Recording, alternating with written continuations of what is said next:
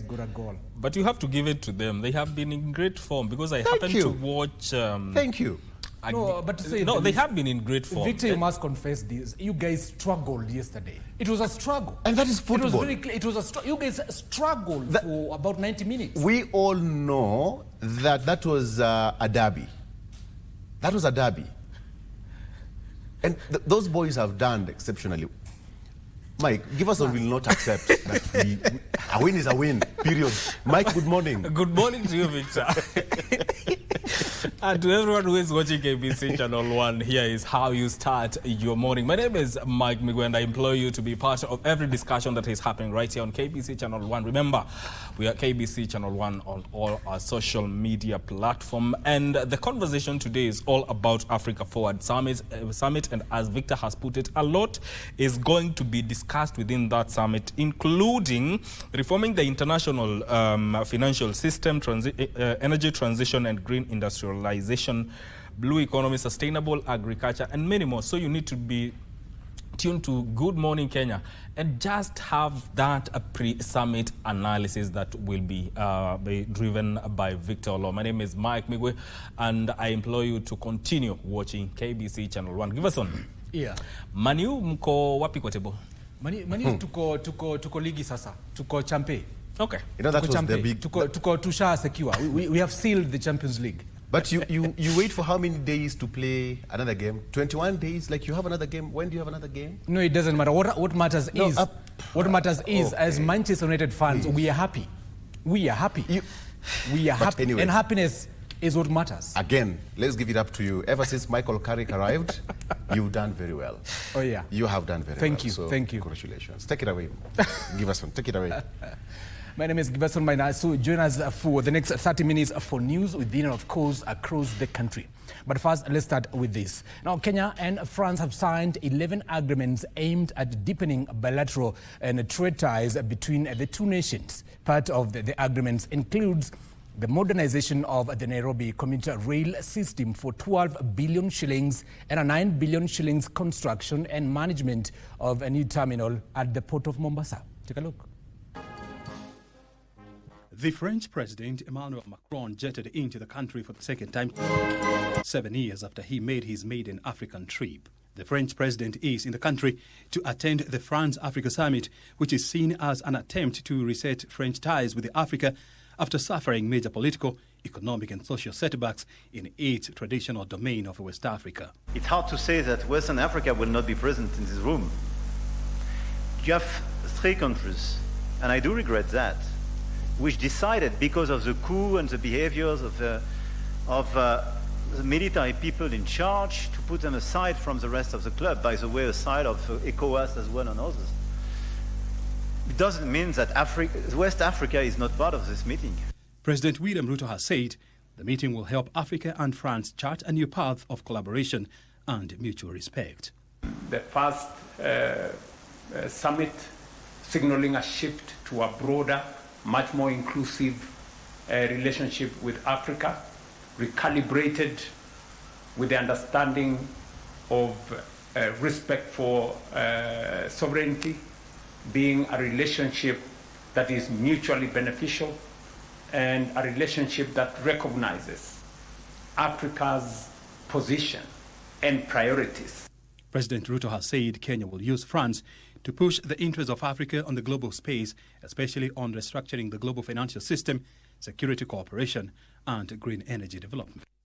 Already, Kenya and France have signed a security cooperation that seeks to secure Kenyan maritime domain and address terrorism. Part of the economic deal signed today between Kenya and France includes the modernization of the Nairobi commuter rail system from Central Station to suburbs like Ruiru, Syokimau, and Riruta. We have held extensive bilateral discussions aimed at deepening cooperation in trade and investment, particularly in manufacturing, renewable energy, pharmaceuticals, digital innovation, and agro-industrial development. Another agreement will see France invest 9 billion shillings in modernizing the port of Mombasa to improve efficiency and capacity. The 2-day France-Africa meeting will see heads of state from Africa, business leaders and investors meet in Nairobi in a bid to reset ties with Paris. And of course, that particular summit is to begin this morning. Now, Interior Cabinet Secretary Kipchumba Murkomen has acknowledged that insecurity linked to banditry remains a persistent challenge in several parts of the country, saying the government is intensifying long-term security and development interventions to address the problem. His remarks come as the security agencies investigating Saturday's deadly ambush in Mandera County say they have obtained crucial leads as operations intensify in pursuit of the attackers who killed 6 people and injured several others. Security operations have intensified in Omar Jilo and surrounding areas of Mandera County following Saturday's ambush that left 6 people dead and several others injured. Tumeanzisha uchunguzi na unaendelea na tayari tumepata fununu kuhusiana na hayo mashambulizi na hivi karibuni hao ambao wamefanya kitendo hiki cha uhaini wataweza kupatikana na kushtakiwa kufuatana na sheria. The victims were traveling towards Arabia town when armed attackers opened fire on their vehicle in what is suspected to have been a planned ambush along the route. Sisi kama serikali ya Mandera, Gavana Mohamed Adan Khalif, pia mimi kama Deputy Governor, inshallah tumesimama na nyinyi bega kwa bega. Tutahakikisha kwamba wale wameletwa hapa watapata huduma muhimu sana ya hospitali. Meanwhile, Interior Cabinet Secretary Kipchumba Murkomen says insecurity linked to banditry remains a challenge in several regions, driven by illegal firearms, porous borders, and long-standing development gaps in affected areas. Bunduki yenye ziko katika dunia hiyo ni 3,000 na hizo bunduki zote inatokana na kuwa na porous borders, kuwa na majirani kama Somalia, kuwa huko Ethiopia, sehemu ambayo hawana serikali ambayo inachunga mambo ya bunduki, mambo ya South Sudan na sehemu zingine za Uganda huko. Murkomen says additional security measures are being rolled out, including improved deployment of officers and coordination with the local communities to strengthen surveillance in high-risk areas. Tumepanga kuhakikisha kwamba tunaweka more NPR officers. Wale wenye walikuwa pale ambao ni wakora tunawaondoa wao. Kuna NPR wengine pia walienda kushikana na wale wakora. Hawa ndio wanaambia kujeni saa ngapi, ng'ombe iko wapi, mwenye ng'ombe ako wapi, na hiyo. Na hawa, if we hear tumeshika hawa, tumewapeleka kotini, hakuna mtu mzimtetee. Leaders have meanwhile called for calm in Mandera, warning against retaliatory attacks as investigations continue. Naomba wakaaji wa Mandera tusiwe na haraka ya kutaka kulipiza kisasi, tutulie na tuachie serikali iweze kuchukua hatua kwa wale ambao watapatikana wamehusika na kitendo hiki. Security agencies say operations will remain ongoing until those behind the ambush are arrested and prosecuted. Now, Kenyans joined the rest of the world in marking Mother's Day on Sunday. Now, a day that honors the unwavering love, strength, and sacrifice of mothers and mothers' figures in the children's lives. Our reporter Teresa Mutai gives us a highlight of how the day marked in different parts of the world, with mothers from different walks of life sharing heartfelt reflections on their own definition of motherhood, with a call for more support of mothers for the critical role they play in shaping the society. The usually quiet grounds of Kabarnet police station came alive with songs and dance, laying of lessons on the ground as hundreds of mothers gathered to celebrate the OCS Shamsa Abedi, a woman they say has changed their community. For years, many families, especially mothers in the town, struggled silently as alcohol and drugs consumed the lives of their families. Tumekuja hapa kwa ajili ya kushukuru huyu mama, Madam OCS. Kwa ajili ametufanyia kazi mzuri sana. Baada ya wamama wengi kuona manyumba zao manyumba mingi, ama tuseme kila familia inalia sababu ya vitu zinafanyika kwa society zenye si mzuri, hasa zaidi kwa maneno ya miadharadi na maneno ya pombe. A situation that prompted various protests in Kabarnet town, but all that is changing. Wakati OCS alipofika Kabarnet, vijana wetu hawakuwa wakilala manyumba. Siku ya leo tukikaa hivi 3/4 vijana wetu wanalala nyumbani. Hope emerged about a year ago after the deployment of OCS Shamsa Abedi, who launched sustained operations targeting illicit brew dens, drug peddlers and criminal networks. Na the kind of information tunashare na shukuru kama polisi sisi tuna appreciate. Ndio maana tulikuwa sema issue ya community policing. Community policing, polisi peke yangu sitaweza. Residents say her efforts have restored order in a previously troubled town. Back in Nairobi, a flower vendor, Grace Wanjiru, opened shop. Kwanga nikiuza flowers hapa for a while. It's been 5 years and I like selling flowers because it spreads love. Yeah, unasikianga poa sana kuandikia mtu kadi wakipeleka za birthday and whatever. Ningependa other moms kupata gifts. Yes, to feel wonderful. Grace, who was, however, hoping to make a killing on the flower business, says the business has been a bit low compared to last year, owing it to tough economic times. Tunaomba other people will still come. Yes, imekuwa low. If we compare from last year, it was high, but we can see the economy kuna venye inflammation and everything. Grace says motherhood can be challenging and there is need for support and understanding from society. It's a job, especially mentally, so consider them, always be asking their welfare and all those things. Her sentiments were echoed by other mothers who celebrated the day at the Holy Family Basilica. Bila mama hakuna familia. Mama ni nguzo ya familia. To the society out here, it is good that we continue supporting our mothers so that they can be able to do their job easily. And on matters politics now, a section of Kenya Kwanza leaders say the 2027 general election will not only be about President William Ruto win, but the magnitude of the victory. Now led by Prime Cabinet Secretary Musalia Mudavadi, the leaders are confident that the UDA victory will break the endless cycle of presidential petitions after the polls. Here is Abdi Aziz Hashim with the details. Kenya Kwanza leaders led by the Prime Cabinet Secretary Musalia Mudavadi joined faithfuls at the Holy Mass at St. Peter's Cathedral in Kapsabet, Nandi County. It is here where the ruling party exuded confidence in clinching another term in 2027. It is not about the victory. It is now going to be the size of the victory. That is what we should be working for. We want him to win so that there is no doubt. Kuna watu wanatembea kwa sehemu zote wakihubiri ukabila na utengano. Ile kazi mlimpatia Mheshimiwa Rais inasaishwa kutumia ile report card ataleta, itasaishwa kupitia marking scheme ile iliwekwa wakati ya campaign. The leaders arguing that 2027 will not be about victory, but the size and the margin of President Ruto's win. Msimamo ambao tumechukua ni kusema kwamba sio tu Mheshimiwa William Ruto ashinde tena, lakini sasa tunataka ashinde kwa kiwango ambacho yule mtu ambaye atathubutu kuenda kwa petition ataona aibu.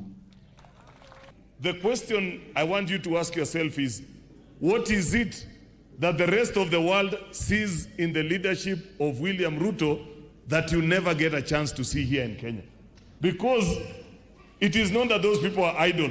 Sisi na Wakenya wote, we are for a united Kenya.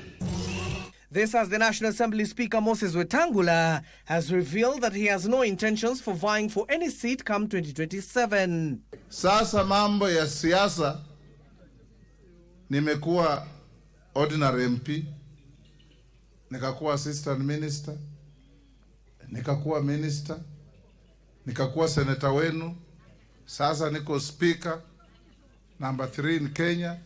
Kweli nitakuwa wazimu kiasi gani kurudi nyuma kubishana kwa mambo madogo madogo. Meanwhile, the Linda Mwananchi faction led by Siaya Governor James Orengo has come to the defense of the Anglican Bishop Charles Oginjo of Kisumu County over his latest sentiments against the state. And Bishop, continue telling truth to power. Those who speak the truth are often persecuted, but you have stood so steadfast. Elsewhere, the United Opposition leaders have called for thorough investigations into the murder of the slain parish minister, Julius Ngari Ndumia. That there is a CCTV footage showing the people who killed Reverend Dumia. We want to call upon the police to allow the church to release the CCTV footage. And this has never happened before in our country, that a spiritual leader is slaughtered inside the church. Confirmed that 2 suspects have been arrested so far in connection with the cleric's killing. Now, a family in Matakuda village, Matungulu, Machakos County, is making a desperate appeal to save their only son's eyesight, Joel Vavinzoka. Now blind in both eyes, urgently needs a specialized surgery in India costing 2.5 million shillings. His parents say they have exhausted their resources after months of hospital visits and unsuccessful fundraisers. Our reporter Aaron Murray tells us more. Inside this modest home in Matakuda village, hope is fading fast for the Nzoka family. Na nikiwa Nairobi nikakuja nikaambiwa kijana amepata accident ya pikipiki na saa hii macho inaendelea mbaya na kazi yetu wakati wa COVID-19 ikakuwa mbaya tukarudi nyumbani.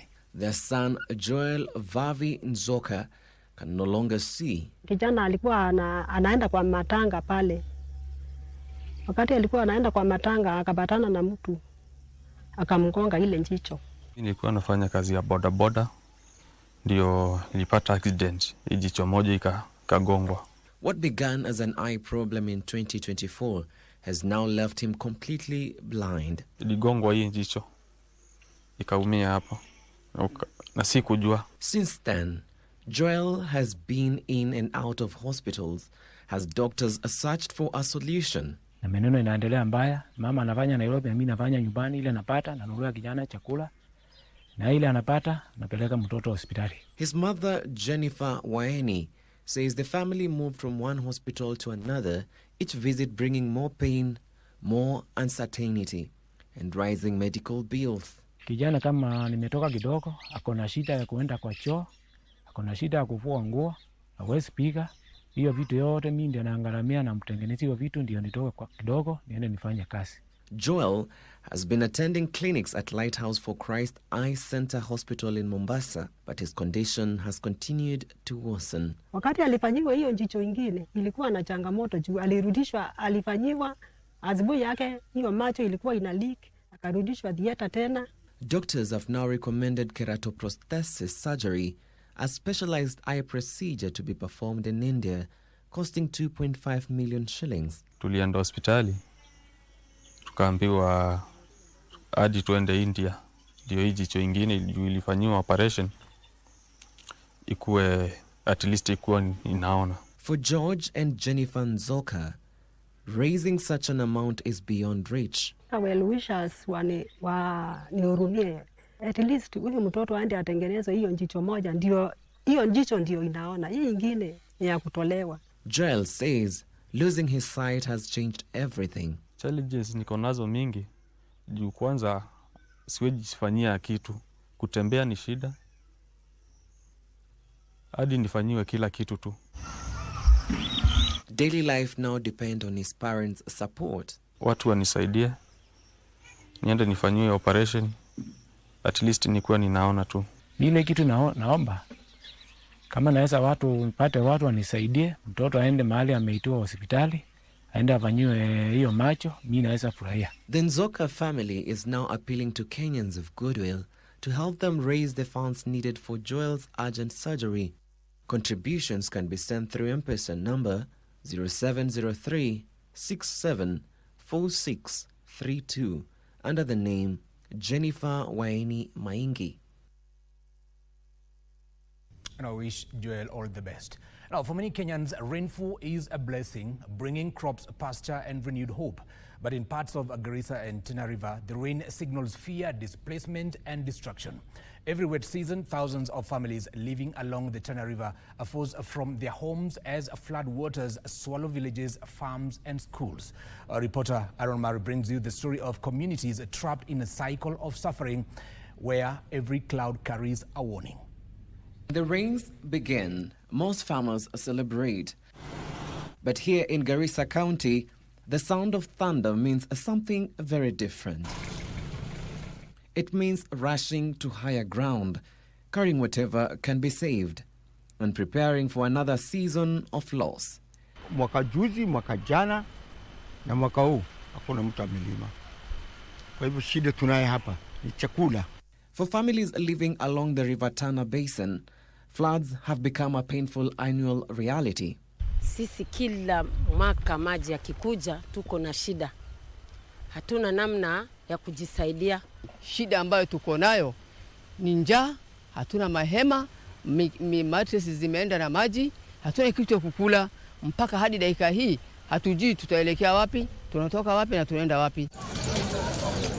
As flood waters rose this season, more than 1,000 households in Garissa Township were displaced, with authorities warning that nearly 60,000 others remain at risk across the county. Hali yetu ni hiyo tu ya kuhama maji, tunahama, tunatoka, maji yakikauka tunarudi huko. Currently we only have those 3 IDP camps in Garissa County.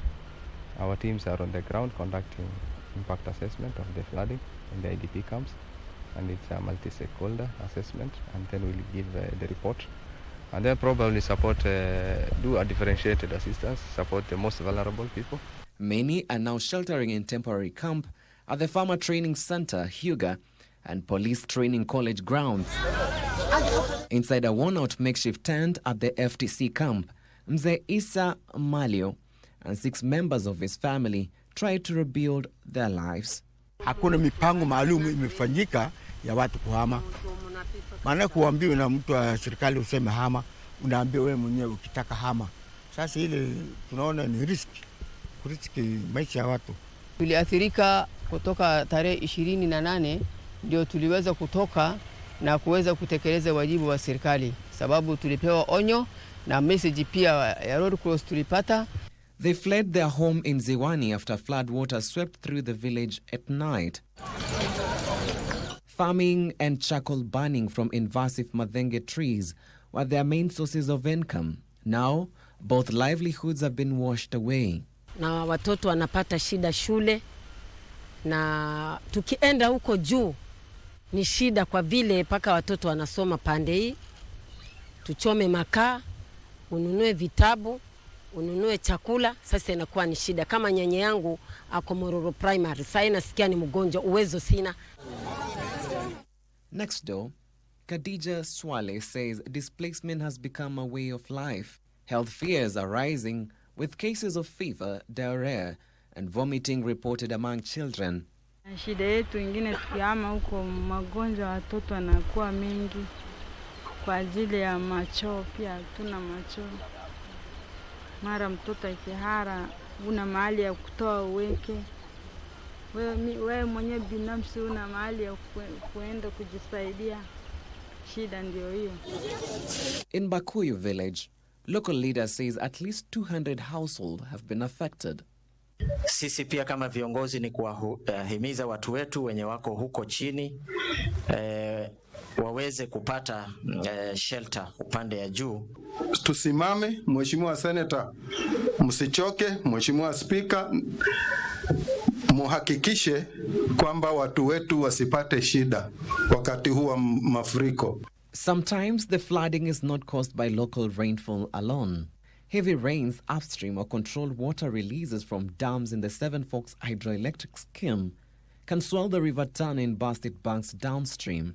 Kuna mpangilio wa kutengeza High Falls Grand Dam ambayo itashika maji. Haya maji yatakuwa hayakuji kusumbua watu, yanakuwa released in a controlled manner. Residents says they have been advised to relocate permanently to safer areas. Now, from a devastating drought to sudden destructive rains. And of course, climate extremes are rapidly becoming a reality in Kenya. And in parts of Machakos County, however, locals refuse to be victims of disaster. The communities have now embraced locally driven climate solutions such as construction of water. And as John Cairo now reports, such initiatives, which have received support from the government and other partners, are slowly turning the burden of climate change to opportunities and hope for the communities in the region. For years, Kenya's lower eastern region has grappled with unprecedented climate shocks from severe drought.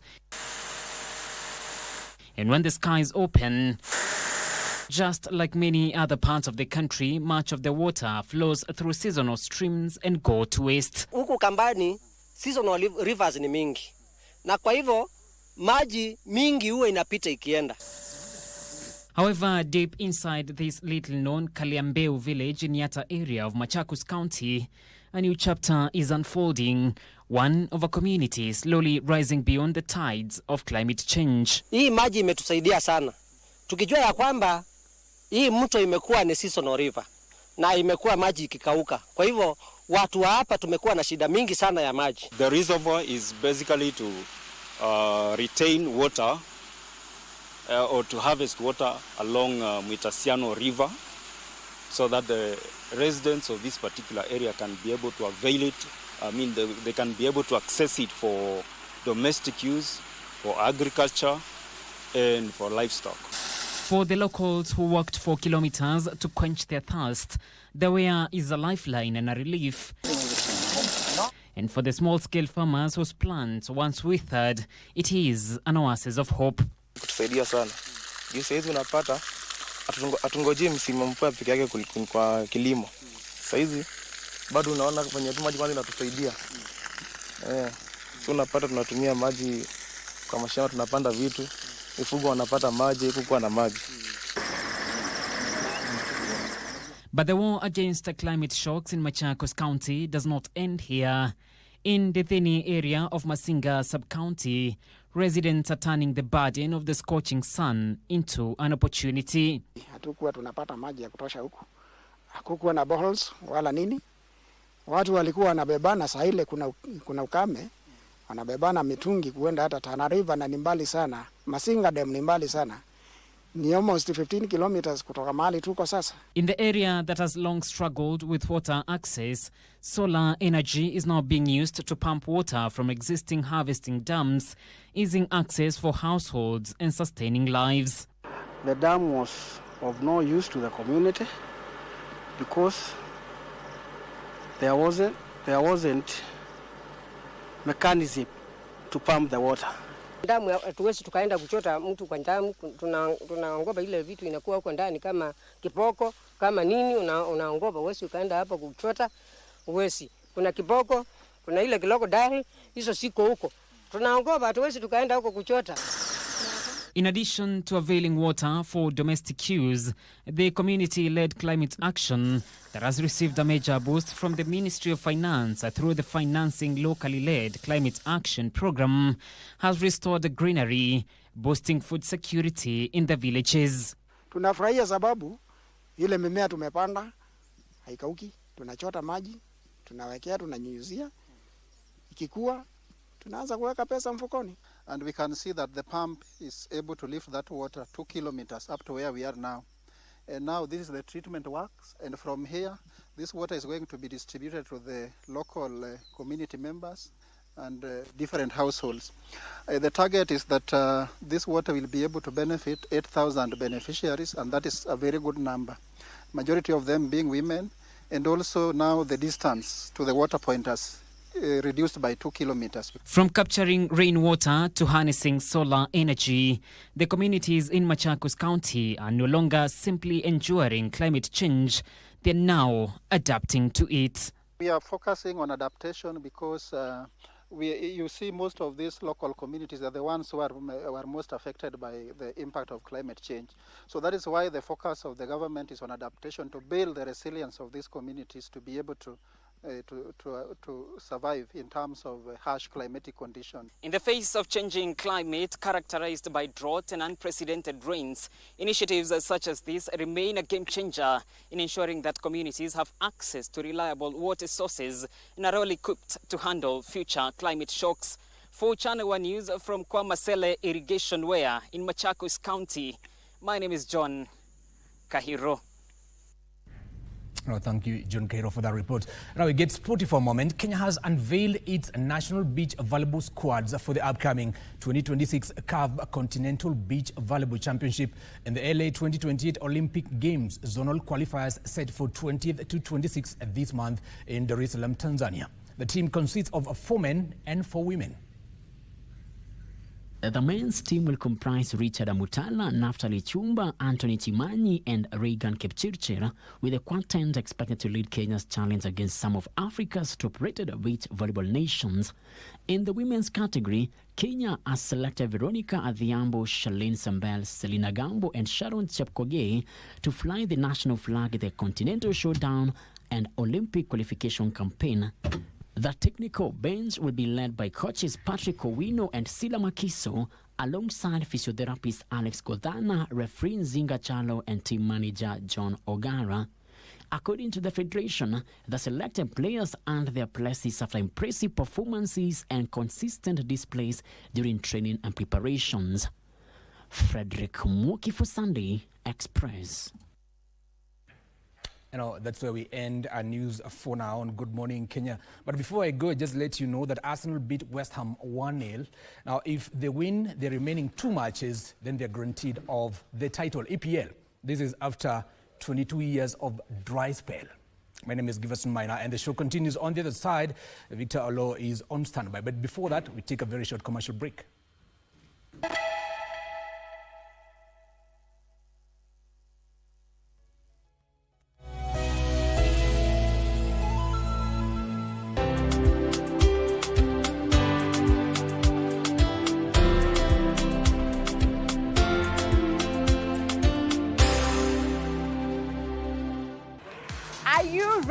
For the next big thing in tech? Well, we'll spotlight Kenya's brightest young minds, game-changing startups, and breakthrough technology that are shaping our future. From AI and robotics to sustainable futures, we bring you the stories behind the scenes. KBC Channel 1. Remember, tech starts here.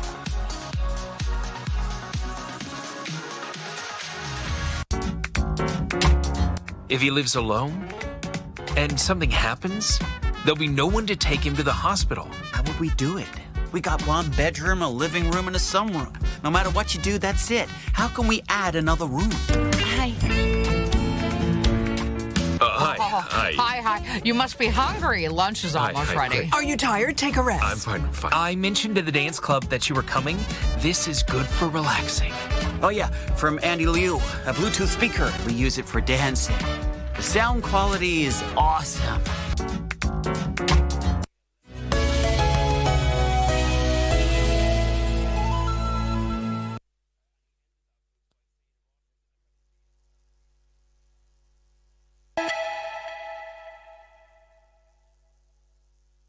All right, good morning. Welcome. Thank you so much for staying with us. It's 4 minutes past 7 a.m.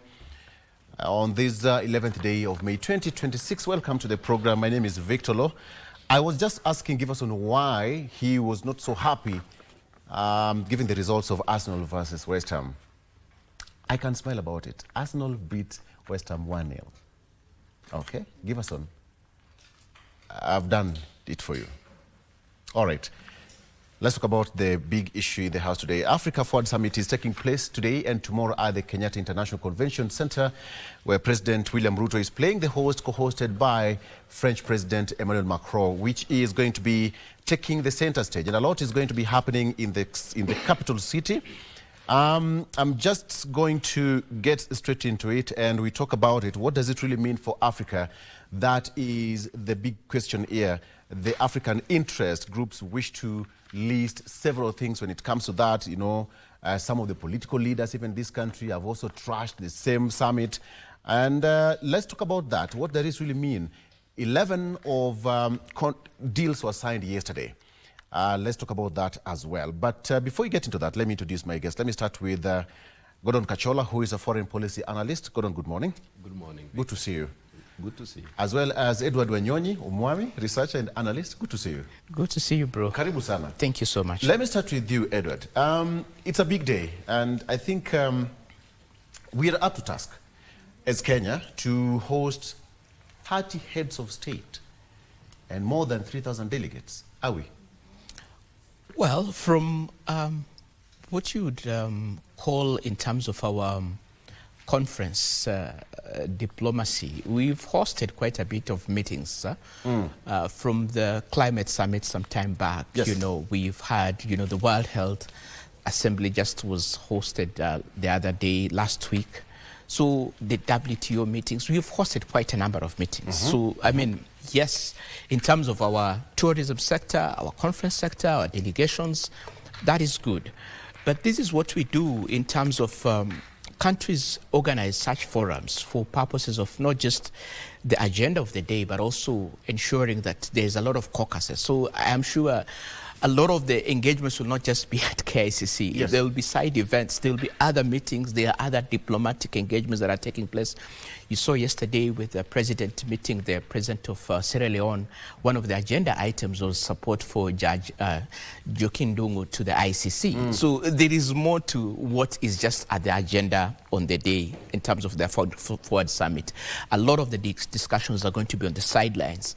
And this is a give and take. You know, these are give and take. So we are going to see a lot of engagements taking place between various presidents across. Okay. Gordon, your opening remarks, because at this particular point, Kenya is playing a very big, let's say, a big brother role in Africa. But why the choice of Kenya to host this big event, so to speak? I think the question why was clearly answered by President Emmanuel Macron yesterday when he said President Ruto has increasingly played an important role in the conversation that shapes the global leadership. And that is why they chose Kenya. They would have chosen any other country in Africa out of the French-speaking countries, but they chose Kenya because he says President Ruto has played increasingly important role in the global leadership.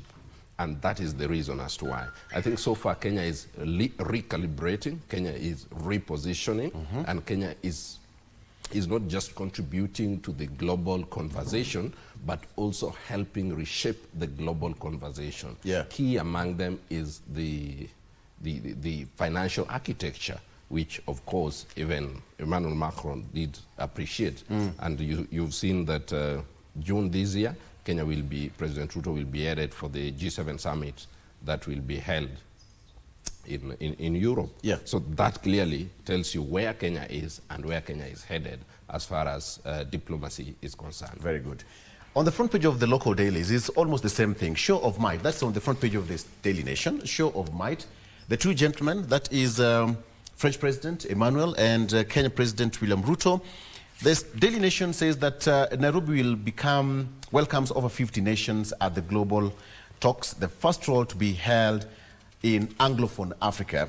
And it says that it's kind of a diplomatic coup where Kenya today shines on the world stage, hosting world leaders, including heads of state, the UN Secretary General, and business executives for France-Africa Summit, a gathering that highlights the convening power of France President Emmanuel Macron and his co-host William Ruto. The forum is expected to reset the continent's ties with the former colonial power and advance new economic as well as political interests. The key word, Edward, here is to reset the continent's ties with the former colonial power. That is a heavy word. It is a heavy word, and we have to take it in context. Some time back, we saw news that a number of countries, when Ghana sponsored a motion at the UN General Assembly on the issue to do with reparations, most of these countries, the colonial powers, voted against that. So it should not be left aside from Africa to understand the context you're playing with. The flirtation with colonial powers, at whose expense and at whose cost? Remember, the U.S. Secretary of State one time during the Munich conference in Germany talked about reintroducing the empire. And so we need to look at it from a context in terms of Yes, we are celebrating and saying we want to be able to have this engagement, but are we using the same terms that came about, you know, some time back when colonialism was being introduced? You know, when the conversations around reparations is being avoided by the same powers, what is our stake? When issues to do with the World Trade Organization and the imbalance around trade are being discussed, what is the conversation about these colonial powers? China just last week opened and said zero tariff to Africa. What are colonial powers talking to us about? They're talking to us about the IMF conditionalities. They're talking to us about the loan. And they're avoiding the main conversation on the table around a fair balancing and a fair playing ground. So we need to be able to ask ourselves, as we court them and as we engage with them, are we also putting hard questions to them? That, for me, will be an interesting conversation. Because when you look at Africa, basically, Africa, we depend more on Europe, all right? But they depend on us and our resources. Where is the extraction coming from? Where are the natural resources coming from? France is not here because of a goodwill. I mean, look at it. We need to be able to put France on the question in terms of why is it that in West Africa, Northern African countries, they are being told, you know what, exit. So when you're when someone who owes you land and resources, and your neighbor tells them that they cannot be able to cross through that path, and they say they want to be able to get a bit of your path, your land to cross, are they coming out of goodwill? We need to ask ourselves hard questions. So I think for me, the context here is that we need to have, this is a different conversation than what happened in Berlin. Right now it's 2026. We need to put some hard questions on the table. Maybe at Berlin we didn't have the right kind of representatives, and actually we didn't have any. They met, they petitioned. Yes. Right now, on our ground, on our land, we need to have some hard conversations. That, for me, is what we need to be able to be framing that conversation towards. Great. But I mean, the colonial powers probably are just scratching their heads when they see France having a very keen eye on Africa. I will come to the question of when you look at China. We have been very good friends and, you know, America and all that. But when you see Africa being, or France quoting Africa in general and choosing Kenya, the colonial powers must be asking themselves whether they should also find their means and ways and reset. But France is taking the reset button faster than them. Victor, we must appreciate the fact that the so-called colonial masters are no longer colonial masters. Today you are either a colony to yourself or you imprison yourself. No one can imprison you. Why am I saying so? It is about interest. And you look at the headline of the Daily Nation. To me, it would have been, it's not even a show of might. It's interest at play. Because France is not coming here to get nothing. It's not coming to Africa to get nothing. Africa is not going to France to get nothing. Everyone has, there's a stake for each and everyone who is going into this. So when negotiating, and this is where I've always stuck my neck out, whenever we go for negotiations, who are we sending to negotiate for us? And what do we want out of these negotiations?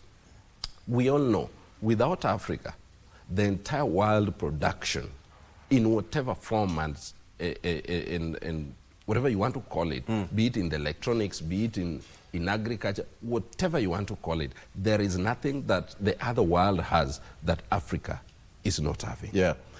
Today, it is only Africa that the entire global arable land, Africa has 60 to 63% arable land is in Africa.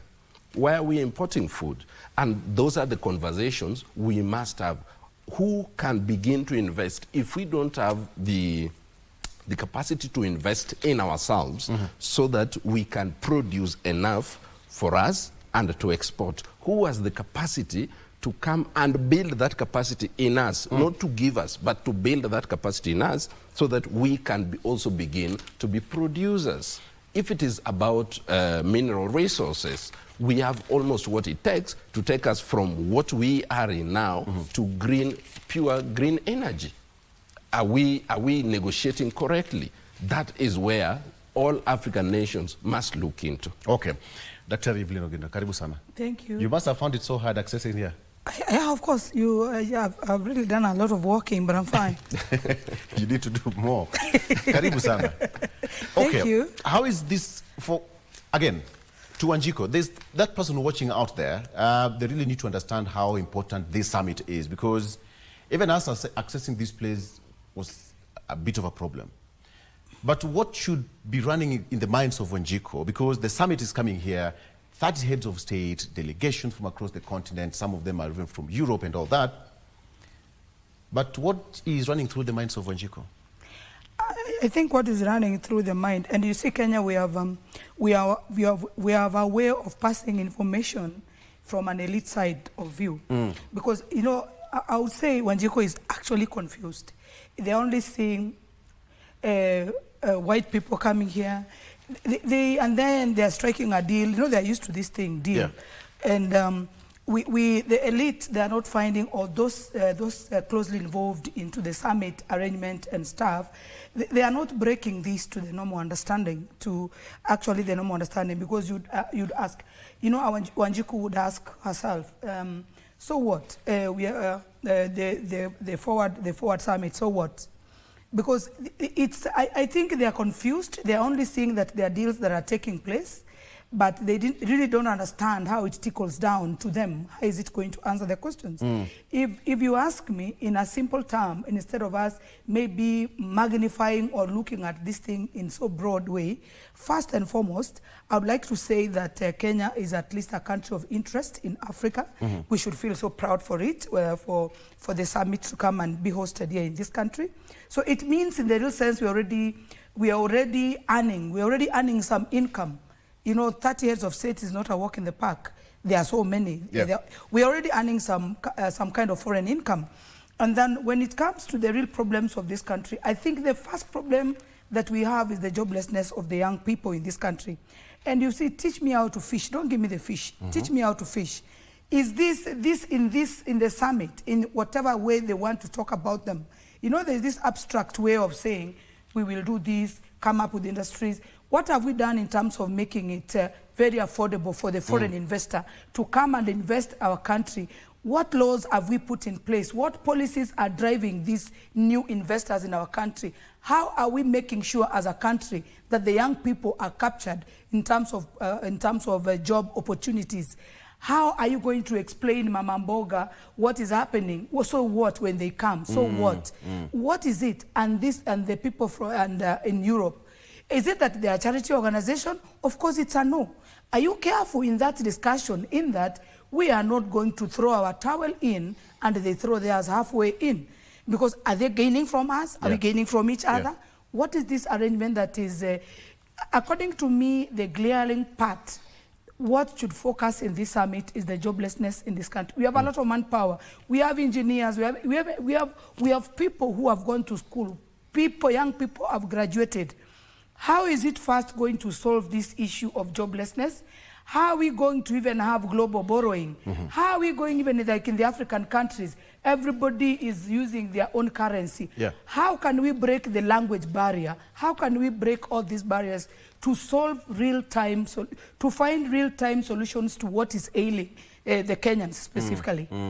Edward, it seems that it's going to make a shift from aid to partnership, from the traditional donor recipient. It's not a charity thing. According to me, if it can be a charity thing, and then that is looking down upon us, especially now that we're heading to Singapore. Are you seeing? Okay. When you look at the whole context, this is one of the critical aspects that this summit tries to achieve or to solve. To make that shift from aid for us to become more partners, so that we don't depend so much on our donors and all that. Is it going to achieve that? It is going to be a very lonely walk for us to be able to get to a place of actualization on the partnership. Why do I say so? Because this is not the first kind of summit. Japan has an Africa summit. Turkey has Africa summit. If you look at China, it has an ambitious Africa summit that actually you can see the dividends that China puts on the table. So my question is always around the challenge with the European powers when they are framing the African summit, that it's hot air at the surface, fluff, pictures, all this nice organization and talk about, partnership and changing the compact. But when it comes to actualization, like for example, we have been having all these meetings around the COP series, the climate change conversations. But when it comes for them to actually look at the kind of commitment they need to follow through, there's always a lot of lagging behind in terms of their commitments to African countries. So even if you look at any other conversation that is happening, especially with the European partners, follow-through is a big problem. And when we are asking, for example, even the European partners to support, for example, Africa's quest at the UN Security Council, for example, if we want to have a permanent seat, they are the ones, some of the people who normally block. When we are asking that we need our debts reorganized and restructured, they sit at the World Bank and the IMF body, but they're not opening up their markets. So we need to ask ourselves, are these just photo ops?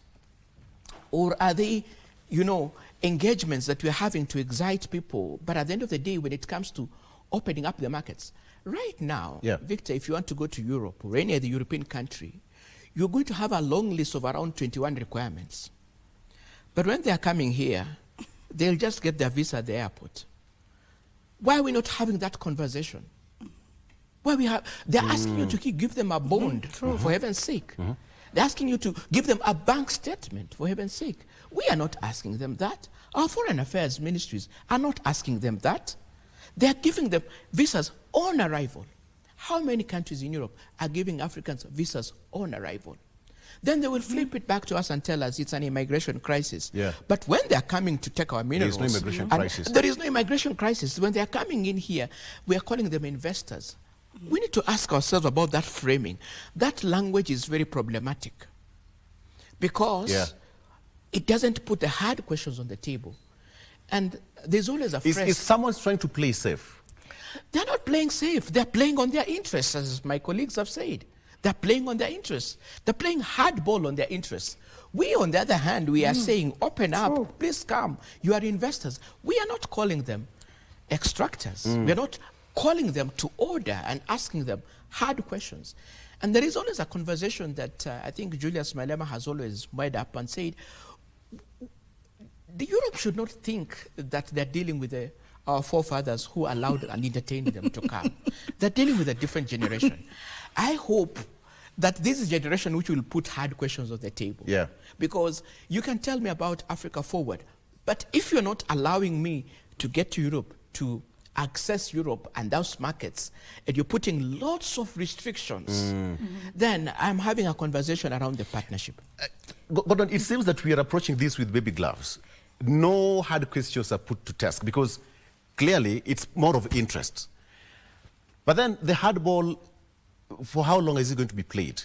Victor, I like what Edward has put across as far as are we having our best foot forward? I think for the longest, Africa has never put its best foot forward, save for a few countries. And it is time. You see, in a conversation like this we are going to have for the next 2 days here in Kenya, these are very serious conversations that we should press hard on some of these countries. And how do we press hard? We press hard not by making noise, but in those boardrooms where negotiations take place. One, you must have the best people to negotiate for you. How do you get best people to negotiate for you? You must have best trained to negotiate, best diplomats, best foot forward. You must put your best soldiers in the front line to fight your battles. After that, then now, after you've negotiated, then you communicate what you've negotiated properly to the people. And that is one thing I've always said. There is lack of efficient communication from the government side on some of its doing and dealings. Because for how long have we even had a conversation about the Forward Summit, Africa Forward Summit? every station, every other channel is rushing to have that conversation now. This is a conversation that ought to have begun nearly a month, 2 months ago. Yeah. Putting questions to the ministry of every ministry, because we've already had, we've already signed a deal between the Kenyan Defense Ministry and French Defense Ministry. Have we been putting questions as media houses to the relevant authorities as far as this is concerned? If the government can't come out and clearly communicate what some of the things they've done, which some of the things look really great, then it's upon now the media industry to come out and press hard questions to some of these people. You realize, for example, I like what Dr. did mention initially, that there is this gap about job opportunities in Kenya. It is true. It is not just in Kenya. It is an African problem, an African challenge. If France is going to invest nearly 10 billion in just one sector, which is transport, to ensure that our metropolis is well networked as far as train service is concerned, the train that will be operating in Nairobi alone and its environs will bring in and out of Nairobi nearly 30,000 people between 1 and 2 hours. You can imagine what that means. So we must begin to nurture true diplomats who are going to fight for our countries. You don't need to pick some riffraffs to go and represent us.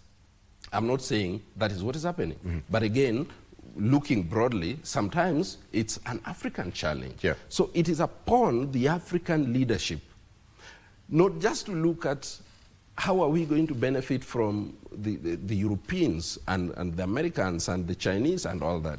It is also upon us to check how are we going to do trade within ourselves. It is at this summit that the president must again begin to press so hard on African countries that we remove this visa nonsense among African states. Because look, trade among Africans is only at 15%. Yes. Intra-Africa trade stands at 15%. Inter-European trade stands at 65%. So meaning we don't even trade within ourselves. Why are we not trading within ourselves? Because we do not have the clear infrastructure to trade. Okay, Dr. let's before we take a break, we've had so many summits. You know, very soon, probably, the Bomas of Kenya will hold another summit. But the real question is the actualization of these summits. And I still ask a question, the implementation bit of it. A lot of paperwork will be done, signatures will be put, and you know, and all that, and the optics. But the real implementation and follow-ups is where the challenge is. It's not even Victor. It's not even just leave alone the implementation part. What is the agenda of the summit? When you are going to hold a summit, first, do we understand what the agenda is? Because when you understand what the agenda is from the objectives after the summit, then you can realize what have you realized out of this? What have you achieved? What are the barriers of achieving the other objectives that you had put in place? Do we really understand, and who are these negotiators? Are you arguing, are we having a summit whereby we have quote unquote, let's say I have my business needing it, so I have to make it like a national issue. I have to make it a national issue when I'm inviting these people and we are coming out on a personal interest. Are we having Kenyans in mind? Are we having the real problems of Kenyans so that when we are coming up with these summits and then you're able to tell Kenyans 1, 2, 3 objectives have been achieved, 3, 4 has not been achieved because of these barriers, but this is how to mitigate through the barriers. Do we have that in mind before we start saying the implementation? What are we implementing when you don't know what the agenda is? You know, when you say deal, what is a deal? What is a deal? This needs to be broken down for Wanjiku to understand. That's basically what Gordon has said, communication. What is, okay, we're having the summit and we are so proud and we're already making money and we are only seeing the Europeans, they are coming in. And then you see now in our country, just to add on what Edward said, you know, us when we are getting our visitors from Europe, from other states, we happen to be criminalized. Yani, you are just a criminal. Don't pass here, don't pass here. Do you have a letter? Do you have what? What is all that? Why are we having a colonial mindset and we are really saying no to colonialism? What is wrong with a visitor of another color coming coming to our country? Why do I become a criminal all of a sudden? You are bag, you are what? No, you are not. You have to walk. Are we going to really welcome this idea next time because you'll make me walk a long distance, leave my car wherever place, and then why are we criminalizing ourselves? What is wrong with visitors coming in for a summit? Yeah. Why is it that we cannot have order? These people going this side, just use this lane. It's okay. Okay. We are trying to renew. But why are we having a colonial mindset that the police are having to stop you, check your mind? All of a sudden you are a criminal because visitors are coming in our country. That is a colonial mindset that should end. Number two, like also he said, when we are going to Europe or other, maybe US or anything, bank statement, who are you going to stay with, give the direction, give the what. Those are the small things that break who we are. They don't bring out that we are out of the colonial time and now we are in this regime. We are in it as partners. Let's take a break. We are not in as vulnerables who need help or charity. Okay, it's 7:30. Let's take a break. When we come back, let's talk about the diplomatic and strategic leadership, whatever is going to change out of that. We also have business deals that's being signed and so much more. And by the way, somebody's watching. The big brother probably is watching somewhere because this summit, 38 of state and 3,000 delegates. Somebody's watching. Right, Edward? Over 600 CEOs. Exactly. Someone is watching somewhere. What are they saying? Much more when we come back. Stay with us.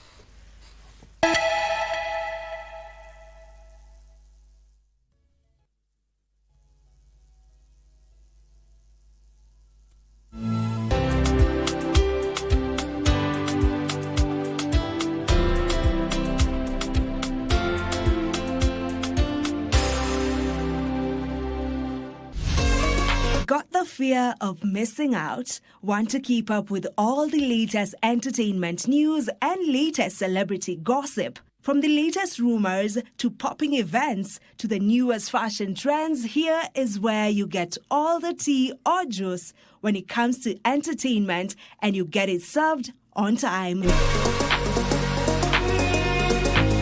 All that and so much more on Grapevine every single Monday from 10 p.m. and a rerun every Tuesday from 2 p.m. only on KBC Channel 1. Remember, if you did not see it on Grapevine, then it most probably never happened.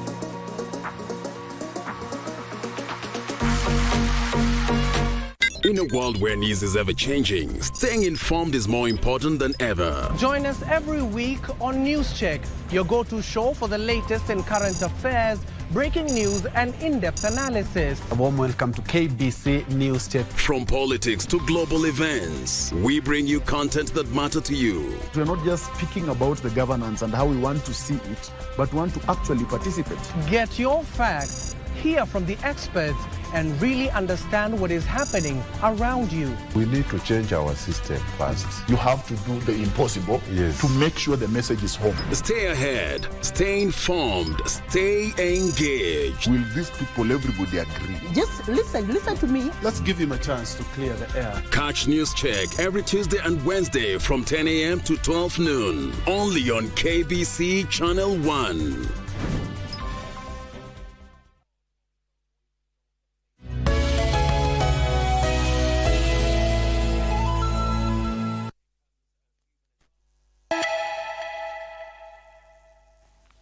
All right, welcome back. Staying with us, Edward Wanyonyi is here with us, and Dr. Evelyn Ogendo and Gordon Kachola. Now, let's come back to the conversation. Edward, I asked a question before we took a break. The diplomatic and strategic leadership that is being described through this summit alone. Please take me through that. Well, the idea here is that to repackage the French and the European conversation in Africa differently. I think because of the beating they have had in West Africa and North Africa, France wants to introduce itself. Yes. But also there's a conversation around also the whole dynamic to do with Africans who are in France, who make quite a big population, and the dynamics that actually look at French and engagement with the world. Because really, if you remove Africa from France, what remains? You tell me, you've seen their football team. When you remove Africa from France, what remains? So, you know, if you look at the colonial legacy and the kind of organization and deals and partnerships and conversations around even the CFA that is actually running across most of the West African and French colonies, former French colonies, what remains of France? So I think France has looked forward. They have engaged itself with Africa. And so this conversation at the moment is about reintroducing France to Africa. And who is better placed than an Anglophone country? You know, who is better placed? A neutral player should be able to be put there. So that is at that level in terms of, you know, looking at new partners, new players within the France-Africa trade. You know, it's just the same way we had with Britain when, you know, Brexit happened. Britain had to come back and look at its former colonies and say, you know what, how are we going to play ourselves here? How do we sustain our primary industries and our primary engagement? So that is there. However, on Africa now to France, is you're able to look at the conversations around the primary trade arrangement and pacts that are there, and what Africa actually exports to France, and what kind of, you know, alignments they can have. And for me, what is important we are missing here is we have UNECA, we have the Africa Free Continental Trade Area and arrangement that is there. What are we looking at that as a strategic pivot for our trade? The balance of trade from what we are having and tending to France, what are we getting out of it? How is the import-export tariff arrangement? You know, China has said, you know, tariff-free. Can France say that? Can they really say that? Can they look at our eyes and say that? Can they look at our eyes and say, you know what, the same way we have a reciprocal deal with South Africa where we are doing, you know, 3 months visa-free. Can France offer that to Africa? You know, it's not the first time that France is having a deal with Kenya. It's not. It's not the first time. The Rironi Summit? It did go through. It did go through because of fundamental aspects to do with how it was structured. And you need to tell me how many roads and highway projects France has done in any African country, end to end. You know, you need to look at it and realize, and this is one of the things which, you know, my colleague was speaking about, that when we're going towards restructuring some of these arrangements, we need to be able to ask ourselves hard questions. Do European countries, are they best placed when it comes to infrastructure projects? Or are they best placed when you're looking at industrial engagements? Are we looking at in terms of labor engagements, in terms of skill development? And then we say, when it comes to infrastructure, we look at other partners, you know, because we have to ask ourselves, when you start a negotiation, and then in between, it is highly inflated to benefit that investor to the detriment of the person who is here, and you're calling that private partnership, then, I mean, again, Gordon said, are we having the best players in the room? So those are the dynamics we need to be able to ask ourselves in terms of when we're engaging with France. And I would be interested to see what practical French companies are actually setting base, and how much are we actually opening up that market in terms of our trade arrangement in terms of export and the balance there to France, so that we can be able to see if there is a balance here or actually it's just hot air. Gordon, it's the geopolitical pivot. Someone is trying to hijack, or not someone trying to hijack. When you look at that, the signal, the diplomacy towards Anglophone Africa, when you look at Kenya, South Africa, and Nigeria, and that shift, you know, we talked about the colonial masters, but now having that warm kind of environment, and, you know, environment between France and now Kenya is here. Of course, we've had several deals even in the past. We are yet to see some of whether it is happening and all that. But the geopolitical pivot that is going to be happening moving forward, what do you make of that? Well, Victor, you come from a village. Allow me give this analogy. You come from a village. In the village, you have your own issues. This person may not be talking to that person, and the intricacies of a village. Right. But when you realize that you have two old friends who you no longer talk to well, what do? Do you stop there and coil back and say, okay, because we no longer talk well, we can only say hi, hi, and we pass one another. You coil back. No, you begin to look for new friends automatically because you need to survive in a village. You need to get salt when you don't have it. You need to borrow maybe matchstick when it rains and you don't have your matchstick that day, matchbox. So that is what definitely France is doing. And who is best positioned diplomatically to do this in Africa? It is only Kenya. Because are we neutral? Why Kenya? Kenya is, we are blessed because of our geographical location, number one. Two, we've become a gateway and an economical hub. Not just gateway and economical, but also a diplomatic hub for the entire continent. Remember, it is only in the entire sub-Sahara, or not sub-Sahara, but the entire global south. It's only Kenya with a UN headquarter. It's only Kenya that has been having a lead in terms of reshaping the global conversation. One of the major global conversations we have today is a relook into the financial architecture. And who has been very bold and vocal about this? It is Kenya.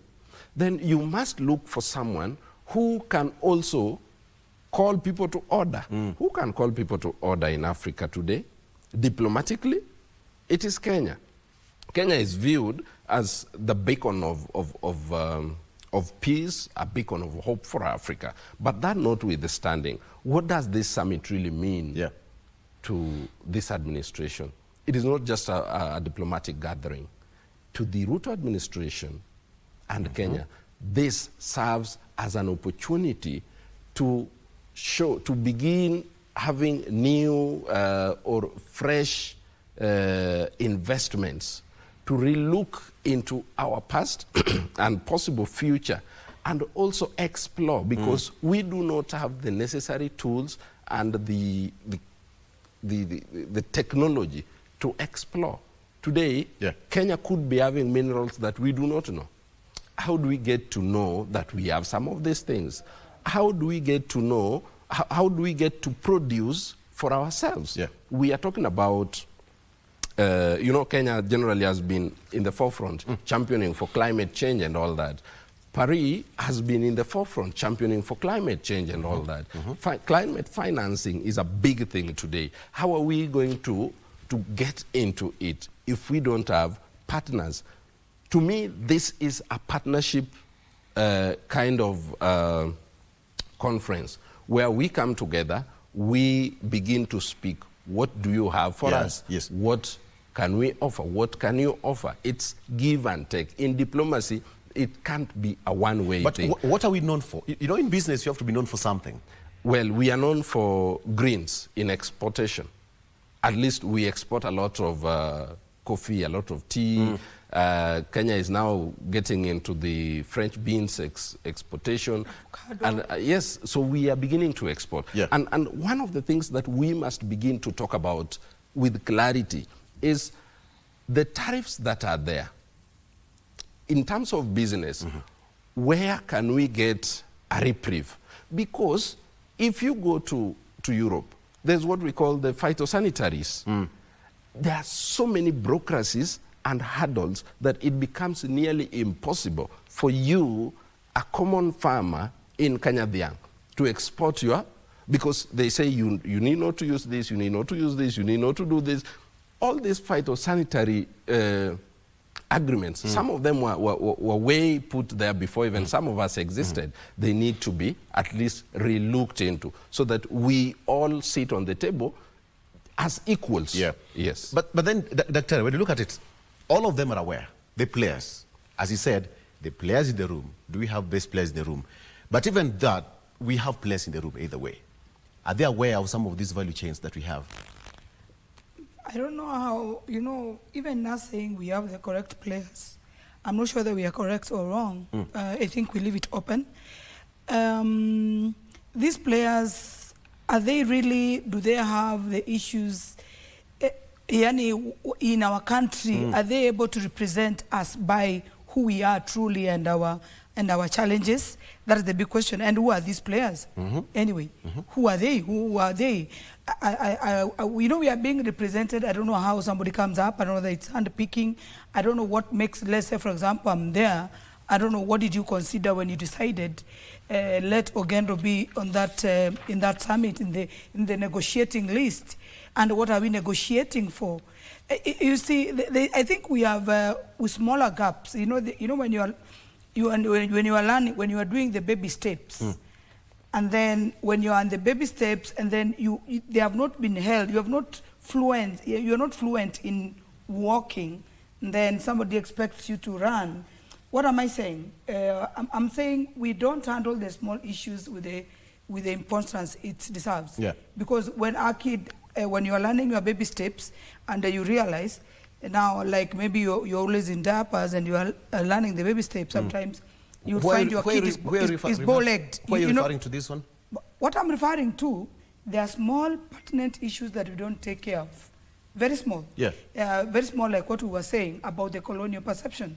I think we are rushing into the summit. Of course, it's okay. It's by all means, it's a very productive initiative, especially for us as a country in Kenya. So what I'm saying is, there are these small issues like the visas. How do we attain our visas? There are these small issues when we are welcoming our guests, when they are coming, our foreign investors. Why are we looking so vulnerable? Why are we not comfortable under our own skin? Because if you are not comfortable under your own skin, even trying to bring out what should be solved is going to be a tall order. Because you expect that a summit should come up and we discuss, of course, high investment portfolios like big things. Have we really conversed with what Europe can offer is not what another state can offer. The partnership we can want from them. We first done this in investigations and analysis. But you cannot come to me, you want to partner with me in maize supply when I'm not a farmer. Yeah. When I'm not a farmer, or maybe I'm from another county whereby the soil does not allow for the maize. I think we have small things that we have not taken care of, and I wish this summit can solve it. Can solve the visa issue, where we are being asked for so many things to go to Europe. Okay. And then when we are welcoming them here, the people who are negotiating on behalf of Kenyans, can we know who they are so that even before the summit takes off, we can have a collaboration like we are having a conversation. Yeah. Like what can we tell them? They are good in this. We join ideas and then agree. You talk about this, you talk about this, you talk about this, so that in one sitting we have solved our problems. Doctor, that's what we call Sirikali. So that's what and it's a humble request. Okay. Edward, look at this way. Putting Africa in global, that position, global influence, where we are able to have a discussion, I don't even like the G7 summit coming up so soon. Is it giving us a head start that, as Africa, we are mature enough, we can have a conversation, and you must also listen to us, because when you come together, 30 heads of state meeting in the same venue, then you have a strong voice. The ideal approach to this is you are able to work with the regional economic communities, your EAC, your SADC, your ECOWAS, your ECAS, to create an agenda that then from there it is shaped to go to the African Union. We have commissions, and those various commissioners should be able to shape that agenda and say this is the African position on a particular issue. Then it becomes easier for now us to represent that to the world. That's why you see we would have, an AU commissioner, or an ambassador for AU to New York, to the UN, for example, And we should have our diplomats in that space so that then they articulate the African position.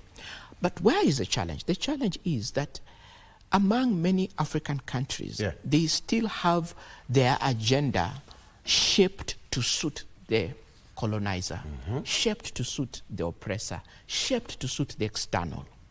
So in that way, the interests of the common citizen is not shaped and influenced and packaged within that conversation. So we will go into those meetings, but there are those people who will actually be playing towards status quo and bowing to them and saying, it's okay, whatever you can do. Gordon talked about the issue to do with the market access, And you should be able to look at it and ask yourself, why is it in 2026, this year of the Lord, we are still sending raw materials. And we are not ashamed of it. Yet for them, they will bring to us processed. Why are we not talking to them to have processing farms and processing units here? Because it means that the value of the tea and the value of the sugar will actually double up and help our mothers, our farmers back in the village better. But we are still here talking about sending in the raw format. I think the only thing we should send to them in the raw format is flowers. Yeah. For their Valentines and everything. But everything else, we should be able to have it in a processed format. You see, we should have it in a processed format so that we can have the economics of scale. Yeah. Because if coffee lives here in its raw format, at the end of the day, when it lands to Starbucks in Europe, in Berlin, you know, in Frankfurt, it is going to fetch more value to that person who is going to process it. So that is where we are dropping the ball. That one, some of our foreign affairs diplomats and interlocutors still privilege the agenda of the external. Number two, we've not built the capacity of our negotiators very well. And number three, also, we're coming in with a very inferior approach to global trade. We are not playing at scale. These projects that you're seeing here, for example, China is doing, are proof of concept. They are not necessarily considered as road infrastructure projects. Because road infrastructure projects, you should be talking about 3,500 kilometers and above, not 170 kilometers. What is that? Are we serious with ourselves? Why are we playing so small? We are talking about hydro generation should be at high levels. Wind farms that are actually doing close to 5,000 megawatts. Not what we're doing here, a wind farm that will do maybe, 500 megawatts, and you're saying that is a project. We are playing so small in an environment whereby the external understands the need for playing big. And they will come in and put that agenda. Okay. We don't have accounting. I ask a question. Somebody is probably watching, Big Brother, watching this summit happening. Yes. And they have got intelligence. They would have, and they will actually have. The question for me is, are we taking these lessons and going to negotiate for a next phase of AGOA differently? Yes. Are we going to negotiate differently with that? Are we going to use it to our advantage? World Cup is coming. It's going to be hosted by the Big Brother. What kind of strategic gains in terms of our sport economy are we going to actually get from that? Are we talking about sending funds to, the US during the World Cup? And yet, instead of us looking at how can we be able to support our sporting fraternity, our sporting industry, create more stadiums, one stadium can actually create a lot of opportunities for our young people. Just one stadium that is done at global standards. So are we negotiating in that kind of conversation? So I think, as Gordon said, we should not be running towards hosting. We should be running towards planning before we host. And if we plan better, this kind of engagements, we can have few of them, but they will be very strategic. But right now we're having excitement of having how many numbers we are going to have. But then, after that, silence. Now, that's the next question I wanted to ask, because do we usually have a follow-up? Gordon, do we usually have a follow-up? Because even after this, there's going to be a declaration, Victor, after the summit. Number one, you mentioned something very crucial just a few minutes ago. Actually, world politics is run on espionage. So espionage is everywhere. Anyone who is interested in running world politics and world affairs must invest heavily in espionage. The spies are all over. Even in your own house, you could be having a spy. You remember the other time Murkomen said, we know where you are sleeping, and even who you are sleeping. So you never know. So Big Brother could be, Uncle Sam could be watching, yes. Not could be, or definitely is there. We have, for example, FOCAC, the FOCAC, which is the China-Africa Summit, coming up sometime this year. Do you know how many pre-summit events are already being held in China? This time around it is themed people to people. How many pre-summit events are being held in China? The kind of preparation they are hearing from people. You see, the bottom-up approach that was sloganeered during the campaigns. We need to see it right inside such things. Because before such things happen, the line ministries should go down to the people. You saw the other time, Ministry of, it was the Interior Ministry, running from county to county, collecting views from as low as the clan elder, the assistant chiefs, the chiefs. So when they're coming up with a policy, they're coming up with a policy that is a true bottom-up policy. It was so sad last time when, during the validation exercise of session of paper number 1, foreign policy session of paper number 1 of 2025, at the validation exercise, then not the drafters, but the technocrats who are leading this from the ministry are saying, we need to take this to the people. So meaning it did not come from the people. It is time that we really entrench the bottom-up approach to every aspect we are taking. If it is the summit like this one, do Kenyans know about it? What are they saying about it?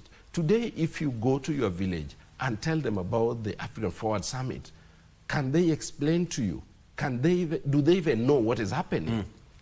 I think that aside, moving forward into the future, where are we as Africa? Where are we as Kenya? I think Africa again needs to begin to negotiate, not as individuals. Yes, we have individual state interests, but there is power in numbers. Today, if 35 African states, heads of states and governments in Kenya, tell President Emmanuel Macron that from today onwards, we have decided that there will be no French national coming to Africa with a visa, only if we are coming to France without a visa. If we are still coming to France with a visa, then no entry for anybody from France. You talked about interests. Yes. You talked about interests. Exactly. So you begin to put your best foot forward and you talk in unison. There is power in collective voice, not a single voice. Because if you talk as Kenya, they will simply go to Uganda and talk with Uganda. But if you talk with a collective voice, then it means even your mineral resources, there is one rule and law that cuts across Africa. So it doesn't matter where they run to, where the investor runs to. They know if I have to go to Africa, there is just one particular law I will have to deal with across the continent. Okay. Are we in some warm corner when it comes to such kind of relationships, Dr. Are we enjoying the warm corner office in the global platform? I don't think we are really very conversant with our space when it comes to the global phase. According to me, we are at a grasping stage. If you ask me, we are grasping. We are just in between. And what from Godona said, the keyword pre-summit. Do you know the pre-summit conversation? It is way too important than even the summit itself. Yeah, because you know you are welcoming people here. You have not strategically. It's like public participation. Yeah. Correct. Yes. Yeah. Correct. It's like public participation. If you ask me, the pre-anything, you see even weddings, people when they're doing weddings, what makes the wedding successful? It is the pre-wedding. Did we have such a scenario of the pre-summit conversation? Did we have such kind of collaboration? It's a no. Then I do not want to be a prophet of doom. I don't want to be pessimistic or an enemy of progress at this point in time.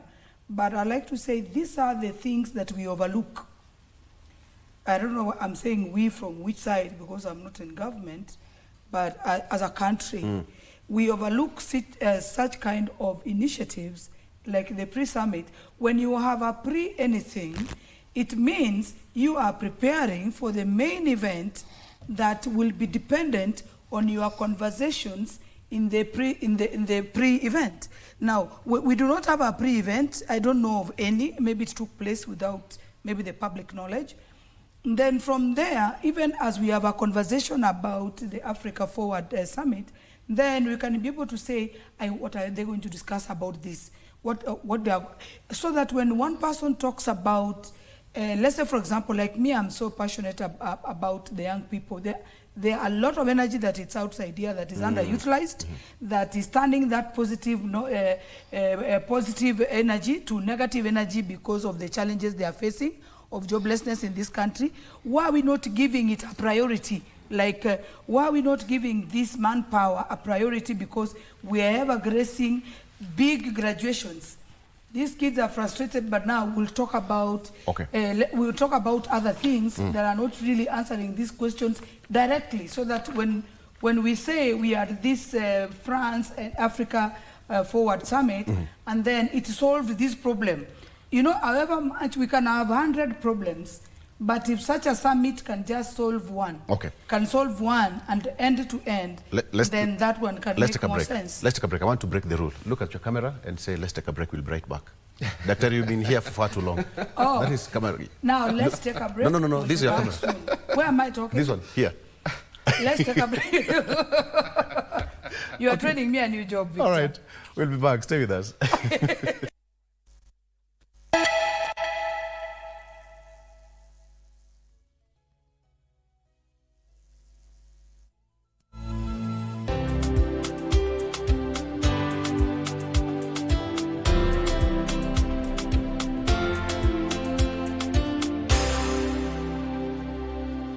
In a world where news is ever-changing, staying informed is more important than ever. Join us every week on News Check, your go-to show for the latest in current affairs, breaking news and in-depth analysis. A warm welcome to KBC News Check. From politics to global events, we bring you content that matter to you. We're not just speaking about the governance and how we want to see it, but want to actually participate. Get your facts, hear from the experts, and really understand what is happening around you. We need to change our system first. You have to do the impossible to make sure the message is home. Stay ahead, stay informed, stay engaged. Will these people, everybody agree? Just listen to me. Let's give him a chance to clear the air. Catch News Check every Tuesday and Wednesday from 10 a.m. to 12 noon. Only on KBC Channel 1.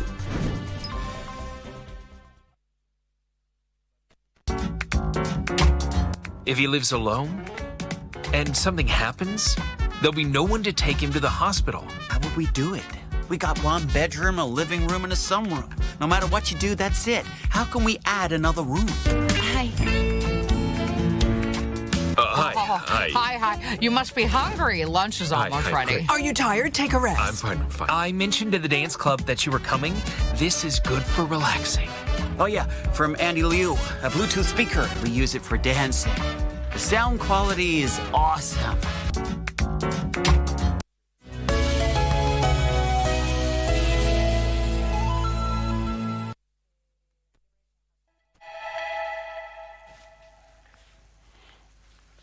All right, thank you for staying with us. Now, we are now descending. We are almost landing. Now, Edward, so are you looking forward to specific investment opportunities probably at the end of the summit and the policy outcomes discussed? It will be a first if it comes out. The nature of these summits has been that they are done, and then after that, we move on to the excitement of the next summit. We don't follow through. If you ask me, you know, the last summit we had, the Africa Climate Summit we had here, you know, what are the kind of outcomes that have come? I mean, besides, we have seen a number of our young people hugging trees, which is okay, but what tangible has come out of these things? So we are always chasing the next. We are always like on a high. And someone has sold to Africa the lie that if you have this global event with the elite coming and they benefit the local hotel economy, then you have achieved, which is unfortunate. In Europe, on converse, if you have a meeting there, you will actually see the outcome document will be taken either to cabinet, it will be taken to the legislation for implementation, practical implementation. Remember, you implement whatever you've discussed through the law. So it will actually be taken, discussed, put in law, and actually implementation follows up. And it will be tasked to a particular agency to follow through. Here, what happens is that it hangs somewhere. The ministry that is required, either the kind of the Ministry of Trade or the kind of Ministry of Agriculture or whatever interministerial task force that is right now shaping this, we'll just float on it. And remember, we are going towards an election year. So actually, even the impetus for implementation is going to be a bit of a challenge. Will be somewhere else. So that's the question. So when you ask me that question, whether we are going to have any issues to do with implementation, I'm like, based on past research, past performance, I'm a bit skeptical. I'll want to be challenged. Maybe we come next year at such a time and we see if we can be able to do an evaluation and see whether out of the many resolutions you're going to have. And we like these things, you know, communiques, resolutions, declarations. How many actually have? The other day, I was just looking and reflecting in the Africa Union 2017. We had a very interesting campaign called, you know, the Year of Anti-Corruption in Africa. And if you ask me right now, in 2026, how many countries have made progress around corruption in Africa? It's a problem. The other day, we were just talking about silencing the guns. But look at what is happening in Eastern Congo. Yes. You know, the guns are still more and more louder. So the question for me is that maybe we need to change our focus in terms of whether there will be implementation. Maybe we need to ask ourselves, what is this summit going to challenge us? And one of the things that we are saying in this, we need to ask ourselves, who are the kind of people we are putting in these conversations?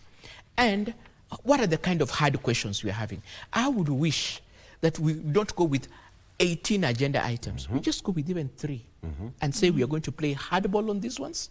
It's going to be a give or take. And we just stick to achieving 3.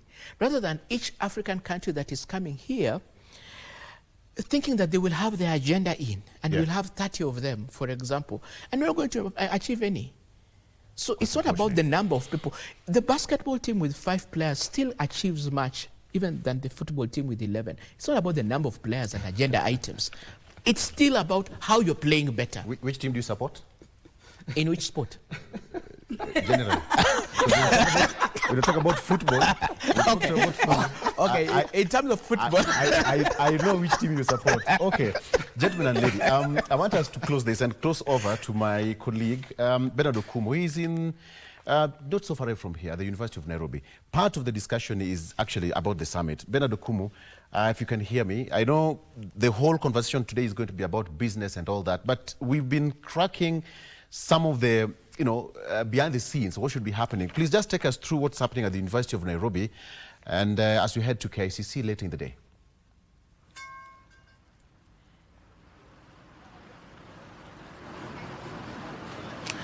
Yes, thank you so much, Victor Lowe at the Broadcasting House. And as you have rightly put, we are at the Africa Forward Summit, Africa-France Partnerships and Growth Summit that's happening here in Nairobi for the 2 days. It is a 2-day event that definitely will culminate tomorrow, but it is an event that will be characterized by a number of activities and events, with day 1 being segmented or set aside for the civil society, business leaders, youth, and culture. And as you can see, it's all, everybody is meeting today. All the deliberations and the delegations, everybody is involved. Then day 2 will be a highly diplomatic event where we'll be having over 20 heads of state and the government who've confirmed their participation in this particular event will be tackling various issues that affect this particular continent. Remember, it will be also, you know, African leaders, them who are.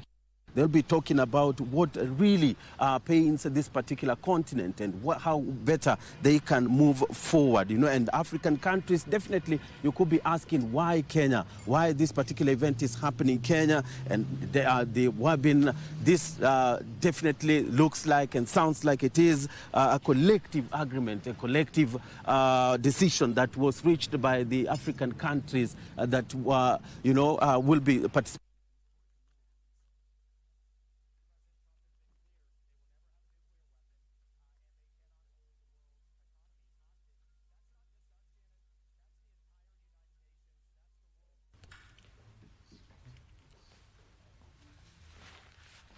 All right. Okay. Bernard Okumu, they're reporting from the University of Nairobi. We expect head of state to have that open forum with the members of the public and even some of the delegates to discuss what is there today. Okay. So, Gordon, your final remarks. I mean, at the end of this event, we expect to have adoptions, as I said, about implementation, accountability, and measurable impacts. But you're so ish-ish about it. From the year 2023, at the UN, when the UN took a vote, when African states did take a proposal or a bill to have a UN tax reform, and they were running away from the OECD, it was so clear that when we get together as a people, as the global south, as African countries, they actually defeated the OECD model that has been there for years. And now we are towards having a total UN tax reform. Yeah. What is so difficult in Africans coming together and speaking in one voice?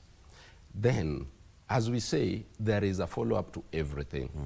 As we do this, can we ensure that the people know exactly what we are into, so that people don't begin to question? I saw yesterday a former vice president and one of the longest serving foreign ministers in this country, the Honorable Kalonzo Musyoka's remarks. You know, I know he's playing opposition politics, but one thing that I asked myself, what would have Raila said? You know, you have to know when to expose yourself, when to retreat, when to attack, and when to speak positive of your nation. All said and done, as a country, we must be proud that this is happening here. We must get excited that this is actually happening. Our country is being recalibrated, repositioned. We are signing new deals, new investments, but we must put the government to task in following up every other deal. Yes, we know some of these things will not be immediate. It is not like a cup of coffee. If you need immediate cup of coffee, go to a cafe. But for this, it will take time. 3, 4, 5 years later, we will begin to see benefits. Those benefits will only come if we follow through. Yeah. Okay, all right. So, Dr. at the end of the day, we are waiting to see what's going to happen. Your expectations? According to me, the key word here is measurable impact. I'm not expecting much, or I'm at a position of not expecting, because when you have high expectations, you get frustrated or embarrassed. And I really want to reserve myself to be more productive to myself. You know, when you peg that the summit is going to solve what I think should be solved, and then when it doesn't happen, then you are going to be broken. You are going to be broken. So I'm trying to be realistic to the fact that, and open-minded. I also don't want to put a lot of pessimism in it.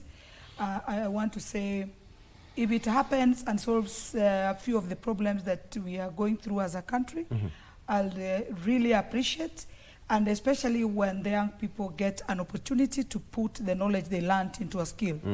You know, when you don't practice the knowledge you have learned in school, it means your skills you have not had an opportunity to use your skills. Yes. And that is just my humble prayer for starters.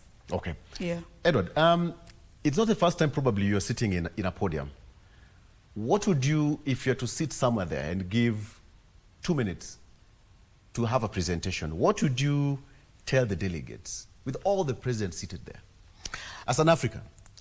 I would say, first, this is not going to be different in the sense of where we have come from as a continent. We need to ask ourselves, as we sit in this strategic moment, are we setting the right legacy for the future generations? And if we are going to depart from the Berlin challenge that we had, where the continent was actually partitioned and scrambled, are we going to have Berlin II happening in this kind of conversation? So I would be very keen to say that our focus as a country and as a continent needs to look at how we can empower our people by better negotiations. Okay.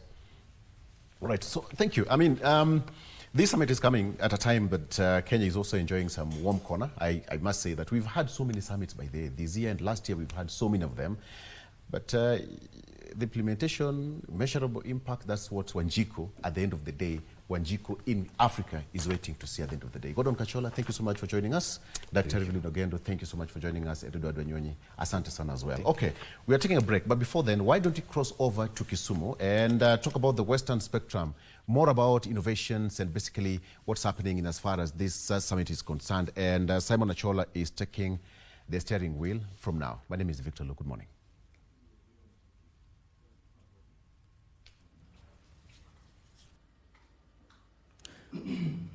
Well, thank you so much, Victor Lo. It is not Achola Simon, but Weekly for Catch. And like you mentioned, it is the time for Western Spectrum within Good Morning Kenya show. It is a chilly morning from the lakeside city of Kisumu. But regardless, we'll move on. My name is Weekly for Catch, and it is now time for Western Spectrum. And like my colleague Victor Lo has mentioned, we want to talk about innovation in waste management. How waste is managed digitally. How can that be done? And the right person, the person to help us carry that conversation forward is none other than Benson Abila. Benson Abila is the co-founder and the chief executive officer of Mtaka Waste Solutions. And just straight on, Benson, good morning. Morning. It's a chilly morning in Kisumu. It's very chilly, actually. Got right on the heat. Sorry for that. Anyway, we keep moving on and we keep building the country. Yeah. Yes. People are wondering, even as you say hello to our viewers in just a minute, people, our viewers could be asking, how is waste managed digitally? What is it? Say hello to our viewers first. Good morning. My name is Benson Abila. I'm co-founder and CEO of Mtaka, and as Wycliffe has mentioned, we are pioneering one of I think it's Africa's largest waste technology platform in its entirety. It's called Mtaka. And ideally, when you talk about innovation or technology in waste management, it just means that we are trying to bring technology and digital tools in the simplest manner possible in an informal sector. So all the way from a mobile phone recording your data, to getting access to a market through a marketplace, to getting access to credit. You know that people in the informal sector cannot even walk into a bank and get a loan, right? So we're trying to use technology to empower them and ensure that they can compete in the market as like any other businesses. So you track waste and manage waste using the phone? Yeah, so of course, Mtaka, we've had a lot of versions, and I think one of the beautiful components early on in our days that we had a public-private partnership with Kisumu County to just show how a model MRF can be optimized, the success using technology, right? But as a company, our heart or at core is that we look at the data, the day-to-day data in a business, right? And we record it. You know, once you record data from a book to a phone, it becomes useful information. That data can help the business person make decisions. That data can help the business person know where the market is. That data can help the business person really understand in his entirety, you know, how or when can I qualify for a loan. So I'd say technology catalyzes or accelerates and makes waste management more efficient, because you can do your business better, you can know where people are better, you can map the hotspots, you can manage your clients, so everything, you know, away from it. But I'll speak towards the end about the hardware innovations that also makes, you know, sort of waste management as innovative and as efficient as possible. Yeah. Quite a number of times I've heard about the concept of circular economy, and I'm told no waste is waste. Yes. Tell us about it. Waste is wealth. In this region, we normally say taka ni pesa. And then what that basically means is that everything that you see, you know, we're moving from a linear economy where, you know, you use, you take and dump, you know, to circular economy where there is the component of reuse and a product can have another life. For example, if you buy a bottle of water, right, and it's with the Coca-Cola brand or Dasani, for example, and you drink it, you know that bottle becomes now a raw material for the next person. It can be taken, it can be crushed, can be used to make another material, right? Similar to organic waste, can be used, you know, with BSF technology to make protein or make organic manure, and that then means that nothing should go to waste. So the vision has always been with circular economy, you move towards a zero waste agenda, where everything is valuable and nothing goes to the landfill. But of course, we can talk about the dynamics of what goes, and there are things that remains, what could then be done to them. Yeah. Giving life to a waste product, yes, and this is done digitally. Take us step by step, because you mentioned that the MRF. For me, I would understand the MRF, but then for the sake of viewer, you may want to take us step by step how waste is collected from the household, tracked using the mobile phone, and then finally taken to where it can be given another life. I agree. I'll say it in the simplified manner. So a lot of waste is generated, and waste generated mostly from the household, right? So once you buy bread or milk, you take your breakfast, it goes into the bin, right? Someone comes and picks it, who is a waste collector, right? But when they pick it, normally people mix it, so it becomes very difficult to separate, the valuable ones and they mix with organic. But if you are ideally separating, it means that this individual would come, take the dry waste, take them to a facility. So we call them an aggregation facility, where as a waste actor, they can get money out of their own waste. So you can, sell plastics for 20 shillings, and it can even go higher, right? So they're able to take it. Then organic waste also take it to a facility. So MRF is ideally a material recovery facility. The concept of recovering, it means that we are taking this thing from where it was at the source and trying to convert it into valuable raw material for the next process. So what our technology does is that we're able to help the waste actors themselves manage the households, manage the clients, know when to pick the material, right? And even once they pick the material, right, they would know which client has paid, which one has not paid, or something like that. But then once they go to that facility, the manager of that facility also has clear visibility of what's coming in, what is my purchase, what is my inventory, right? What is there in stock? And then before they even struggle to say, what am I going to do with this material? They know the market. They can go to the market. But as you run a business, let's say in a year, you need to allow your data to work for you. Then now the data converts into meaningful resource. So what I'd say is that technology streamlines the recovery of materials from source to factory with visibility. Because there's a concept called traceability, where when you're using a product, you'd like to know where did it come from, right? Where was it recovered? Who was the waste actor who was involved? Yeah? What were they doing? And our technology brings visibility to that, because AI, blockchain, and every other thing is integrated in a simple manner on a mobile phone. Yeah.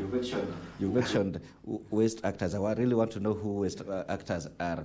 And we must not forget there is a summit that is going on in Kenya, and this is a summit that brings together Africa and France, and it is called Africa Forward Summit. And we'll just right on your screen, on the split screen, you're seeing those are some of the events going on at the University of Nairobi, where the event, or rather the summit, will kick off today, and it will carry on to tomorrow. So even as we continue this discussion, or rather this conversation from the lakeside city of Kisumu, well on your screen is some of the events as they unfold at the University of Nairobi with regards to the ongoing Africa Forward Summit that is bringing together heads of state in Africa and the French nation that is in Europe. And you already know that some of the heads arrived in the country yesterday, and also even the French president, that is Emmanuel Macron, also arrived in the country just in readiness for the summit that will kick off today in just a few moments. Well, coming back to Kisumu, as we continue this conversation on waste management digitally, waste actors, who are these? Of course, waste actors is the general term that you refer to anyone who is involved with waste, right? So I'd say a waste actor, like an actor. Who is an actor? Someone who takes action, someone who does the heavy lifting.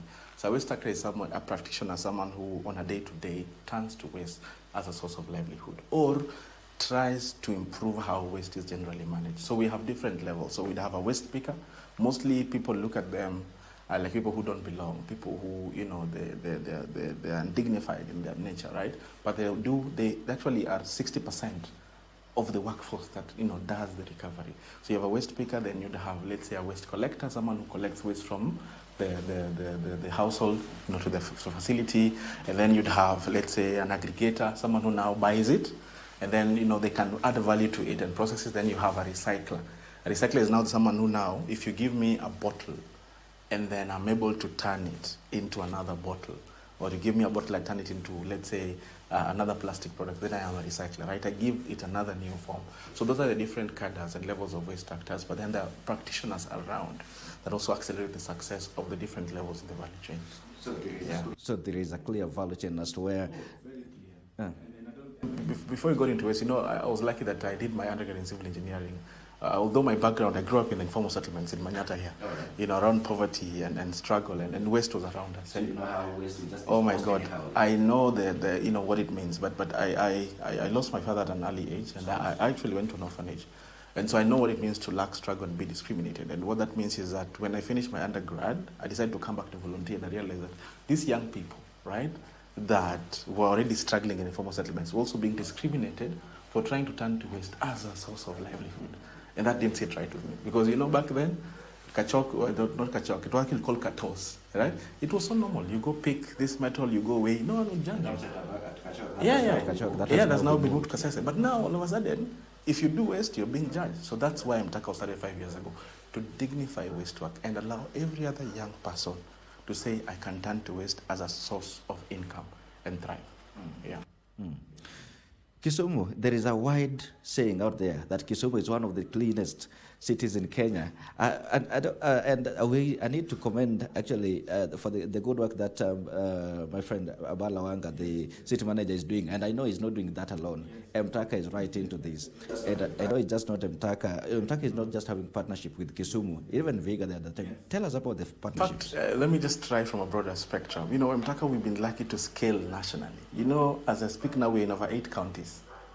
That'll be surprising, right? And yes, we're in 8 counties, and that means our technology has scaled. So we have over 130 facilities that are now using our platform, right? We have MOUs actually we have an MOU with Kisumu, we have one with Vega, and we are trying to get MOUs with the other counties. The other day I was in Mombasa, the other day I was in Kakuma. So we're trying to see how then do we scale this. But the level of partnership that we have is that we try to partner with these municipalities or with the counties or city on a smart city agenda, on a smart municipality agenda. How can they leverage the data from the recovery, the data from the generation to make better decisions? Did you know, Wycliffe, that circular economy is worth about $54 billion? Right? That means that's a lot of jobs for young people. That's a lot of opportunity, even for the government themselves. But they are unable to invest in it because they don't have visibility. They don't know the value of waste, where it's coming from, how it can be converted. They have ideas. But what we come in as MTAKA is to make those ideas real into an interactive dashboard and allow them to say, as the governor of this and this, or as a city manager, Balawanga, I am going to commit this amount of money. The same way Kisumu has built over 6 facilities in Kisumu because they had visibility into this is the waste and this is how we can turn it into value and jobs for young people. I want to ask you a question that is very specific because when you walk around this stage, Kisumu stage, just behind that stage, between stage and the United Mall, there is a waste recovery facility, but then you find it so scattered and littered all over. How your partnership with Kisumu, how does it work? Because we can still see waste around. Interestingly enough, that facility you're mentioning is called Maendeleo Recovery Facility. That actually we've done a lot of partnership with the county and the city on. But to surprise you, that waste is no longer there. It was evacuated, that place is now clean, and then there's not a lot of chaos in that area. But what was happening was that because the county normally have something called the transfer station where they place some skips for the public to come and you put in your material, then the county will pick it and take it to the dump site.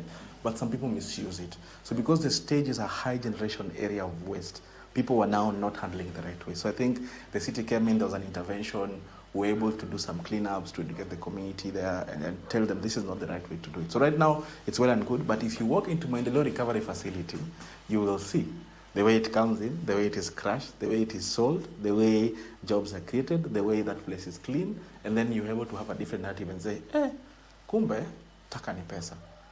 Taka ni pesa. How does the community respond to this idea of circular economy such that there's no waste, everything can be converted into something useful? Mainly can drive a hard bargain.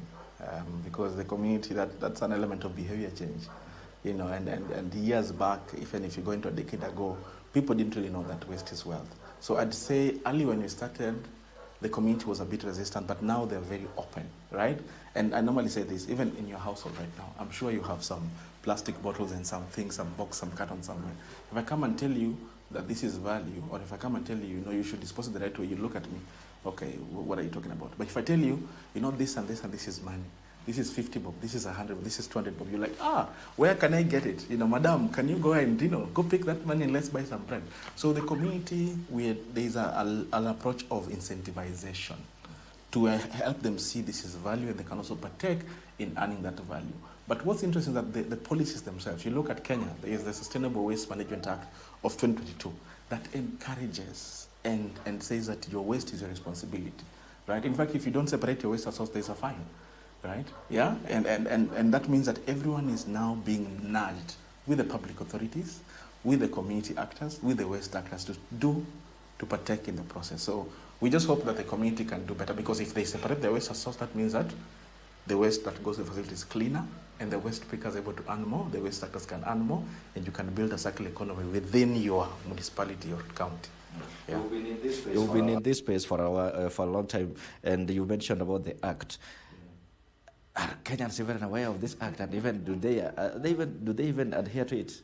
I think being a Kenyan myself, I know the challenges that happens when it comes to laws and them being implemented. You remember the plastic ban that was done, I think 2019 or thereabouts, and all of a sudden people were able to listen to that ban, but not because it was a ban, and not because sometimes they understood to the end, but because there was enforcement. If you were caught, right, there was a hefty fine and a jail term. Similar things are in the Sustainable Waste Management Act, where the public could be, exposed to such consequences.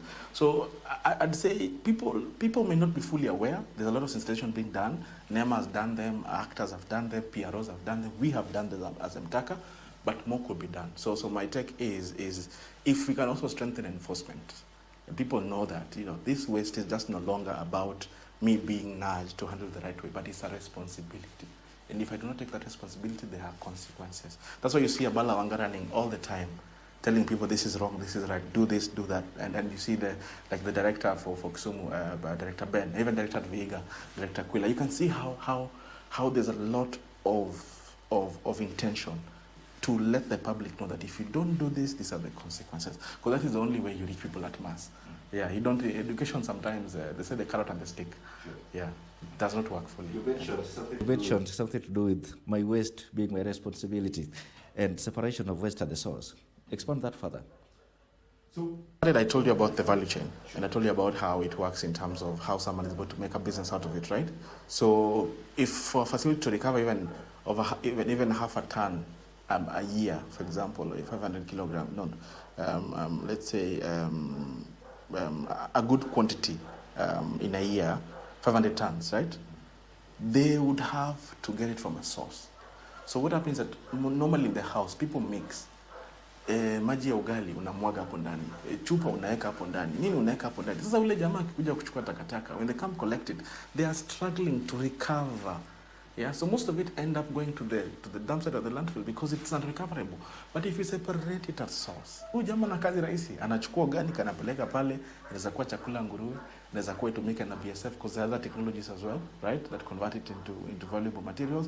Anachukua hii dry, anapeleka pale maendeleo ama popote kupe pale, ana kapesa. So segregation at source is a necessity, and it is in the law. Separate, because when you separate, you make the work of the value chain easier. So that hii maneno ya sijui taka ni chafu, sijui taka is an ISO, it moves away, because hata wewe mwenyewe kwa nyumba yako ni handle, na maana hata ukiangalia unasema baba hebu chukua weka huko nje. Not like wacha jamaa kuja chukue peke yake, because you don't even want to interact with it. Yet you are the one who caused the chaos around the waste itself. You call it chaos. Yeah. You're very right, because the other day when I was at Nyalenda, in Nyalenda, the slums just next to us here, and the Amazing Grace Center. And so a middle-aged lady brings some materials there, then they are weighed, and then she's paid. You know that people are able to earn from waste. You know, there's this idea of wanasemanga white collar. Unavaa vizuri, unaingia kwa ofisi, I'm doing a job, and you think that, this job is great. No, I'm not fighting us. I'm also in between white collar and blue collar. But the guys who handle waste, you'll be surprised that if I do my recovery right, I could earn quite a good amount of money. Do you know that even the guys who, let's say, when they collect the waste, right, and you've paid the truck collection company, once they separate it further, they can go and earn additional income from it. right? And that means that there's a lot of opportunities in waste. And the reason why we say that even the community and the household need to know about it, because if a young mother knows about it, right, then they can work themselves and take it and earn money themselves, right?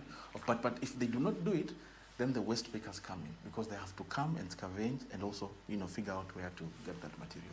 So it's possible. Amazing Grace are doing great work. Shout out to Renice and Meshach, for the wonderful work they're doing. We work together greatly, and I know that it is such community initiatives that are at the first step of increasing recovery. Because if there's no one in the community running a buyback center or a waste collection thing, where will you find this waste? You'll find it under barabara hapo. Then you start making noise and say the government is not doing their job. The governor has a strong commitment to clean city. If he passes, it feels like someone is not doing their job right. Yet it is the community member when you see alienda dump the wrong way. Yeah. Just on the back of that illustration that I've given regarding that mama who brought some material there and something. Yes. So Mtaka, generally, what do you assess as the economic impact of it? Wow. As Mtaka, I'd say we have largely currently led to an increase in over 3 times the income of the actors themselves. How many do you work with? So I think in our network, we have over 3,000, we'd say, users, right? So the waste pickers that come to facilities, guys that are at these facilities, waste collectors, yeah? But in Kisumu, largely, we have a network about 500 thereabout, to 600 that we've actually trained. So once you're trained, you're told, taka ni pesa, this is how you can manage a business. The next step is you're given gears. So Vahi, you're branded your company, we sometimes co-branded them, Taka and partners and supporters. And then the next step is you give them some seed capital, some 5K, 10K, up there to 50,000. Then they're able to start out. They're able to say, can I buy this waste and make income out of it? So through this, we've seen that a lot of youth and women are able to actually earn better. Because when you introduce technology, then we change the game. How? If you're just running your business like just a regular person na kuganda barabara na anafanya biashara yake, ni ngumu sana ujamaa grow from that level to level. Let's say A, B, C, D. But when you introduce technology now you've started someone with a catalytic fund, it means that the data goes back to the record keeping I was telling you about. The data that they have on a day-to-day can go to a manner that as much as they know who to sell to, right? They know what they're doing, but then they are ready. The bank can now come and say, Equity Bank can come and say, we want to give you money. Then let's say, what they walk to the bank, they tell the bank, I want some money. The bank will ask them, can I see your records? They can download a report from the Mtaka platform, our integrated circularity platform, and that can be able to help them even get access. So it has empowered them. Empowered them. Tremendous. By the way, we are scaling. We're not just based in Kenya alone. I told you when I started, I'd say our goal is to become Africa's largest waste and even circular tech company. So currently we're in Kenya, we want to scale to Zimbabwe, so we should go into Zimbabwe before the end of the year, and Kampala. But our goal is not to stay there. We want to become an East African and largely then an African-based company, right? Because then only at scale, data at scale, market at scale, empowerment at scale is what then makes sense to really show the circular economy can empower lives the way we want to do. Yeah. About 500 in Kisumu and generally 3,000. What is the composition of your membership? Because you see, we partner with waste actors. We support their success, and in our work, we've had a lot of partners that have worked with us the journey. A lot of them, I couldn't be able to mention all of them. I mean, from EU funded, GIZ, Embassy, all these guys, KCAC, and everyone else that have supported us. And you see that what we notice is that most of the intervention have been towards women.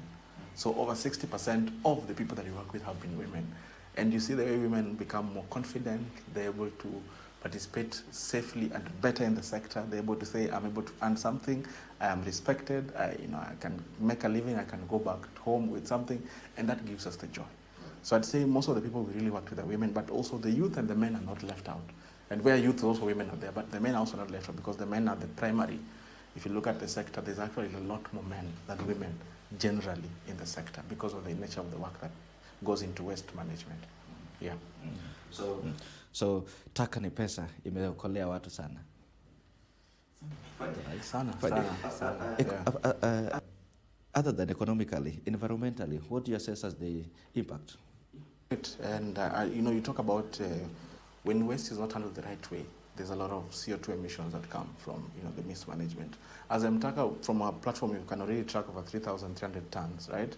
Which is over 9,000 metric tons of CO2 avoided, right? But that's just us. But every other actor, if you're able to assess, the better we manage the waste, the safer we are helping the environment. Waste disposed the wrong way leads to a lot of diseases, right? I mean, I told you I lived in the slums. You could see you can be exposed to cholera, nini, hata ukienda ukadungwa na kitu inakuwa mbaya sana.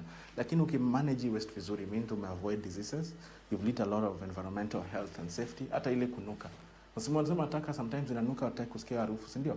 If you manage it well, haitanuka kwa sababu itakuwa inapangwa vizuri, inakuwa recovered vizuri, inapelekwa pahala pazuri. So the health benefits are there in terms of environmental impact, but also the environmental impact at scale. It means that we are saving, when there's global warming and then the ozone layer and then there's climate change, right? And then climate change, you see the way now things happen, there's flooding all over the city. You saw Nairobi the other day, Nairobi flood, and sometimes even this waste, ikimanajiwa vibaya in a block drain, maji nakuja. So instead of water getting there's a lot of rains, instead of water getting its natural path, umeblock na takataka, inakuja ina flood. Then people start saying, oh, serikali saidia, oh, we need help. Yet it is you who would have contributed. So the environmental impacts in terms of better managing the waste is vast. And we can only get there if you work together as a community and you understand that your waste is your responsibility. Working together as the community, and this boils down to waste separation at the source. But then, Benson, let us look at this practically. If you want to separate waste at the source to improve, or rather to comply with the act, that means you will require more than, quite a number of bins. Do economic muscle. And I love how you brought it out, and I think this is one of the things that people should talk about a bit more. Of course, the truth is that separation is not very easy. And NEMA put out a regulation and said, this was an instruction to show how this is how you're supposed to separate. There was a black bin, green bin, and the blue one. And I think the black had general, blue had recyclables, and then the green had organic. And there was that depiction already in terms of the bins. And not everyone can get there. Not everyone has the capacity to do that. But me, I normally say, even in the most basic form, chakula organic iko na maji, weka kando. Hata kama ni kwa ndoo, weka kando. Anything dry, weka kando. Because wewe mwenyewe, hiyo dry ukiweka vizuri kwa gunia hata kwa wiki mbili, utapata pesa kwa hiyo maneno. Because when you pay for waste collection from a range of 50, 200, even 1,000 bob, and you're able to sell that, your dry waste in gunia, so utapata that money back. And even you can try and trade with the guy coming to collect from you. Naambia hebu nipimie hii mali nataka kunilipe. You see? Then hii organic, I'm sure if they collect it and they even have someone who they can take it maybe kwa nguruwe ama kwa organic waste, it becomes easy. So I normally say separation of waste isikuwe ni kama ni kizungumkuti. Ikuwe ni big science ya segregation. Ni wewe tu kujua hata kwa nyumba tu. Niweke hii kando, niweke hii kando. Ndiposa ule mwingine ambaye anakuja after me kuichukua kama raw material, anakuwa na kazi rahisi.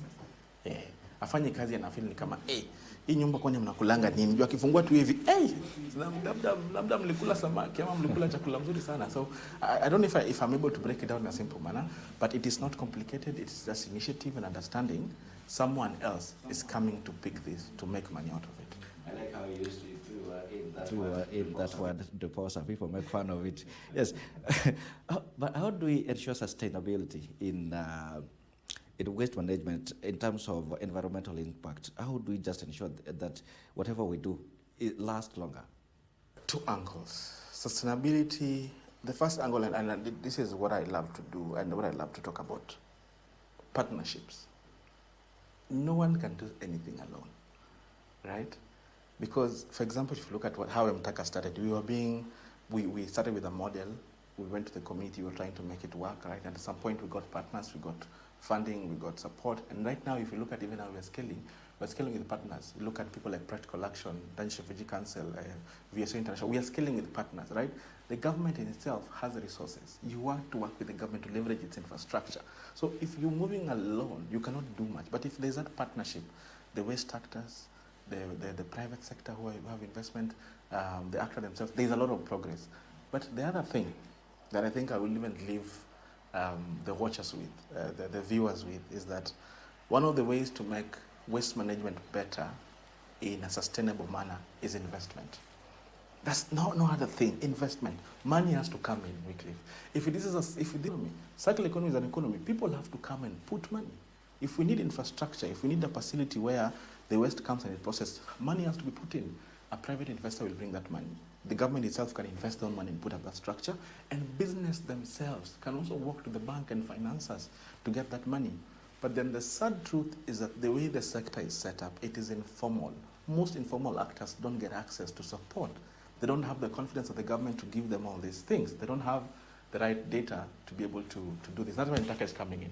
In fact, I say at scale, one of the biggest success metrics is that we will have used data to help actors grow from a level A to level C, because that data can now be used to credit score them so they can get money to grow and invest further. That for me is sustainability, honestly, at scale. Yeah. All right. Fine.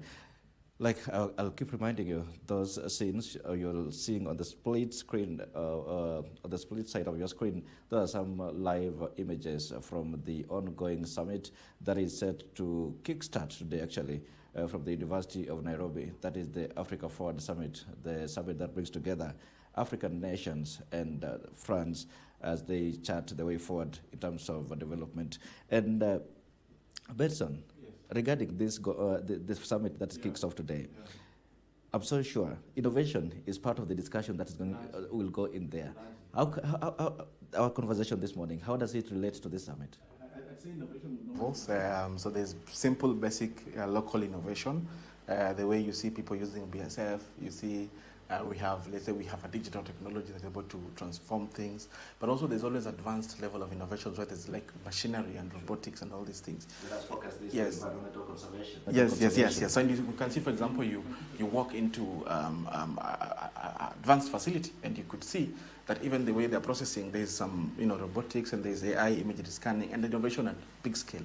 But what I normally say, all these innovations, whether international, whether it's complex, can be simplified in a local context.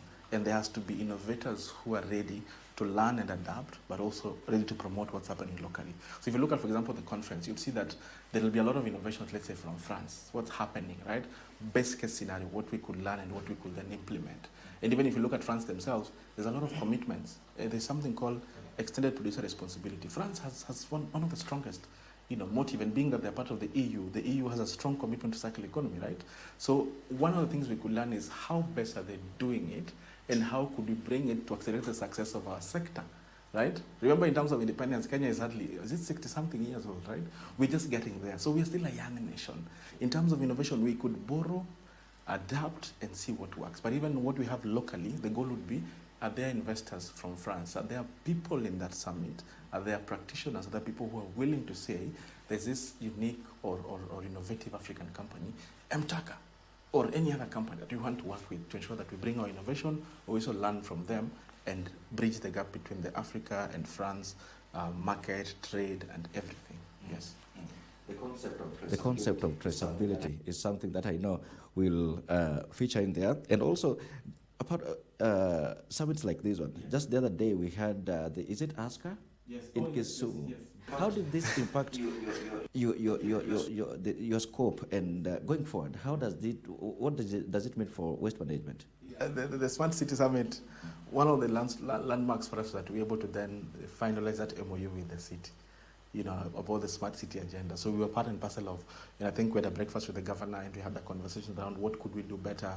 And I think the goal was to demonstrate that sometimes innovation and the city being smart, it doesn't really have to start from outside or someone saying, let's bring in this. There are local innovations already there that are doing the work that could just be amplified. So I'd say that the fact that Kisumu even hosted that conversation, it's the commitment. You see every day, and I think I'm a very big fan of following both the city's page and the county's page, and we look at what the government is doing. There's a lot of collaboration with bilateral states, with other states, and seeing that what can we learn from China, what can we learn from the UK, what can we learn from America? And this is the kind of conversation that catalyzes growth. Because Kisumu was named among top 20 cleanest cities by the UN. There's a UN Habitat sort of ranking that then put, the UN agency put that Kisumu on the map. But Kisumu didn't just get there accidentally. It got there by being very intentional. by the leadership saying we want to be the first, if not the first, we want to be the most progressive in this agenda. So that Smart City Summit, personally for me, being that I'm from Kisumu, born and bred here, and innovation started here, speaking on that panel, sharing what we're doing, for me was a milestone to indicate that there is a level of commitment from the government to accelerate public-private partnership to scale the work that we're doing. So I know it's a lot of words, but it's just to say it was good for us, very successful. And I think since then, we even developing smart city dashboards for the city themselves, so they can see how waste is recovered, and they can use that to attract more investment to grow the sector and unlock its potential. Yeah. So investment in the sector is very critical. Well, I mean, Wycliffe, this is my 5th year in this sector. I have had a bit more experience growing up. I'd say growing up I was a waste speaker myself because I know exactly what it means. But tell me, once I'm 10 years in or more, in terms of my experience, what is that one thing that I will look back and say, this happened? Of course, the metric for me is that waste will have been dignified and will be seen as a source of income. But what will truly matter? Kenya is a middle income country. Kenya is the 6th largest economy in Africa. It means we're moving from aid to trade. There's a shift, right? Even you work closely, you look at the American government, you look at the agenda is commercial diplomacy, right? For me, the pride would be the circular economy that we see now also has to move into business. It doesn't have to see that, every time there's development aid coming to see what can we do, there's training for youth and women. No, let it be a business that I wake up, I go take a loan, or I start it, I grow it, I take a loan to get trucks, to get everything so that I can be able to thrive in it. And the banks and everyone can look at it as a portfolio. See, you go to a bank, you see there is a huge money allocated to agriculture. Like, Lisa, do you have a waste management portfolio? Nakwambia, hapo bado tunaangalia kidogo, unaweza tusaidia. And that's why people like Mtaka exist. Because the data, we can convert it into meaningful resource for even the bank to say we can design a product so that then people in the sector can also build sustainable growing businesses. The other day I saw, you see, Eldoret is the latest city that we have in Kenya, yes. And I saw them come to benchmark with Kisumu with regards to how waste can be managed successfully to carry forward, rather to promote this idea of the smart city concept. Smart city concept. How do you understand it? Just basically. Yeah, I normally say, I mean, of course, what is the word smart? Just get smart. There's always a thing about either technology, of course, but even smart in school. You're very smart, it's like an advancement. It's better than the usual, right? I think a smart city is ideally, it's for me looking at it from technology. That's the spectrum anyway. And people normally want to see, how do we make things better? Correlate this to waste management. Yeah. So how do we, waste management, it's done a very informally. Even the trucks that the county own, right? Can they know the routes? Can they know the most efficient routes that enable them to save fuel? Can they know when a bin is full so that they can go and pick it? Can they know the amount of recovery they've done? Can they know if they've set up infrastructure where they're giving to private actors to manage? Can they know what these actors actually recovering? Can that data be used to say, we were at point A, now we are doing better? So smart city is mostly, and I look at it from an angle of using your day-to-day data to make better decisions, using your day-to-day data to attract investment, using your day-to-day data to ensure that even if it's digital innovation or hardware or anything that you integrate, everything becomes better because it's transparent, it is open, and you can look at it real time. That's how I look at that. And it is data that promotes traceability with regards to waste management and collection. In fact, you keep mentioning about traceability. Traceability, in fact, what caught to us is traceability. I mean, of course, you look at advanced technology like blockchain integration that then allows traceability to be sort of farmed up. But then traceability, it is the heart, because at the end of the day, people want to know, where did this come from? Weekly, if you come here and you're telling viewers and saying that, Kisumu has done A, B, C, D, and someone asks you, where is it from? The ability to be able to quote and show, that's the journey of traceability. It is traceable in its own nature. So at scale, the economy of circular, even recycling, sometimes there is that component of once companies convert the plastic into pellets, they now resell them, right, to large producers, right? And you might say you want to even take them to the EU, you want to take them, let's say, to the EU, they'll want to know, where did this thing come from? And if you're able to tell a story and show, this thing came from Nyalenda, where West Picker came from Nyalenda A and took it to Amazing Grace, And then from Nyarenda 8, went, let's say, to Maendeleo, then he went to Nairobi. That is traceability. And you can even know the brand and everything. That makes things better. And that value chain can even allow people to say, wow, because Nyarenda is doing so well, why don't we build another facility in Nyarenda? That's the power of traceability. Yeah. Even as we move towards the end of this conversation, we can see at the University of Nairobi, where the Africa Forward Summit is set to kick off. President William Ruto has made its way to the University of Nairobi at that venue, and that means the summit will kick start not very far from now, and once it starts, actually, we'll beam that live to you straight on your screen, so you'll be able to follow that from the comfort of your from whichever part you are in. But as we conclude this conversation on digital waste management here in Kisumu with my guest here, Benson Abila. Abila, MTACA has been around for, you mentioned, about 5 years now, and traceability, empowering the informal waste actors is something you're big on. What's next for MTACA? We had this conversation with one of our board members just last week, and the truth is that, I even say that sometimes when you have a good thing and when you have an innovation that you can see that in a small capacity is able to transform lives, is able to create the difference, the greatest contribution you can give to the continent is to have it at scale. That's it. If it's working, scale it. If it's doing well, scale it. So for me, I say the next steps for MTACA is scale and growth. And I mentioned to you earlier that right now we're in over 8 counties, right? And we have all these actors, over 130 facilities that are using our technology. We want to get to 500, God, we want to get to 1,000 people, because at scale, we have visibility into what's really happening. Where is the effort? Where is the data? How can this data help grow? But the next thing that I'd say that we want to strengthen is the access to catalytic capital. Because I think largely when we started, we were doing a lot of trainings, then we transitioned to availing the technology platform for business management, traceability and intelligence and analytics. But then now we are looking at, even if you train someone and give them tools, there's always a component of money to start out. So we want to see, can we strengthen the catalytic circular funding that we provide to emerging enterprises, so then we can credit score them and they can get access to bigger funding to grow. So I'd say we move from impacting 1,000 aggregators to even 10,000, 100,000. We move from having up to 10,000 waste speakers to over 50,000 waste speakers. So then if you have this conversation with me 2 or 3 years from now, I'm telling you, oh wow, I just came from Ghana, or I just came from this place, and this is what we are doing to them that is different from what we are doing to Kenya. Yeah. So bringing on board many countries beyond the borders is one thing that you really envision. If I could summarize it, because what does that mean?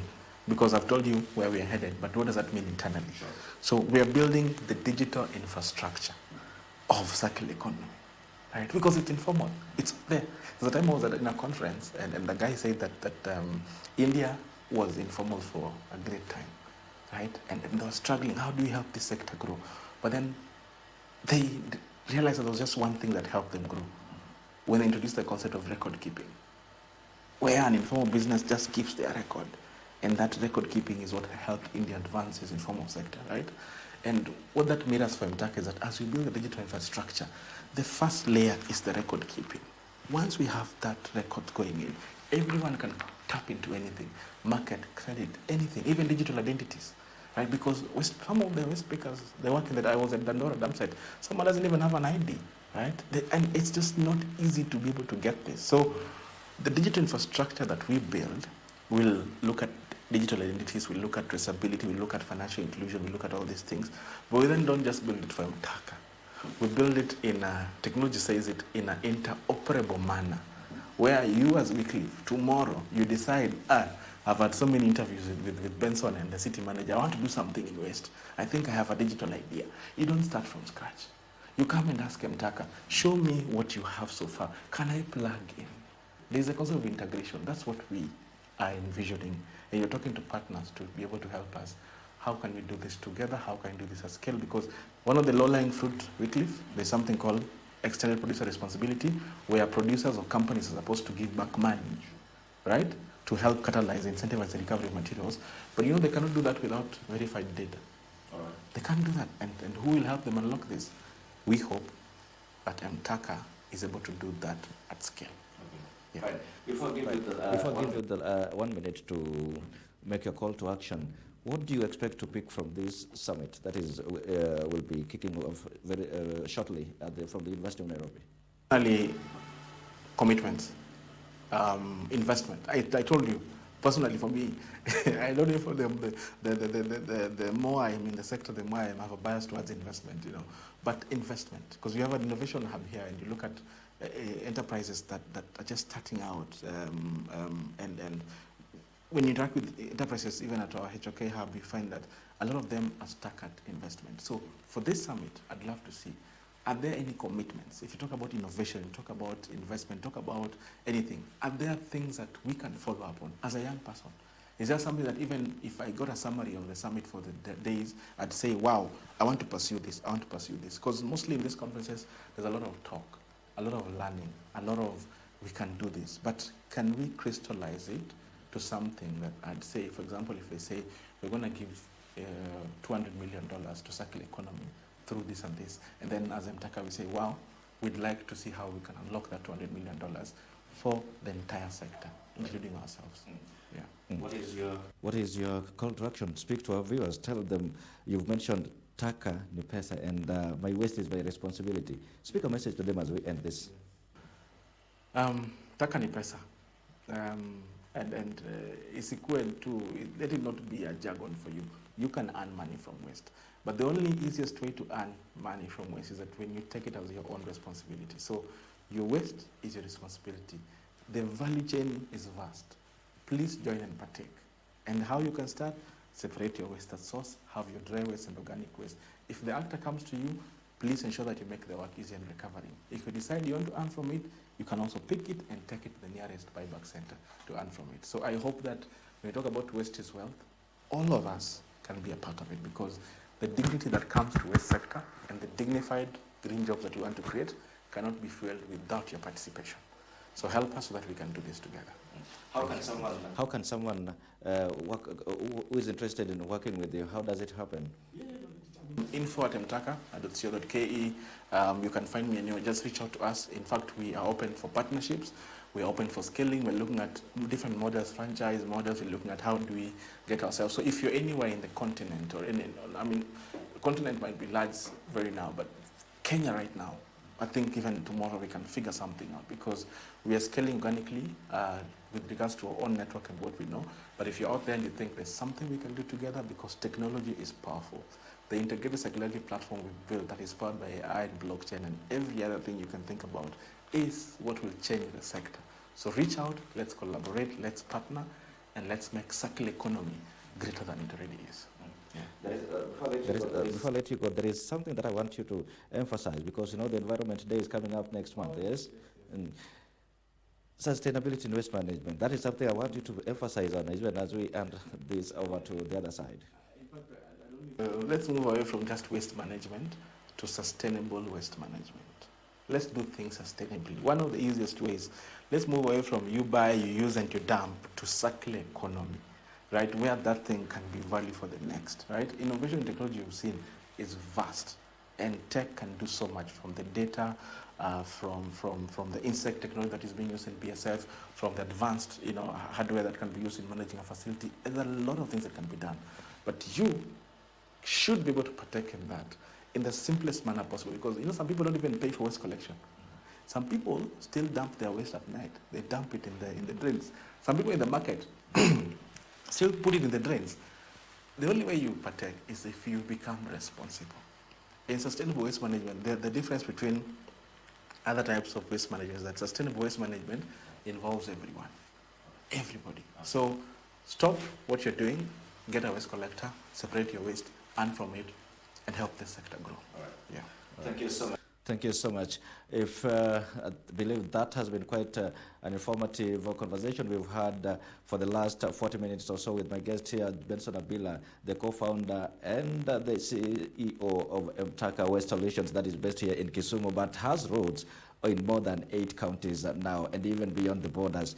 But something that is leaving you with, your waste is your responsibility, and there is value in waste. So you better take action and earn from waste. If you're just joining us, if you missed this conversation, you remember you can still catch it because it was live on our YouTube, and you can also just visit our YouTube later on to catch this conversation, the whole of it. Well, like I mentioned, Kenya is hosting the Africa France Summit, and we have a whole team at the University of Nairobi that is going to bring you every detail, every aspect, every angle of that conversation that will be going on there. And my colleague Alan Aoko is right now on standby to tell us what's happening there right now, because we know that the heads of states have been there, and the President William Ruto, is the host president, has already made his way there, and we just expect a lot of commitment regarding innovation areas in Africa.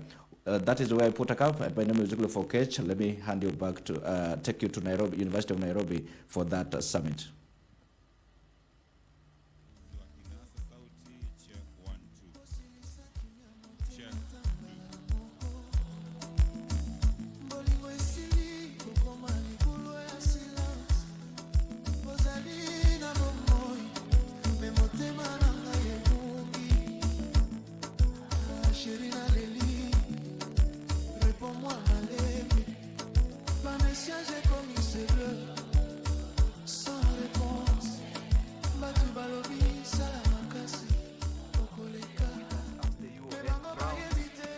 Arriving to do his duty of hosting and welcoming the delegates here. Remember, the Africa Forward Summit is a huge summit structured upon several agenda, and we do have up to 32 heads of state and government just to come and deliberate on issues related to the French-Africa relationship.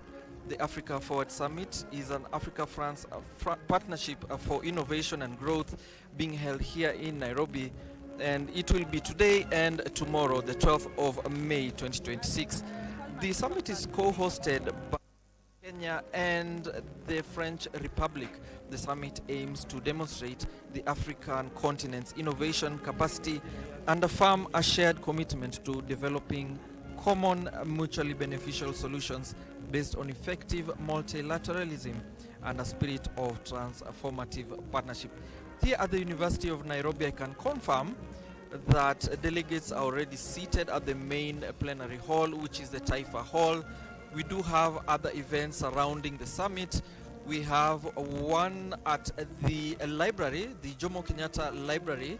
It is the business forum, which is also happening concurrently from the main plenary session here at Taifa Hall where we are. This is the place where the president will actually come in and also welcome the French president, Emmanuel Macron, who is in the country, arrived yesterday. He was received at State House Nairobi, and is also going to make his way here very soon. And we will also witness a few activities before they actually enter the hall here, where the presidential band is entertaining the guests just before the main guests enter the plenary hall. Now remember, this summit represents a significant opportunity for a shift to a more balanced, equitable, and mutually respectful partnership. And it is meant to show the transformative partnership that is sustainable and is developing in Africa's urgency in addressing pressing emerging regional and global challenges. Of course, we are anchored on several themes here in this summit, one of them being energy transition and green industrialization. These are some of the very important issues that have brought all these people together, all the stakeholders, all the CEOs of companies and state agencies of many other countries further afield. We also have the reform on the international financial architecture, which our viewers would know Dr. William Ruto has been advocating for, to reform the financial architecture to better mobilize private capital in a more equitable way, rather than giving Africa a different kind of rating which protagonists say is unfair. We also have the blue economy as a serious thematic option here, where strategic priorities in maritime governance and environmental security will be looked at. We also have sustainable agriculture that will be talked about here, where we will strengthen multi-stakeholder partnerships to support the transition towards productive, sustainable and resilient food systems in Africa. We do have 800 meetings that are expected in this forum. We did find the head of the Business France agency who spoke to us and told us that they're expecting 800 meetings with small and large businesses who are looking to strike deals in these sectors, in sustainable agriculture, in technology, in energy transition, in AI and digital technologies, in resilient health systems, and so on and so forth. If you have a startup and you are looking to deal make, this is probably the historic summit for you. This is the very first time such a summit is being held in an English-speaking country, with the French coming in. And I can confirm to you, so far the presidents that we have seen who are around the vicinity, we do have also other presidents who are invited and did come since yesterday. We did see the president of Cote d'Ivoire was here as well, the Gabonese president, we have the president from Liberia as well, and many others who will also attend this very summit, which is historic. And as you know, Kenya is the cradle of mankind and also the Africa's Silicon Savannah, and many companies are looking to enter this continent through East Africa as a gateway, and naturally Kenya has positioned itself as a place where they can gain the entry point. The final thematic area is peace and security, where at the plenary sessions here we will deliberate on peace and security issues in support of African mediation efforts and the actions of the African Union in this very historic event here. Remember, as I mentioned earlier, this is day one, and day one is happening at the University of Nairobi. We do have day two, which is tomorrow, the summit itself, which will happen at the Kenyatta International Convention Center in Nairobi.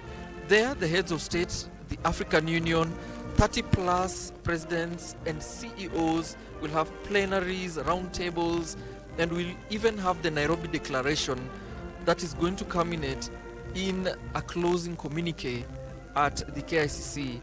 But here at day one, here at the University of Nairobi, we have around 1,500 business leaders, entrepreneurs and investors in business-to-business matchmaking deals looked into. We have also workshops and networking here at the University of Nairobi. If you come to these grounds, it is very impressive. It has been divided into several centers. We have other plenary areas, like I said earlier, the Business Forum, which is at the Jomo Kenyatta Library, where business deals are set to be struck there, and we also have business leaders who will give their statements, will give their talks there, and give a status of how business is in Africa and beyond. That is where some sort of elevator pitches will happen in that section there at the Business Forum at the Jomo Kenyatta Library in the University of Nairobi. So far, what's happening now is delegates are just settling in. We do have the Kenya Police Band also just entertaining the delegates that are around. We expect the president to enter the plenary hall at any moment, and we are also looking forward to other delegates still filing through. Security is very tight, I should mention this. Only accredited individuals are allowed in several sections of these grounds. Delegates have different kind of passes. Only specific passes to the plenary hall here in Taifa Hall are allowed in this hall, and other badges are allowed in the Business Forum. And if you are trying to make your way to this venue, it is only if you are accredited for this particular forum.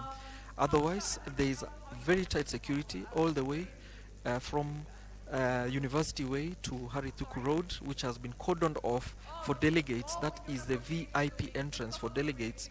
Other members of the public are entering from the University Way side, but only accredited members of the public are being allowed inside to witness this historic summit here at the University of Nairobi today, as we wait for every other eventuality to unfold here. And remember, this summit is happening in Kenya for the very first time. It has not happened in an English-speaking country ever before, and Kenya is looking to also angle itself to be a major destination for business deals, conferencing, and all that is pertaining to being the Silicon Savannah that it has made itself to be. We do have a very compact, a very condensed program coming in through this plenary hall. Remember, this Taifa Hall is now holding a youth forum. That's why you may see some youth seated at the stage there. These are youth representatives. We have at the main stage the youth forum happening, and which will also come in after the opening ceremony here at the main stage. We also have a high-level youth engagement sequence that's supposed to happen at this time, where youth leaders and entrepreneurs and ministers are supposed to, speak and give their sentiments to the delegates. We also have lined up a dynamic CEO and business leader talks, where we have various group CEOs talking about the agro industry, fertilizers, logistics, manufacturing, digital infrastructure, skills, energy, entrepreneurship. These are topics that are very pertinent to industrialization and also where many youth are involved in. We also have lined up some high-level cultural and creative industries presidential sequences that are going to happen here at the main stage. And of course, we do expect presidential remarks on cultural and creative industries, where we'll have Dr. William Ruto, the President of Kenya, and Emmanuel Macron, the President of the French Republic, who will actually give his keynote address at that time. Here we'll also have a high-level dialogue as a driver of economic transformation, soft power, and Africa-France cooperation. That will be, of course, President Macron, who is going to deliberate on that. And then also we'll have a showcasing of African creative champions in film, music, fashion, gaming, heritage, and digital content. We'll have various artists who are going to speak to that as well. And then we'll also have ministerial meeting on peace and security later in this hall. We also have some high-level, ministerial level strategic dialogue on UN Security Council reform. Remember, we have very high-level UN leadership here represented in the country, of course, who are going to talk about the strategic, the security situation around the world, and council reform and the use of a veto. We also have a pre-summit preparatory session ahead of the day 2 activities, and that one will be taken over by the African Union Commission that will take us through that session. Then in the afternoon we do have high-level dialogues where we'll also have sports in Africa. I know you've noticed the angle of these activities today. It's leaning more on creatives and art and what many for a long time have not really taken as mainstream. These days, creatives and sports are very, very serious and economic drivers of growth, and that's why we'll have high-level dialogues on the same. We'll have 2 themes: Africa as a sports field serving a sustainable development, and also Africa as a field of investment, innovation, and growth through sport. Here we'll have various ministers of sport speaking. We also expect our very own Minister for Sport to speak. Right now, I think it's only fair that we also listen in to what is happening here at the plenary session as we wait for other activities to happen here at the Taifa Hall in the University of Nairobi. Let's listen in to what delegates are talking about here at the main plenary hall. Welcome. This, by 2030, is actually expected as a $1 trillion industry for Africa. So we clock that. Said, clock it if you think agriculture is going to be $1 trillion industry. Yeah, clock it. There we go. I absolutely agree. Agribusiness, the fact that we used to think of agriculture as something that is done in rural areas or is done by older folks. And it's like, no, essentially you have to feed the continent one way or the other. So I'm really interested in knowing actually how in Zambia we're turning agribusiness into $1 billion trillion industry. But thank you so much for engaging with me. I'll hand over to the police band for just one song, and then when we come back, we'll have the presidents in the room, and we can actually begin the program of the day. There's some amazing panels, one around AI and innovation, which again, for sure, $1 billion industry. But how do we make sure that it is $1 billion industry that works for us, right? We're not just like the cog that's moving the wheel and making nothing out of it. And then we'll also talk about how to platform Africa on a global stage. What do African voices look like on a global stage? There's Chimamanda Ngozi Adichie's TED Talk, The Danger of a Single Story. I know several people here are familiar with it, right? Yeah. So who's telling the story? How are they telling it? How do we make sure that we have ownership of our narratives? Those will be President Ruto and President Macron's panels. But before that, let me hand over to the police band.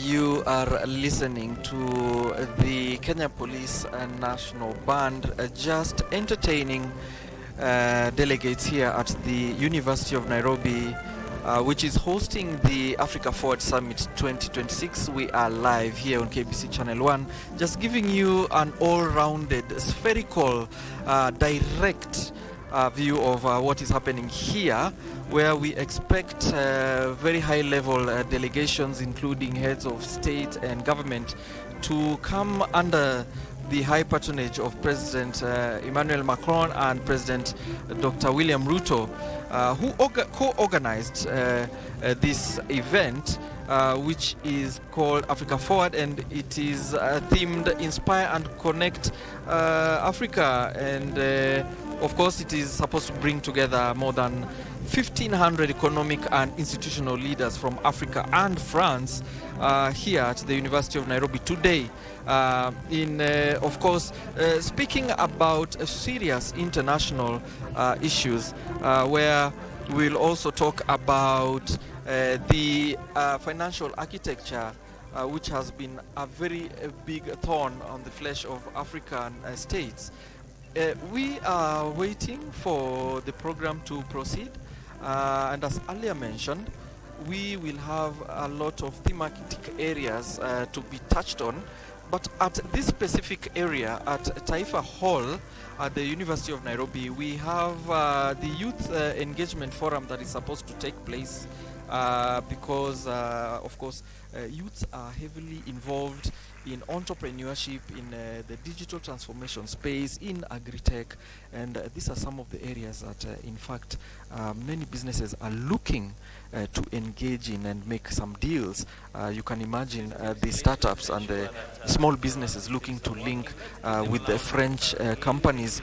Already in Kenya alone, we have about 140 French companies that are based here, from agriculture to retail to technology to agribusiness. All of them are here, and of course there are others that are looking at Kenya as a stepping point into the continent and are looking to come into the space by connecting with the various CEOs and agencies to take advantage of this. And what we can tell you right now is that President Emmanuel Macron has actually entered the premises. He's making his way through the UN grounds. He's arrived.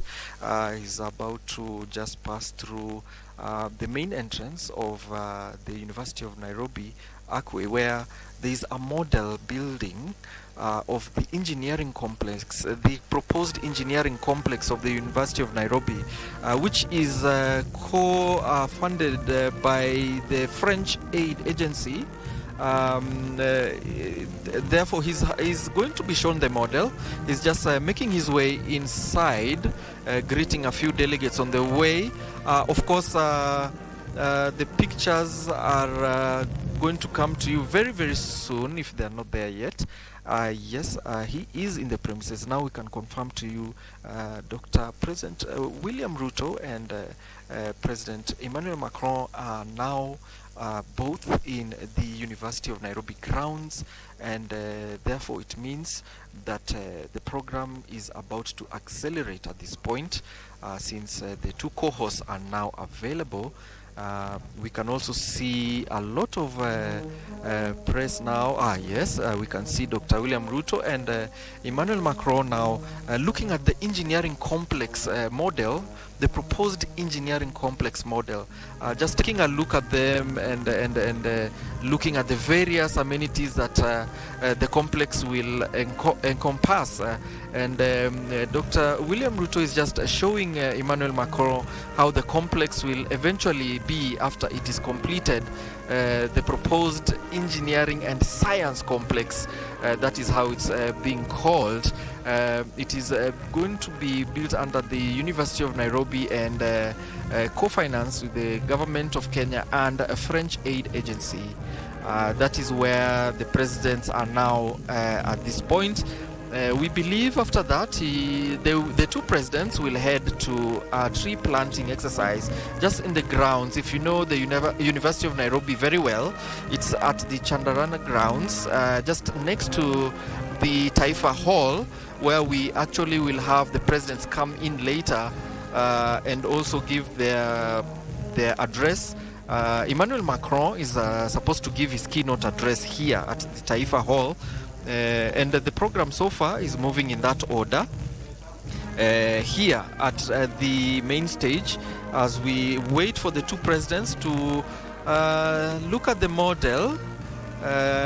On your screens, you can see President Emmanuel Macron and Dr. William Ruto, including also the Chancellor of the University of Nairobi, being taken through the proposed engineering and science complex, being shown the various amenities there that will be showcased once the project is completed. And you can see they're paying very keen attention to see how this is going to be transformative, especially for the youth of this country.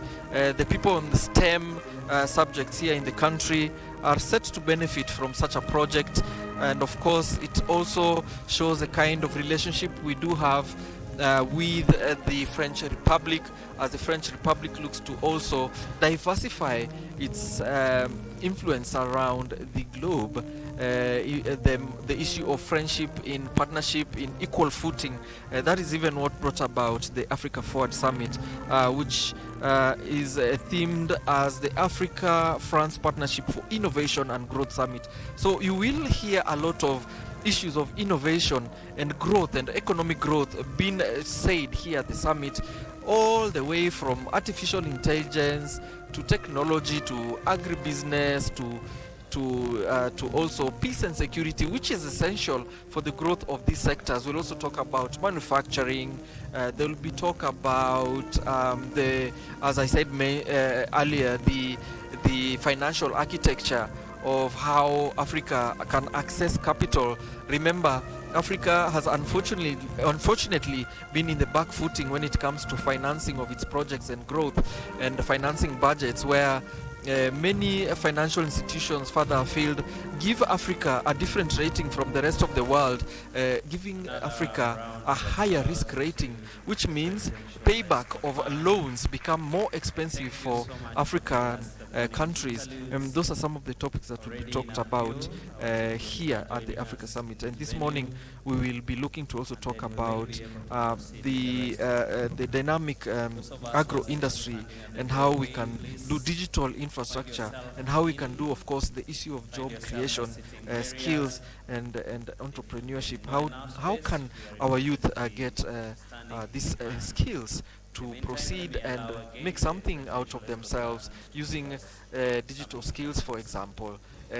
High-skilled youth to venture into their own and build up to the level of regional and also international. We do have a lot of startups in this region, and remember, Kenya is ranked very highly when it comes to tech, and it is the Silicon Savannah, and many will come into this country to understand how is it that Kenya leads in digital innovation.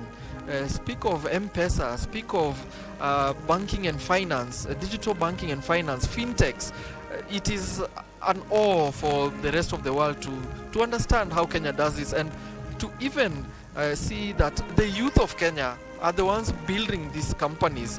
And the French will also look to see how they can integrate this into the French ecosystem.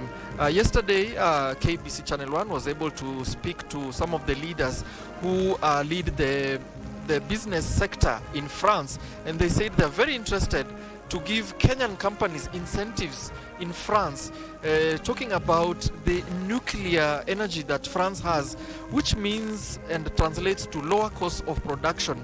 If a Kenyan company is looking to manufacture in France, then they're looking at one of the most cheapest energy costs in Europe.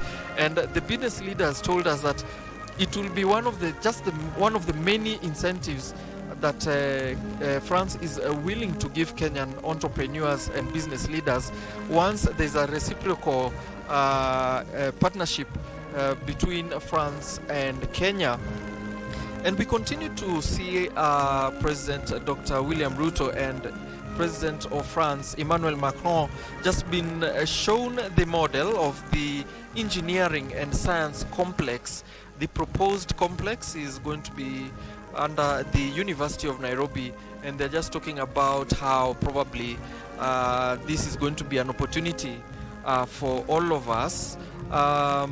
It is interesting to note that currently STEM is very strong in this part of the world, and we're looking at enrolling more students into this sector.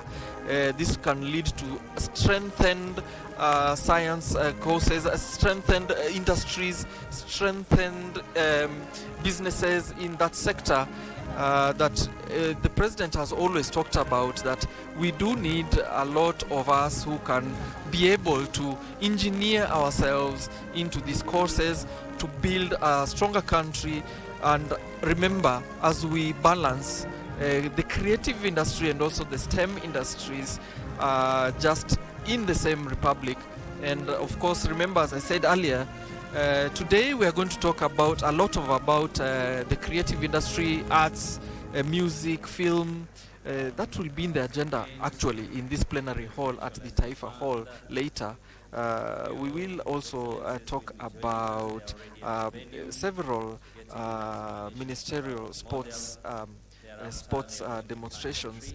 We will have sports ministers from all over the continent and beyond coming together to speak about what they are doing to make sure sports and the creative industry grows in their part of the world. We will also much later, have the two presidents speak. And right now we are seeing that the national anthem will also be cued in a bit later when the two presidents come into the Taifa Hall. We are seeing the Kenya Police National Band still entertaining delegates in the Taifa Hall as our presidents continue asking several questions about this model. You might wonder, how come they are still there now? But this is a serious issue. They're probably investigating and asking about the complex in a very high-level manner, just to be sure that this is something that is actually going to happen and will benefit both our countries.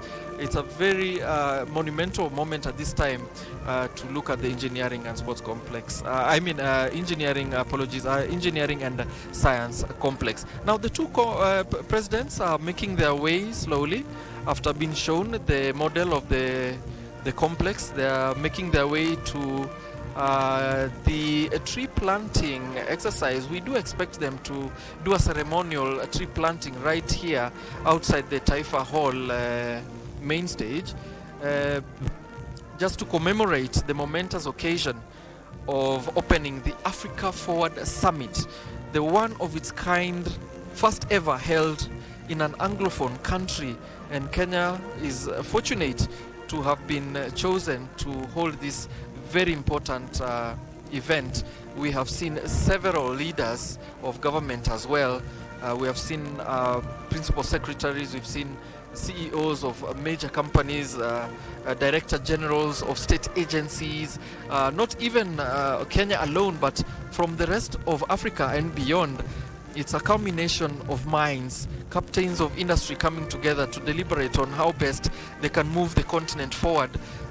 You can feel it, you can feel it, you can feel it's different this time, in a different footing, not from a footing of being disadvantaged, but as an equal partner in economic growth. And that is what they have been looking to do in one shared agenda. Remember, day one will also encompass a business forum where 1,500 businesses are meant to meet and speak on issues, especially on political and industrial conditions for producing more and a better Africa.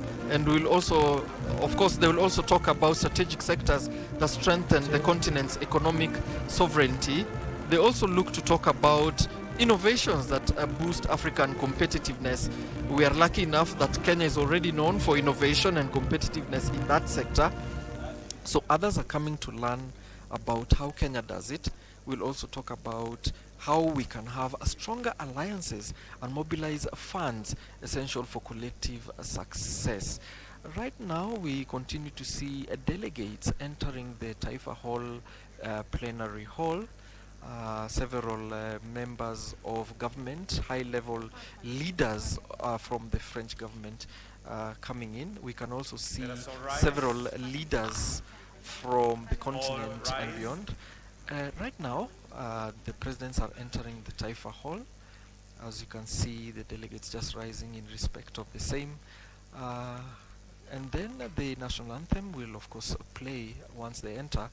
Right now, the presidents outside the hall are still doing some commemoratory tree planting exercise right now. President Macron just been shown around the grounds by Dr. William Ruto about one or two things before they enter the Taifa Hall, plenary hall. After the tree planting exercise, we do expect the two presidents to enter the hall, and then the program shall continue. Indeed, they are now slowly making their way into the hall, where we expect everything to start forthwith with the program. They will give the keynote addresses, especially the keynote address will be given by President Emmanuel Macron. As we wait for the two presidents to enter the hall, what you are seeing right now are the delegates just paving the way there. Waiting, and the protocol also just making sure everything is in order as the VIPs enter. At this point, I shall indeed hand you over to Taifa Hall as the President make their way inside the hall, where we will also hear the Kenya National Police Band play the national anthem. And we continue with the program. My name is Alan Naoko, as we continue showing you these live pictures of the two presidents in the Taifa Hall here at the University of Nairobi. Welcome and enjoy this live and direct feed from the University of Nairobi.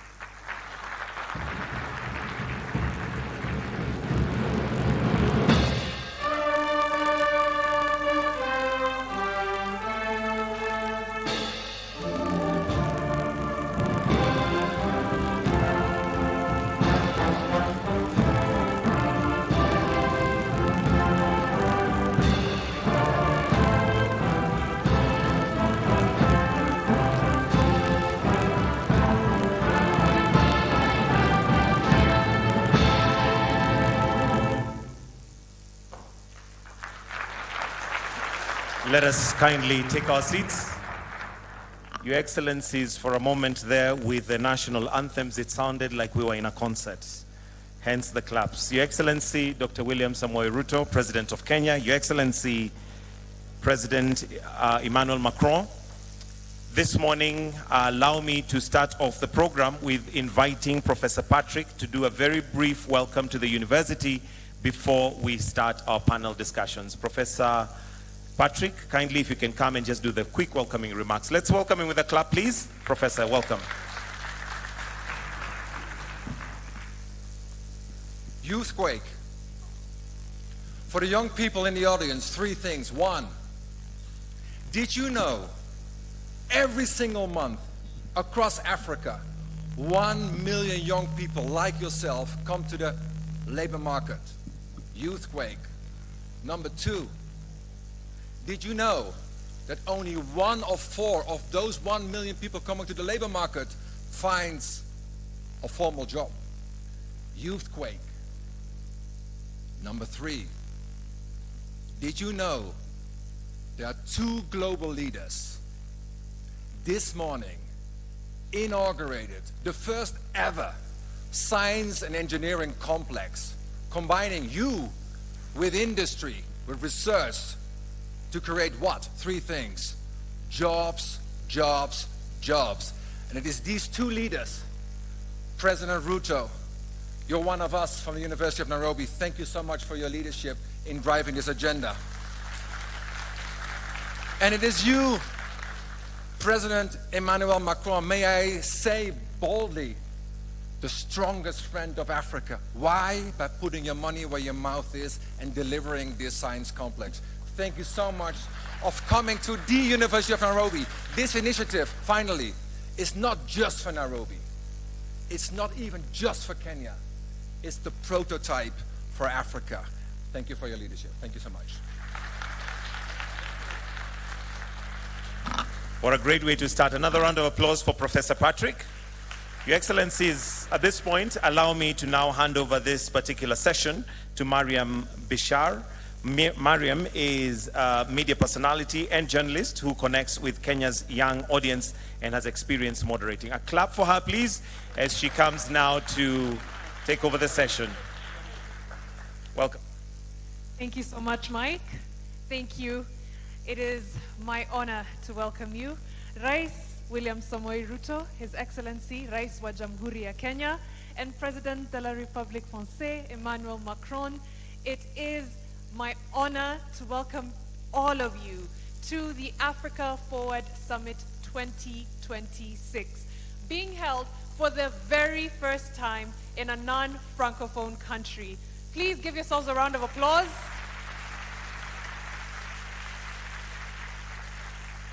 This is an immersive gathering of 30 plus heads of state, 1,500 plus business leaders from across the globe. But most importantly, it is also a gathering of the people that make up more than 70% of this magnifique continent we call home, young people. So over the next few days, we are going to learn, interact, network, to basically get a feel of the African continent and how it relates to France, how it relates to the world, how it relates to the West. We are breaking barriers. I hear people say that the world is no longer facing east or west, it is facing south. And I think it's time that we take our place and we act as such, right? Yes. The theme this year is Future Makers. And I like the idea of future makers. I also like to think that the future is quite possibly in the present. How many people have been told you are the leaders of the future, ever? Show of hands. Yeah. Has the future come? Yes? Yes? The future is here, right?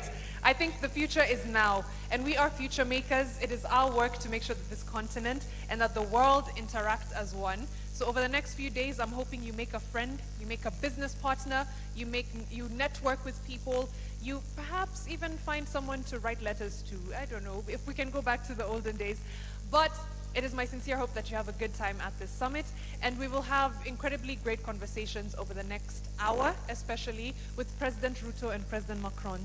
We'll be discussing AI and innovation, and we'll get to hear from President Ruto, his insights, his expertise, his thoughts on how we can basically use AI for innovation and to make sure that we are not just, like I said, the cog in the wheel that's making AI run in the world, but not gaining anything from it. And from President Macron, he'll be on a panel discussing how we can make sure that African voices are platformed on global stages. Just before the presidents came in, I spoke of the danger of a single story, and a lot of you agreed. You've heard or seen the lecture by Chimamanda Adichie. That means that we cannot be the people who are being written about without owning the narratives. And that even as we have partners across the world, that they are part of our story, that we are collaborating as one. Am I right? Yes. All right. We'll get right into our program for the day. I will invite our first moderator. Her name is Sophia Ida. She is a journalist, a TV presenter. She's also a comms expert, and she will be walking us through. Welcome, Sophia. She will be walking us through this panel on AI and innovation. Welcome, Sophia.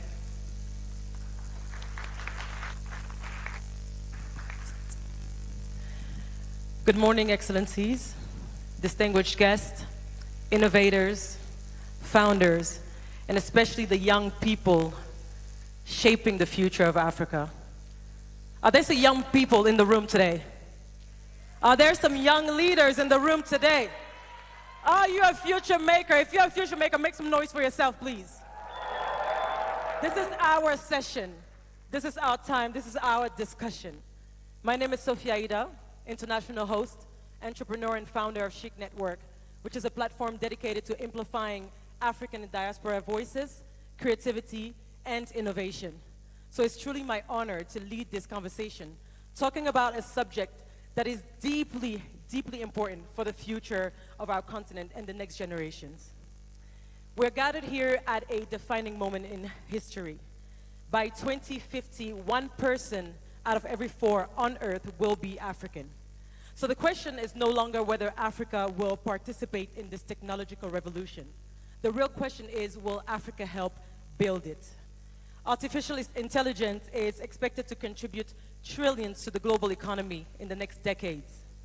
While Africa's digital economy will reach nearly $700 billion by 2050, But beyond the numbers, this conversation is about something a lot more human, deeply human. It's about jobs. It's about opportunities, dignity, and sovereignty.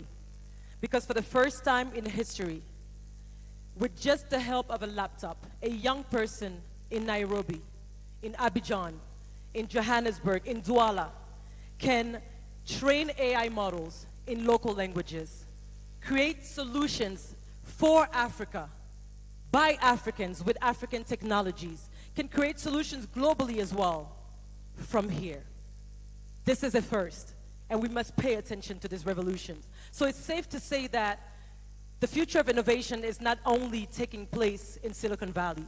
The future of innovation is taking place right here in Africa, in African cities, African universities, African startups, and by African youth. But this future will require courage. Courage to invest in infrastructure. Courage to trust the young entrepreneurs. Courage for us to no longer consume technology, but becoming builders, owners, and architects of it. And today we're joined by two leaders already helping shape that future. Our first speaker is one of the leading African voices in artificial intelligence today. She's not only building technology, she's helping redefine who shapes the future of AI. Through Amini, she's building sovereign AI infrastructure for Africa and the global South, enabling countries to create value from their own data, talent, and innovation. From Ndivya to Intel to ARM, her career has been dedicated to expanding access to frontier technologies and now to position Africa at the center of AI conversations. Ladies and gentlemen, please help me welcome to the stage the founder and CEO of Amini, Ms. Kate Kalot.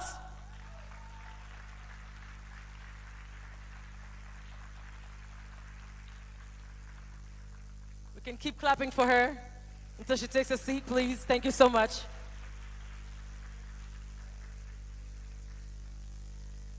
Our second speaker represents a new generation of builders connecting Africa through technology and entrepreneurship. As co-founder of Julaya and president of French Tech Abidjan, he's helping build the financial infrastructure powering African businesses across borders. Based in Abidjan and active across West Africa, he believes that Africa's next generation of jobs and economic champions will come from Africans building solutions for African realities. Please put your hands together for Mathias Leopoldi, co-founder of Julaya, president of French Tech Abidjan, and apparently he's a young leader de la French African Foundation. Make some noise for him.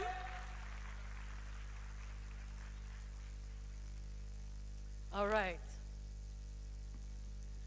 Now my first question is for you, Kate.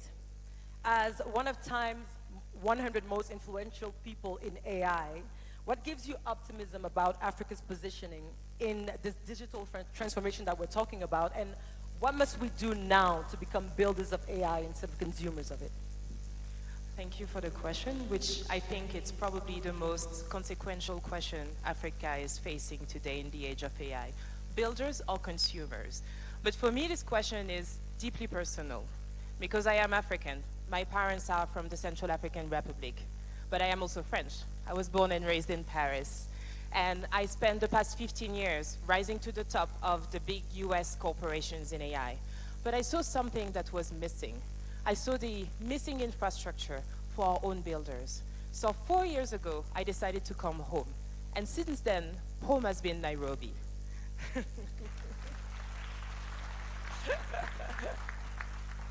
And I'm not alone. There are generations of builders from Microsoft, from Google, from the world's top universities, including Polytechnique, who are coming back to the continent.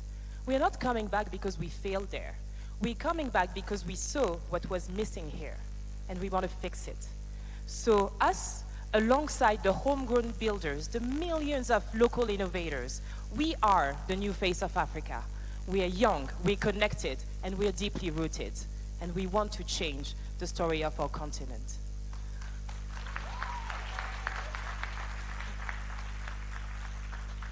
I often get asked why I left NVIDIA at the top of the AI revolution. And for me, the answer is in the statistics. Africa holds 19% of the world's population, but less than 1% of the global compute capacity. What the stat really means is that builders across many African countries, across Kampala, across Nairobi, across Bangui, are stuck at the bottom of the AI value chain. They are paid to label data and not empowered to build, forced to use and consume systems that were not designed or built by them or for them. But on the flip side, I see an opportunity to rewrite the future for ourselves. And that's why I decided to move to Kenya and found Amini 4 years ago. We transform local data into intelligence that the continent can act upon. We deploy local infrastructure that our governments can own, build, and operate locally.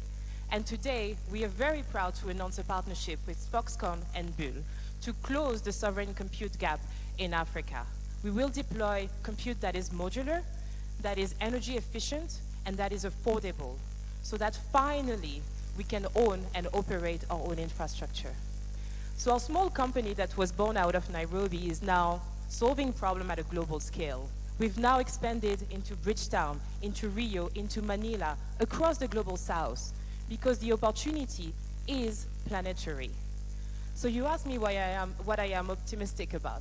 And I think I'm optimistic about our people, the generations who are coming back, who have not just studied the AI revolution, but have built it, have been inside the systems which are reshaping the world today. And the generations which have never left. I've been here, and for the past couple of years, I've learned how to master those systems. And those two give me optimism. France and Africa have something that neither of them can build alone or replicate alone. Deep talent, a tradition for strategic autonomy, and the refusal to accept that the future only belongs to those who already hold it. And for me, I hope that this is the new generation of the France-Africa relationship. I want to refuse that our builders, our future makers, have to choose between living to build or staying to build. Building from home has to be the best option for us. Imagine coupling French scientific excellence with African ingenuity. Builders in Nairobi, in Paris, building on the same infrastructure. This is us writing our own AI economy, not negotiating to be part of someone else. So Your Excellencies, as today, the decisions that you will make today and how we collaborate in the next 10 years will define what sovereignty means for centuries. Thank you. Merci. Asante sana. Thank you so much, Kate.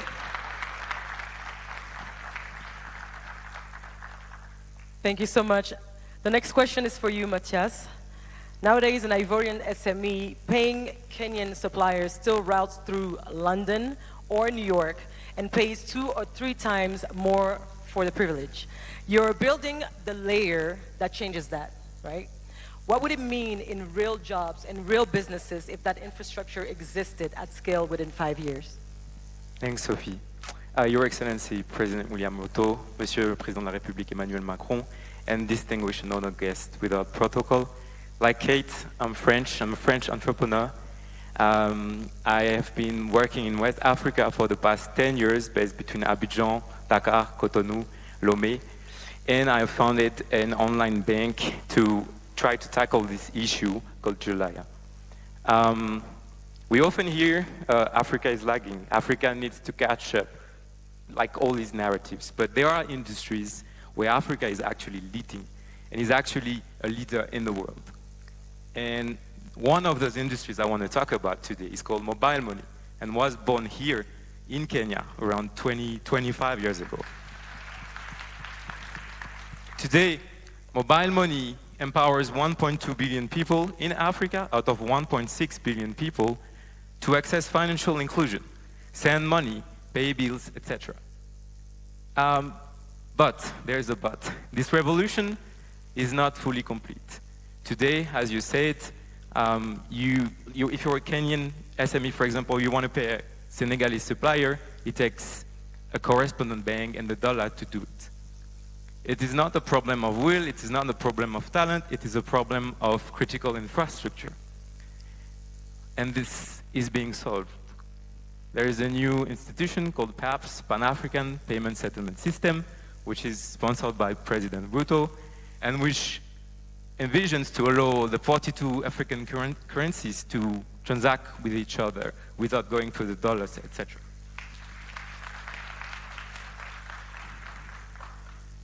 what we envision today as youth is to be part of this revolution.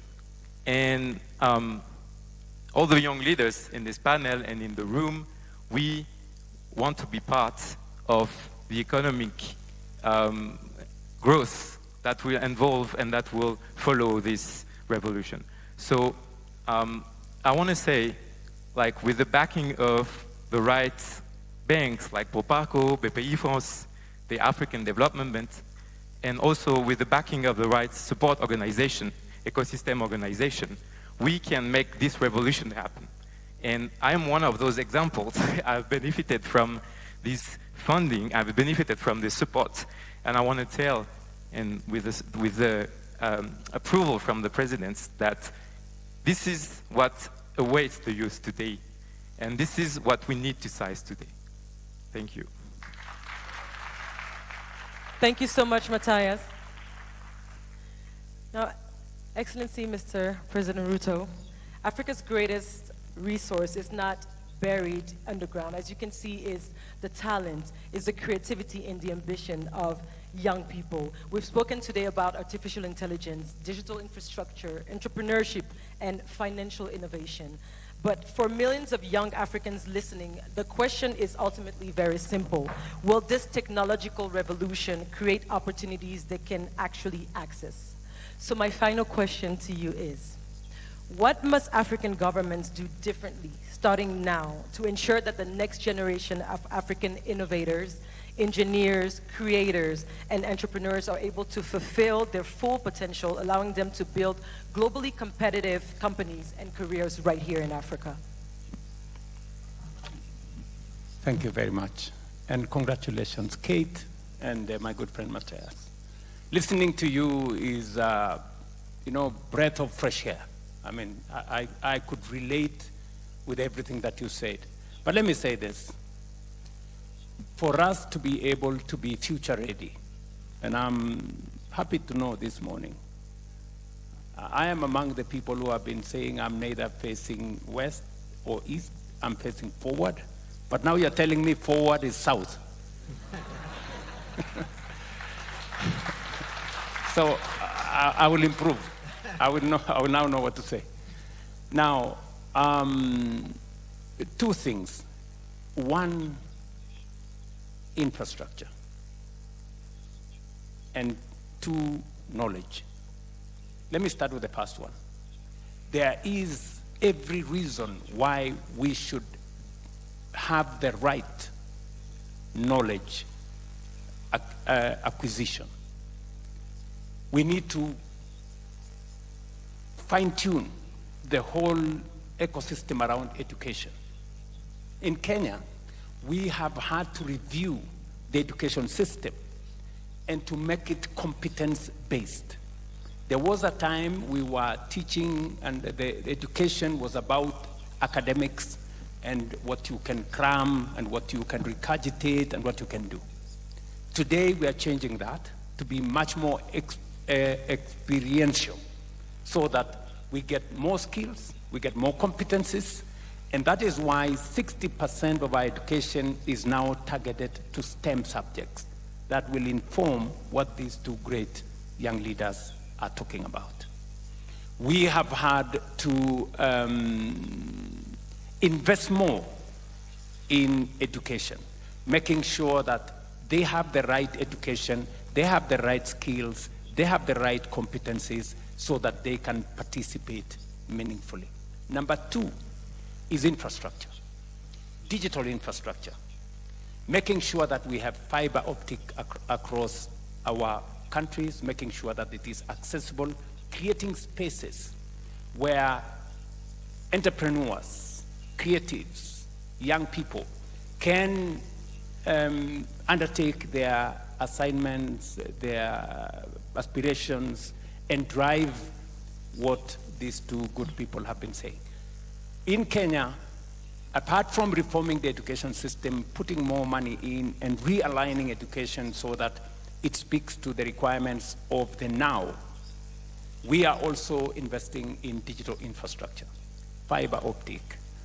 They've just said we are manufacturing now here in Kenya a lot of digital assets, whether it is phones, whether it is computers, and all that digital infrastructure. We are laying fiber optic to 30,000 kilometers already in Kenya to make sure that every part of Kenya is in the loop. And then finally, the Ministry of ICT, and I have my minister here, is now working on how to bring the rest of the world into Kenya to experience. And I'm going to ask Kate why she chose Kenya. I would really want to know why, out of all the other countries, why she. There must be something in Kenya that gave her, you know, there must be something. And it must be among the things I'm talking about. So making sure that some of the best companies across the world come to participate with us.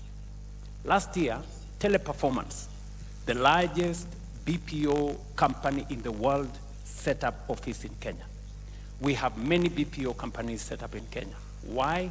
Because we have young people with the right skills, we have the right infrastructure in terms of internet connectivity, and we have a very enterprising and entrepreneurial population. So in my opinion, this is the space in which we are operating, and I think every other country should be able to think in that direction, because the future is about technology, the future is digital, and AI is going to be at the center of it. Thank you so much, Your Excellency. Please, will you favor me with Kate? Will you favor me? We picked Kenya because of the ecosystem, like you mentioned. The ecosystem is vibrant and it's here. Thank you so much. Thank you, Your Excellency, for your remarks. Thank you, Kate. Thank you, Matthias. We are closing this first panel. Thank you, everyone. And Mariam, I give you the mic to follow this day. Thank you. Thank you.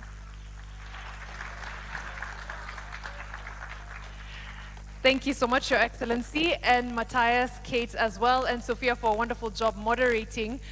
The fact that Kate left in video, which makes more money on a yearly basis than a lot of nations, to come and invest back home, says something that if we don't believe it ourselves, no one else will believe it, right? We have to set the precedent. And I think that's amazing. Also, what we're doing with the competency-based curriculum, as the President has said, is preparing ourselves for now and for the future. And I love that we're able to have these discussions in a room where the whole continent is represented. There we go. Speaking of representation,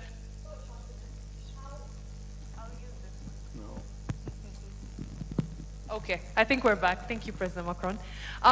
Speaking of representation for the continent, the fact that we get to tell our own stories is also incredibly important. How we platform ourselves across the world, how we are listened to, how we are viewed, how we are perceived, that's what we're talking about in this next panel. And we will have the moderator being Aisha Toure, who is the CEO of Orange Sierra Leone. Please give Aisha a big round of applause.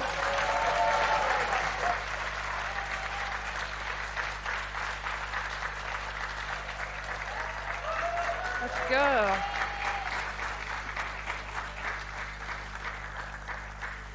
And of course, His Excellency President Macron will be on her panel as well. Let me hand over to you, Aisha.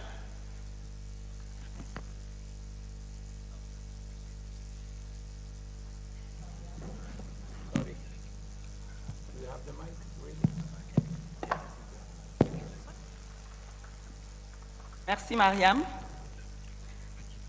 Leurs Excellences, Monsieur Emmanuel Macron, Président de la République française, Monsieur William Ruto, Président de la République du Kenya, merci de nous offrir ce moment. Bonjour à toutes et à tous. Je m'appelle Aisha Touré, directrice générale d'Orange Sierra Leone. Je suis évolué entre la France, le Royaume-Uni, les États-Unis et maintenant la Sierra Leone. Je sais ce que signifie naviguer entre plusieurs cultures et apprendre à en faire une force. Je suis également fière de faire partie d'un groupe qui connecte aujourd'hui plus de 160 millions d'Africains à des services numériques et financiers essentiels et qui a déjà formé plus d'1,5 million de jeunes Africains à des métiers du numérique gratuitement via les Orange Digital Center. Pendant longtemps, l'Afrique a été racontée par d'autres. Aujourd'hui, des voix africaines s'imposent à travers la culture, l'entrepreneuriat, les médias, la technologie. Le narratif devient... L'influence d'un continent ne se mesure pas uniquement à son poids économique ou politique, mais aussi à sa capacité à produire des récits, des imaginaires, des marques, de la culture et de la confiance. On peut parler de la diplomatie culturelle française, M-Pesa pour le Kenya. Alors, comment l'Afrique transforme-t-elle aujourd'hui cette nouvelle visibilité en capacité d'influence? Jean-François et Wilfried ont des réponses concrètes. Je les invite à nous rejoindre.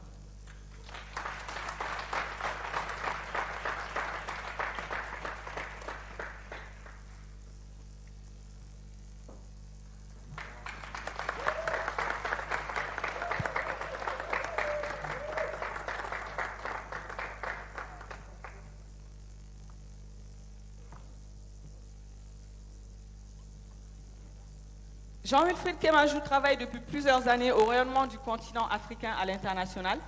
Il est notamment l'un des principaux architectes de la marque Bénin, un monde de splendeur,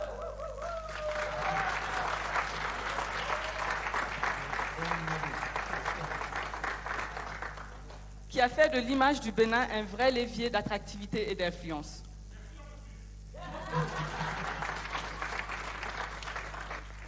Marois, entrepreneur, créatrice de contenu et animatrice télé, incarne à travers son parcours entre l'Algérie et la France une Afrique qui construit aujourd'hui des marques, des entreprises et une influence culturelle entre plusieurs mondes.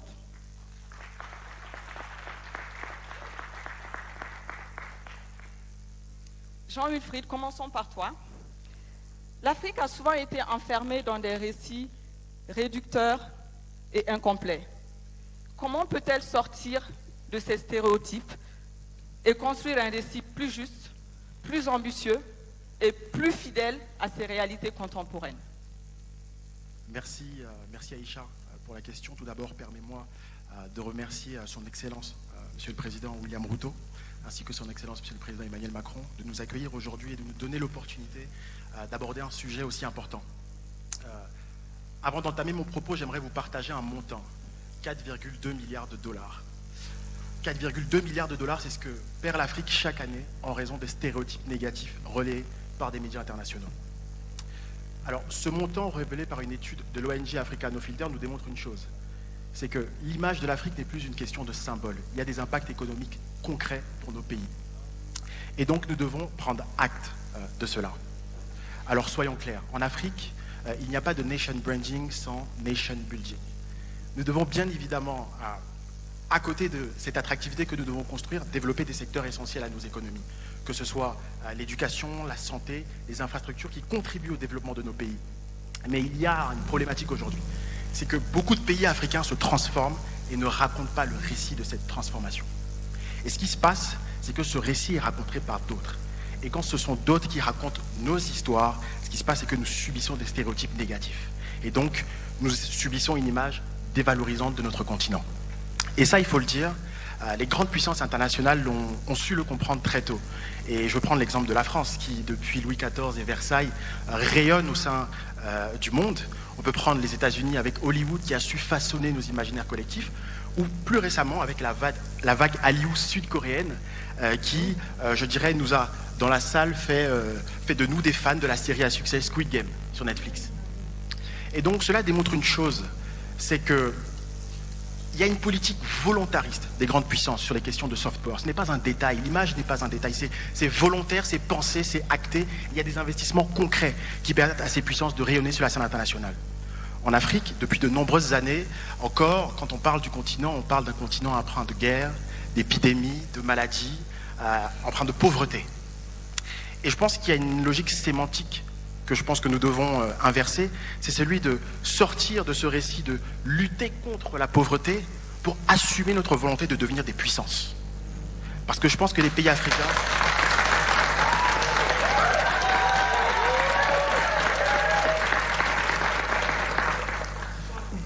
pense que les pays africains aujourd'hui doivent aspirer à devenir des puissances culturelles, des puissances technologiques, des puissances économiques. Et que ce récit a déjà commencé. L'Afrique n'est pas le continent du futur, mais bien du présent. Et donc moi, j'aimerais aussi vous partager une expérience personnelle, parce que le Bénin, depuis plusieurs années, est dans cette transformation. Et au Bénin, berceau du vaudou, le pays a voulu justement sortir de ces stéréotypes négatifs. Parce que quand on parle du vaudou, et je sais déjà dans la salle qu'on se dit « oulala, la magie noire, la sorcellerie, qu'est-ce qui se passe ?» Eh bien, ça c'est le résultat de ces années, de ces décennies, de ce siècle justement de stéréotypes négatifs. Le vaudou, ce n'est pas cela. Le vaudou, c'est notre spiritualité, c'est ce que nous sommes au plus profond de nous-mêmes. Et donc, sous la supervision de son Excellence le Président de la République, Patrice Talon, il a fait le choix assumé, avec fierté, de revendiquer justement ce patrimoine inestimable. Et je veux ici donner un exemple concret, celui des Vaudou Days, qui est aujourd'hui devenu le plus grand rassemblement autour des arts, de la culture et de la spiritualité vaudou autour du monde. La première édition, il y a 3 ans, nous avons eu 97 000 participants. Il y a quelques mois, en janvier, nous avons eu 700 000 participants en 3 jours à Ouida. Cela démontre une chose, c'est que quand un pays assume son patrimoine, décide de maîtriser son récit, eh bien ça marche. Ça marche économiquement, ça marche touristiquement, et ça marche aussi dans la réappropriation de cette fierté en tant qu'Africains. Aujourd'hui, les Béninois le diront, ils sont fiers d'être Béninois et de revendiquer cela.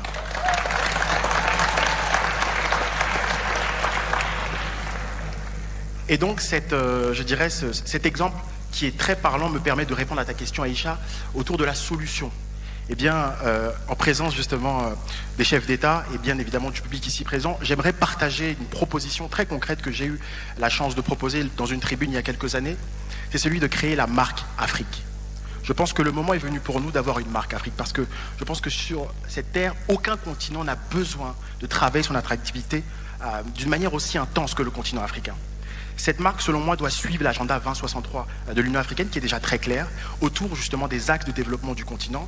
Et cette marque également doit pouvoir associer institutions financières, États, société civile, autour d'une entité qui nous permettra enfin de reprendre la main sur notre narratif et bien sûr de valoriser notre continent sur la scène internationale. Je vous remercie.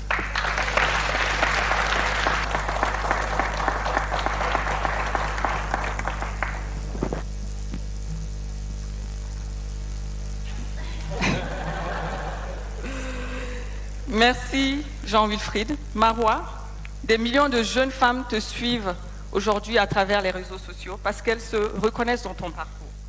Toi qui vis entre 2 continents, 2 cultures, quel rôle la diaspora peut-elle jouer pour changer le regard sur l'Afrique? Et à travers ton parcours, comment as-tu ressenti ce besoin de contribuer au développement économique de ton pays d'origine? Merci beaucoup Aïcha pour cette question. Avant ça, permets-moi de remercier l'organisation pour l'invitation, l'Assemblée ici présente. For the invitation and clearly to their excellencies, thank you for being at the source of this initiative. It's very humbling to be here next with you. This event is very important symbolically as a young Algerian woman.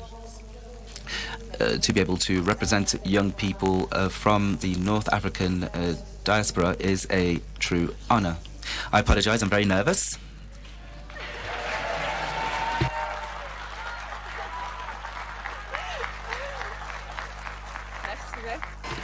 Thank you. So I'll tell you about my path. I was born in Algeria. I stayed there until I was 5 years old, and then I moved to France. So we have some fans of Algeria in the room. So as I was saying, I continued my trajectory in France, and I struggled with my identity for some time. I considered it as a disability, and now I see it as my strength. And I think it's important for our diaspora to understand 2 realities. What are international ambitions and what are the possibilities on the African continent? Throughout my education, I went to an engineering school, which was extremely demanding and very tiring. But it was my release. I needed a release, and my release was social media. And on social media, I was able to talk about my culture, my 2 cultures, and I was able to speak to those who are like me and who look like me. and to represent them. And this has enabled me to pursue incredible opportunities to work with international leaders in retail and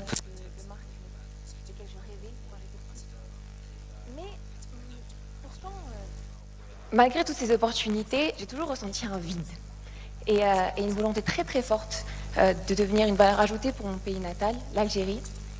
Et c'est pour ça que depuis 3 ans, avec mon mari, nous développons plusieurs business sur plein de secteurs différents, la restauration, l'immobilier, et notamment l'industrie, avec l'ouverture d'une cuisine de produits cosmétiques made in Algeria, et aussi avec la création de notre marque, la première marque premium de maquillage en Algérie. Et avec ce projet, And so beyond beauty, my desire was to make something in Algeria, in Africa. And we want to rival international competitors, and it's important not to establish oneself on the international scene. My intention, along with my husband, was to contribute to the local economy, to create, to invest, to create jobs, and to provide an economic added value and to export to the EU. And that is our role as part of the African diaspora. That is to say, we're here to build bridges, economic bridges, cultural bridges, human bridges. And to answer your question, Aisha, our generation, in my opinion, have an essential role to play for the future, to change the perception of Africa, to show Africa's potential. And a message I would have to send to African youth is to believe in your ambitions, believe in your dreams, and above all, never forget that your identity never forget that your identity does not hold you back, but rather it is your biggest strength. Thank you. Merci. Thank Croire you. en ses rêves, croire en son Believe in your identité. dreams, believe Monsieur le Président, identity. Jean-Wilfried et Marois Mr. President, une Jean-Wilfried nouvelle génération and Marwa have just demonstrated that a new African generation is building its own narrative, its own brand, its own influence. So here in this room we have builders, entrepreneurs, creators. What message do you send to this generation? There are artists in the room as well. Thank you very much. Thank you, Mr. President. Thank you for your welcome, not just here to Nairobi, but also to your alma mater, your university. And thank you to the university for their hospitality. I really wanted to continue to listen to these discussions because I'm becoming a veteran in this mission. I've been working on this for 9 years, and my intention is to change a number of things when it comes to the relationship between France, Europe, and Africa. And it was quite formidable to listen to all 4 of you because you spoke very wisely. And whilst I was listening to you, I realized that we should let you lead the way, in fact.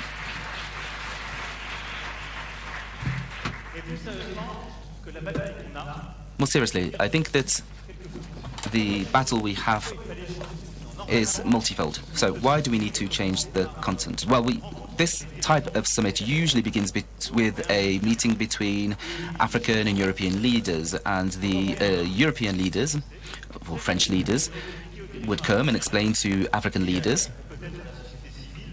And perhaps they would involve civil society. They'd say, we've taken a look at your situation, this is what's good for you, and we'll help you. And I think that this is no longer what Africa needs or what Africa wishes to hear.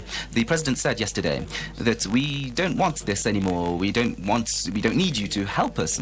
And this is good because we don't necessarily have the resources to do so, if I'm to be 100% clear. And it creates many tensions. We talk about helping people, and then this may lead to problems, etc. Well, Africa is succeeding. It is the youngest continent in the world. It's the continent which has the highest growth in the world. All Africa needs is investment to be more sovereign. This was mentioned earlier on. And we want to be partners on an equal level because we have the same mission to carry out in Europe. And that is what is at stake here. And we're beginning this Africa Forward Summit by listening to you, the youth of the African continent, to tell you, these are our dreams, these are our ambitions, this is what we're doing. And we can say, well, we have investments to make. It's wise for you, it's good for us, and we can work together to do this. Our challenges are very similar.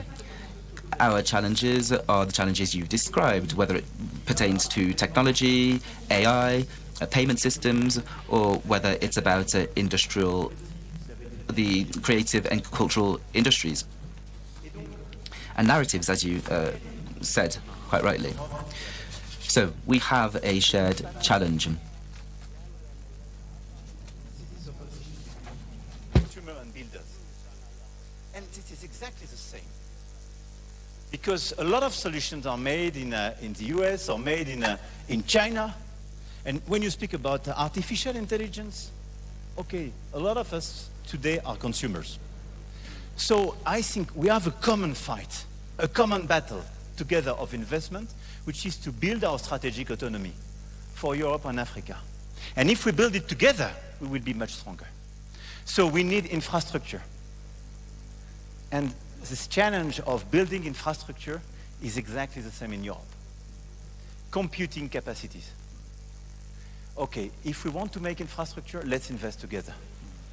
In order to do so, and this is a challenge, by the way, that President Ruto is facing here and fixing, this is the energy challenge. No chance to build any AI infrastructure and computing capacities without energy. So we have to build much more energy facilities, renewables, nuclear, in order to deploy electrification of our common use in Europe, electrification for households and companies in Africa, but in order to build additional capacities and computing capacities, first challenge. And to build foundational models and companies on that. Everything, when we speak about infrastructure, is about sovereignty. And this partnership between Amini, Bull, and Foxconn, for me, is a perfect example of this sovereignty, this common sovereignty story. African, European, and Taiwanese company. All of us have to face this challenge of sovereignty and reducing our dependencies. So it's super smart. So let's rush on infrastructure, and it's true for AI, it's true for payment system, and I want to commend you for what you do with this Pan-African settlement system. I think it's super smart, and you're right to say that you are leading in terms of mobile payment, and we are very proud for Orange and some companies to be part of this game. The second key challenge we have to face together is about talents. In Europe, and especially in France, we do educate and train a lot of talents. Our key challenge is to provide jobs for them and to make sure that they stay and don't move.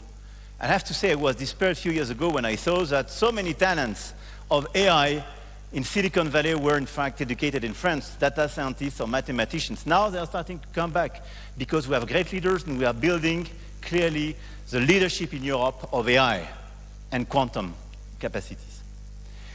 And it is exactly the same challenge in Africa. And you were right.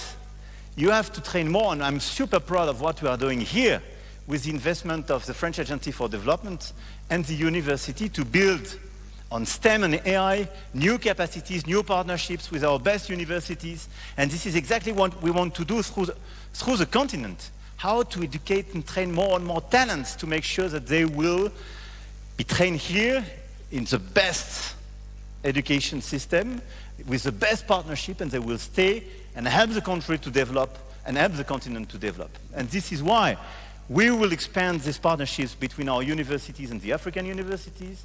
We will accelerate this trend of investment, and this is why I want to thank our companies to clearly accompany this work on Orange during this summit. We'll announce, thank you, Christelle, these 50 digital centers I think this is extremely powerful, with 1 million young African people being trained through this Orange Digital Center by 2030.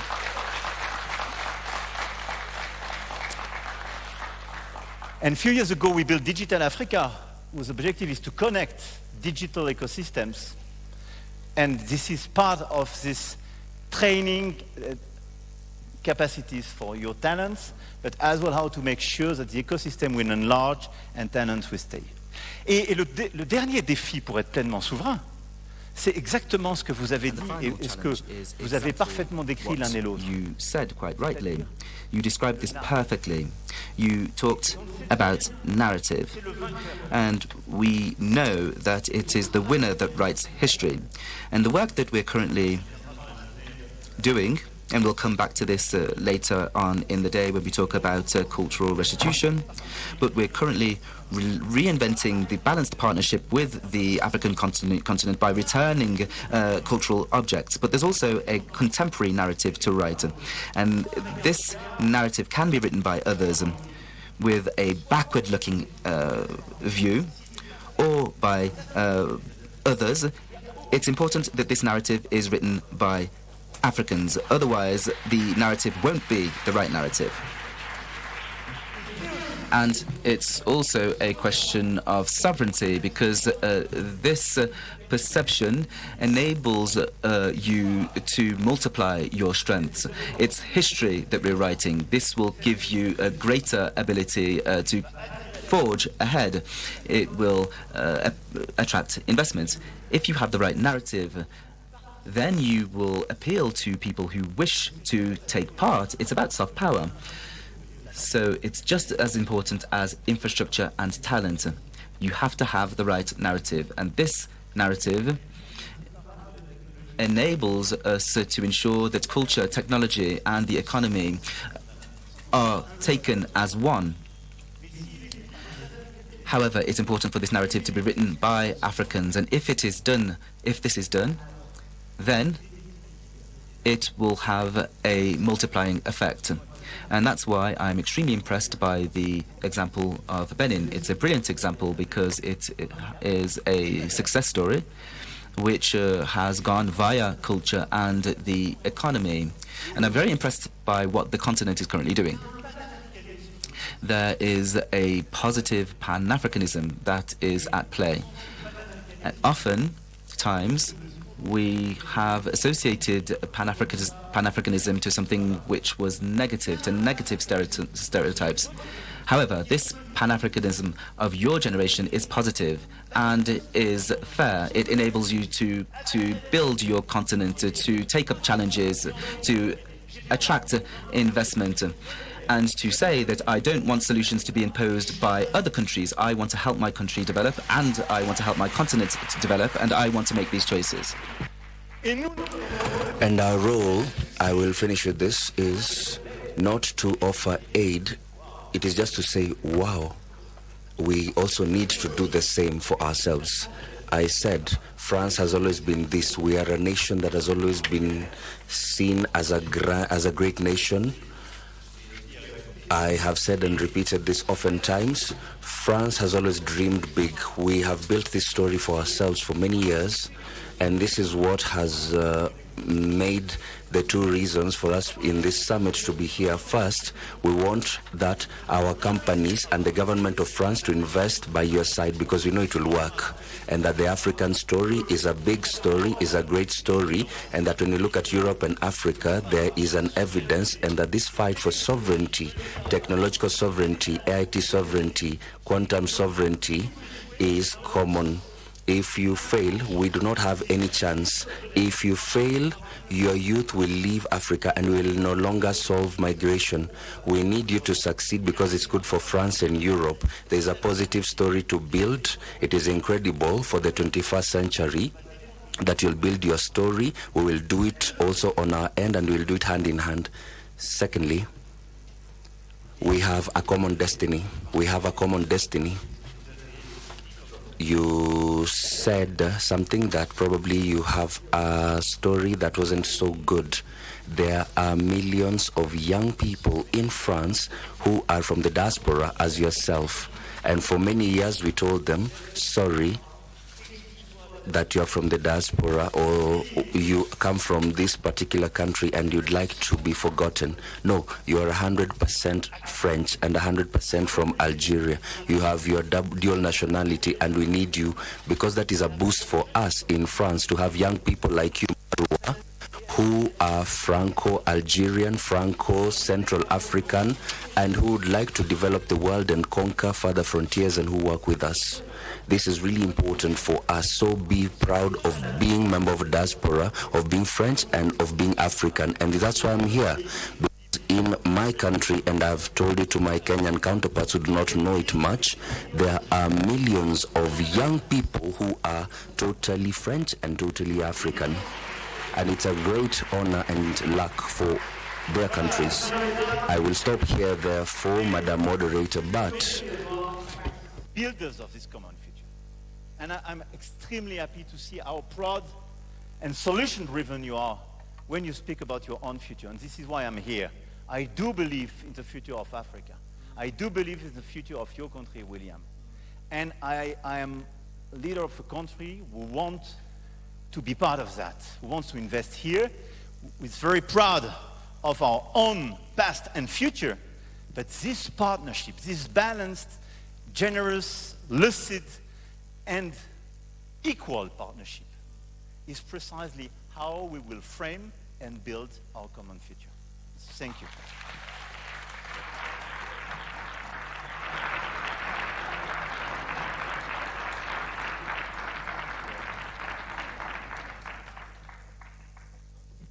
Thank you very much. Thank you to our moderator, Aisha. Thank you, President Macron and Marwa and Jean-Wilfred. Please give them a round of applause.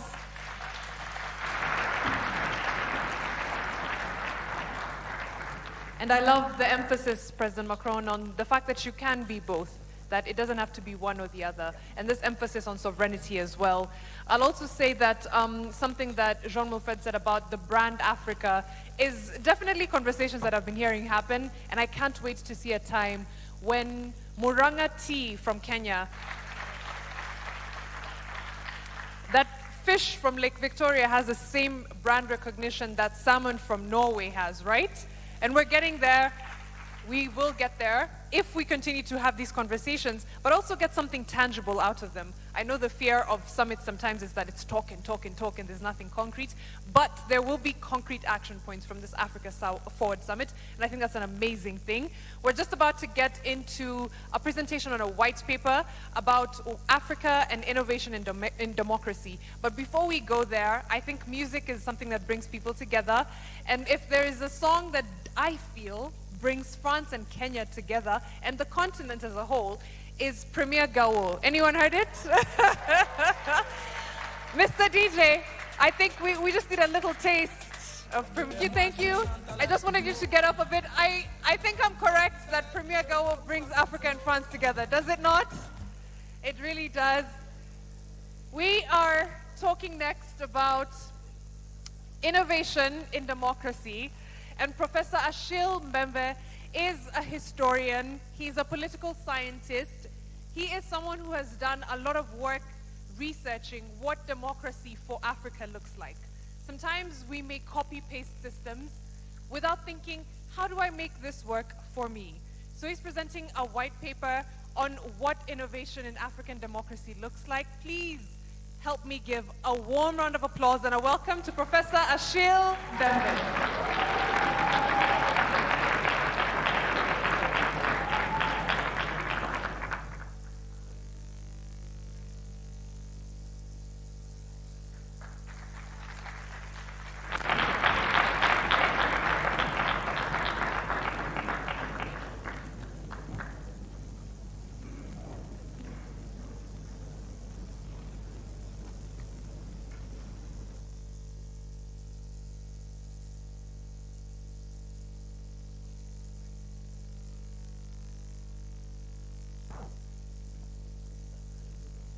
I did prepare some formal remarks, but the atmosphere in this room, I think, invites for something a bit more spontaneous.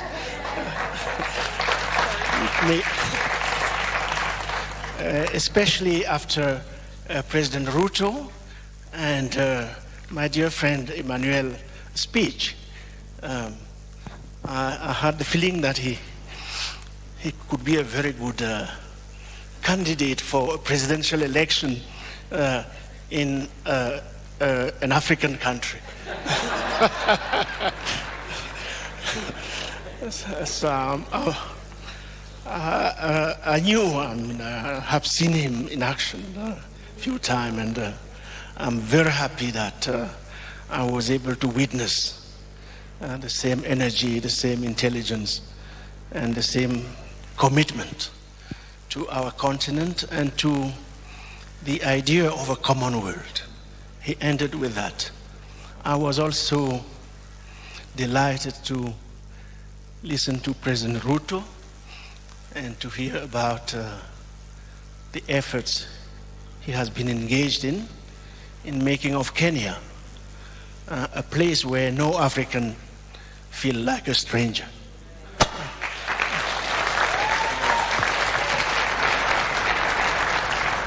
All that we heard from President Ruto and Emmanuel, we heard it yesterday. The same joy, the same passion, the same energy was expressed yesterday during a pavilion. The Innovation Foundation for Democracy, the Paris Peace Forum, and the International Commission for Jurists, Kenyan section, we held at another university, Strathmore University, not far from here indeed. And what we are bringing to you this time is in the form of a book. I won't be summarizing the book here. The book contains no less than 60 proposals, which are not proposals for governments, which are not proposals for business, which are proposals for all, beginning with civil society organizations themselves, in the full knowledge that these days governments, business, and civil society and communities have to work together. There's no other way. And that we have to basically invest, as we heard this morning, in our communities and societies' resources, in their strengths, being inclusive, if we are to address the challenges ahead of us. I'll end these very quick comments with one word which came to me as I was listening to the conversation we have had this morning. When it comes to telling the world what Africa is all about. I will say it in French because I really haven't found a proper translation in English. I hope that the translators will do their job. L'Afrique est une réserve de puissance et une puissance en réserve. I believe that that's what I heard this morning, and I would like to leave it at that. So this is the book. Voilà. It's a lot of reading for the two presidents, but since they read so well, I'm sure that they go through it. Thank you very much, and excellent. Thank you very much. Thank you very much. Thank you. Bravo.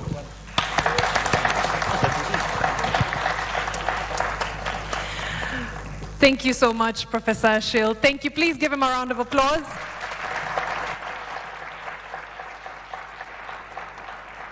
And please give President Ruto and President Macron a warm round of applause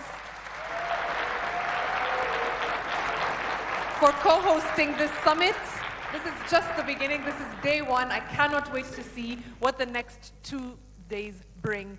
Now we'll take a quick photo session, but I'll hand over to Mike to run us through the photo session. There'll also be a video playing just to give you a historic look at the relationship between France and Kenya. It's going from Ouagadougou to Nairobi. We'll play that in just a minute, but let me hand over to Mike. We'll have a quick session with the panelists, a photo session, just so we can get everyone in the picture, and then we'll hand over to the video from Ouagadougou to Nairobi. Mike? All right, thank you. A clap for Mariam, please, for moderating us very well. Thank you. Your Excellencies, I'll just request that we step forward. I'll request that the panelists may also join the presidents for the photo session. Just initially the first panelist, please. Just the ones who spoke. Yes. The two sets that spoke. Mariam, you can also join in the photo, please. All right, just a kind request that we all stay in place as the presidents leave. And we'll shortly be seeing a video on France-Kenya relationships from Ouagadougou to Nairobi. Please also... Indeed, welcome to Taifa Hall. This is where we've seen President Dr. William Ruto and the President of France, Emmanuel Macron, just speaking to the youth. This was a high-level youth engagement forum where we saw startup entrepreneurs in technology and further afield, just speaking to the president and telling the presidents and telling them about their challenges. They spoke about some of the issues that affect the youth in technology and in business here in the continent and further afield. And President Ruto did say that we need to fine-tune issues, especially in education. The president said that the country, Kenya, is changing to a more experiential kind of education where we have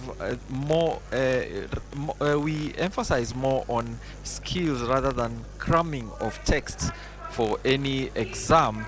He did say how Kenya is making sure that children have the right skills and competences, and he further went on to add that Kenya has also made sure that we have the right infrastructure such as fiber optic connectivity to make sure everyone is able to drive their aspirations forward.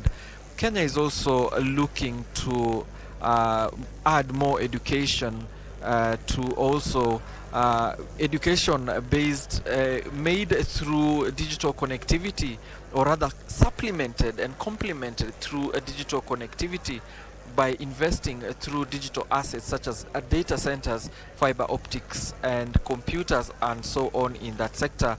Kenya is also working through the Ministry of ICT on how it can bring the best companies in the world to set base in Kenya. The president saying that it is no chance that major companies in the world are here. Indeed, that has been just a recap of what has been going on here at the Taifa Hall at the University of Nairobi, where we are bringing you live pictures on all platforms, including the digital platform KBC Digital and KBC Plus online. We now hand you over back to studio as we continue to bring you this live event throughout the day. My name is Alan Auko. Enjoy the rest of your viewing.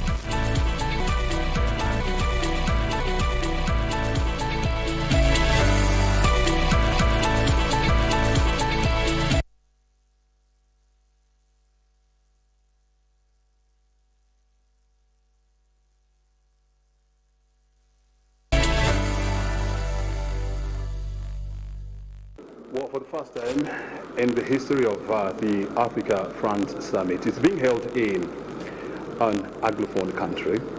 This is the first one, and of course, more than 30 heads of state are converging here in Nairobi for this critical meeting, which is going to discuss, among others, how to restructure the global financial architecture, as well as green energy, and of course, deepening relations between Africa and France. Nairobi is going to be the host. This meeting is going to be huge.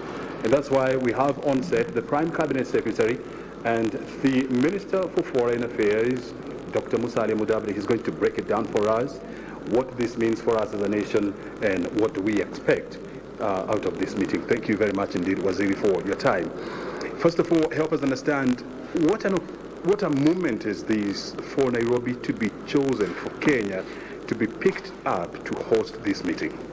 Well, it's a very significant recognition for us, and it speaks to the capacity of Kenya to convene critical international gatherings. Now, on May 11th and 12th, we are going to have the Africa Forward Summit being held here in Nairobi at the Kenyatta International Convention Center. This is the primary venue, but there'll also be activities taking place at the University of Nairobi for the Business Forum, and we also have concerts lined up in Kasarani at the gymnasium during this two-day period.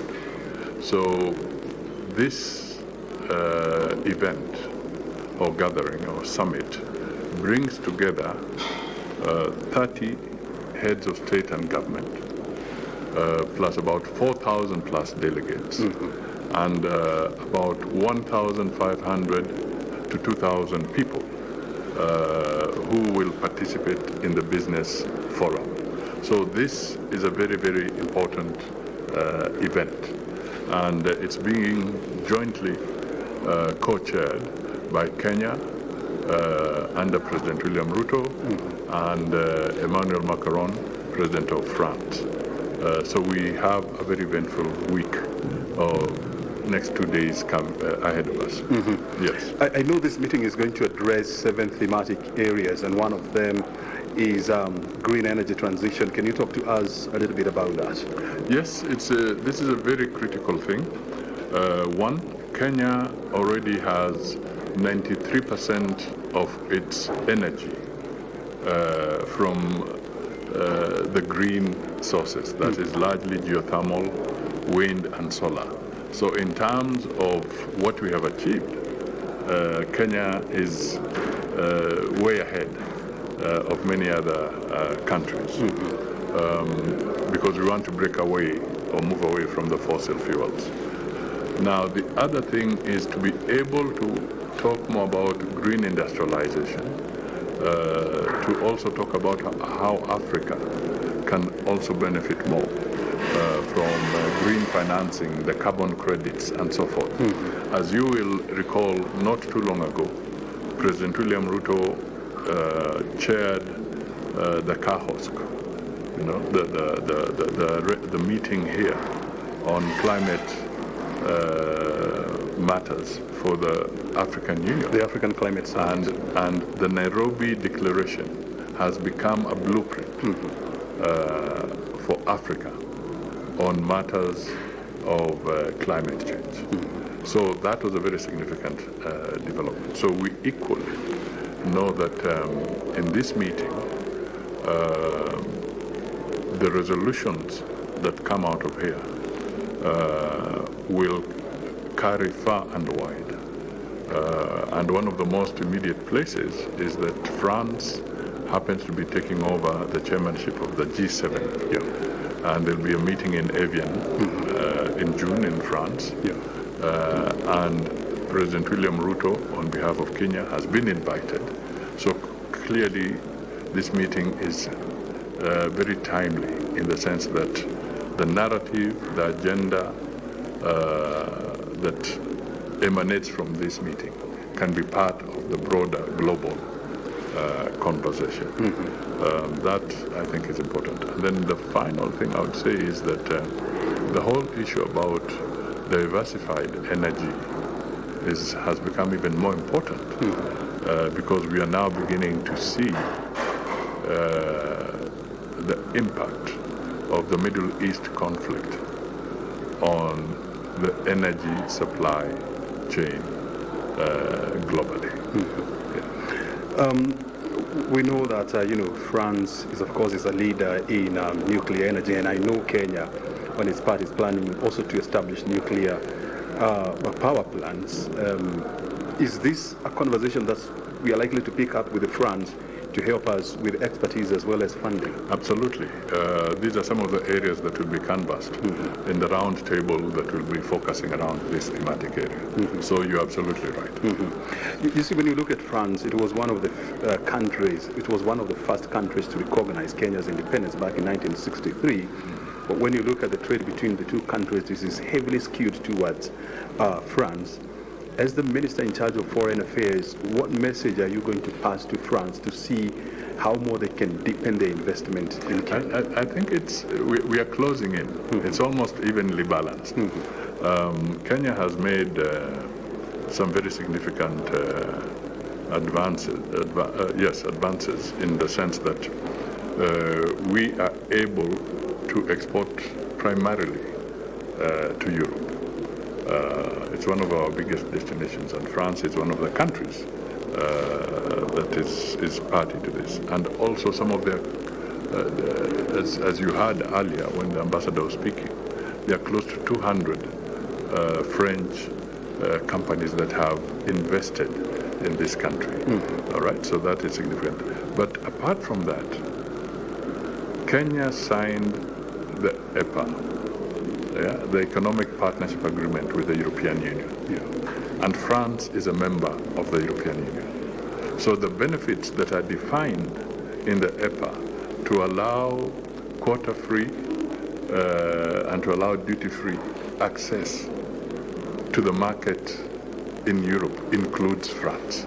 So it is for us now to capitalize on that framework and be able to move forward.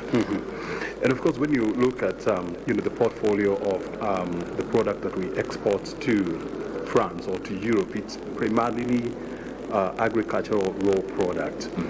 There will be a meeting between investors, business people, as well as policymakers. What kind of conversations do you expect to come out of that meeting? The conversation we want is that we want more manufacturing done in Africa. We want more value addition done in Africa. This is really the conversation we should be having. All right? It's not just about extraction. It's not just about extraction of raw materials, whether mineral or agri-waste. We want to be able to send a message that we want more manufacturing of pharmaceuticals. We want more manufacturing of different products. We want more manufacturing taking place on the African continent so that we create more jobs here. All right. We want to export more rather than have more people migrating to Europe. It should be our commodities that should be crossing the seas to the markets in Europe. That is what we want to achieve. And of course, the French President Emmanuel Macron will be coming to Kenya with a delegation of more than 200 investors. And Kenya has established the PPP Directorate, whereby it is offering ready for investment a project. Do we have ideas of projects that we are willing to market to the French? I think in the thematic areas that we talked about, there are several opportunities that will be made available for conversation. And our Ministry of Trade and Investment is well placed to drive this conversation. And I'm sure at the end of the business forum, there'll be some announcements where some partnerships have been conceived and we'll be looking forward to good progress. So I think there'll be a lot of opportunity. What is also important is that this is an opportunity for the private sector, business-to-business conversation to take place here, all right? It's not just about business and government.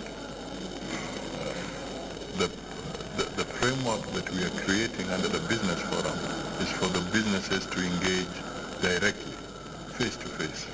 In Kiswahili they say ana kwa ana, bega kwa bega. Very well. Let's also talk about one of President Dr. William Ruto's pet project, that is restructuring the global financial structures. I know this is also one of the topics that is going to be discussed here. What do you expect to come out of that conversation, or what do we expect to tell French investors? I think we want Africa to be rated properly. They have been looking at Africa as a high-risk investment destination. Sometimes the world rating agencies tend to rate us from their perspective. So we want Africa, Kenya included, to have fair and realistic ratings. Our asset base sometimes has been undervalued when you are rating Africa and African countries. So these are things that need to be corrected. We want to be able to get African countries to access more in terms of green financing. This is important. And above all, we would like Africa to be able to access the international markets at interest rates that are not punitive to the African nations. Yes. And of course, I mean, you're having, tens of heads of state from Africa also coming in for this meeting, and I know the African Union has been pushing to have a table in the United Nations. Is this also a conversation that you're likely to advance with France being one of the permanent members of the UN? Yes, in the peace and security conversation, there'll be a round table on peace and security. We are going to advance our interests on how we would wish the United Nations to be reformed, so that it is more inclusive and so that it recognizes Africa better. As you know, Kenya is a member of the Committee of 10, the C10 nations for the African Union, whose responsibility is to champion the reform of the UN Security Council, so that Africa can have two permanent seats on the UN Security Council. So this is one of the areas that we shall be canvassing. And of course, the 2 days that this meeting is going to be here, what should Kenyans expect at the end of this meeting? I think what we need to expect here is that one, we are laying the foundation for durable and sustainable partnerships, and we want a program that will evolve, and so that after a 5-year period, 10-year period, and so forth, we can see very, very serious expanded investments on the African continent, but more so for Kenya. I think the thing we need to advise our people is that this is a build-up to bigger things. Yeah. Sometimes people tend to say, we want instant coffee. This summit is not about instant coffee. This summit is about creating an opportunity for sustainable, long-term engagements for the Kenyan people, so that jobs can be created. We can have more income on the African continent and for Kenya. And we can then uplift the livelihood of the citizens of this country. And finally, before I let you go, Bwana Waziri, at the end of this meeting there will be the Nairobi Declaration, which will be a document that is going to contain the aspirations of this meeting. What do you expect to be in that document?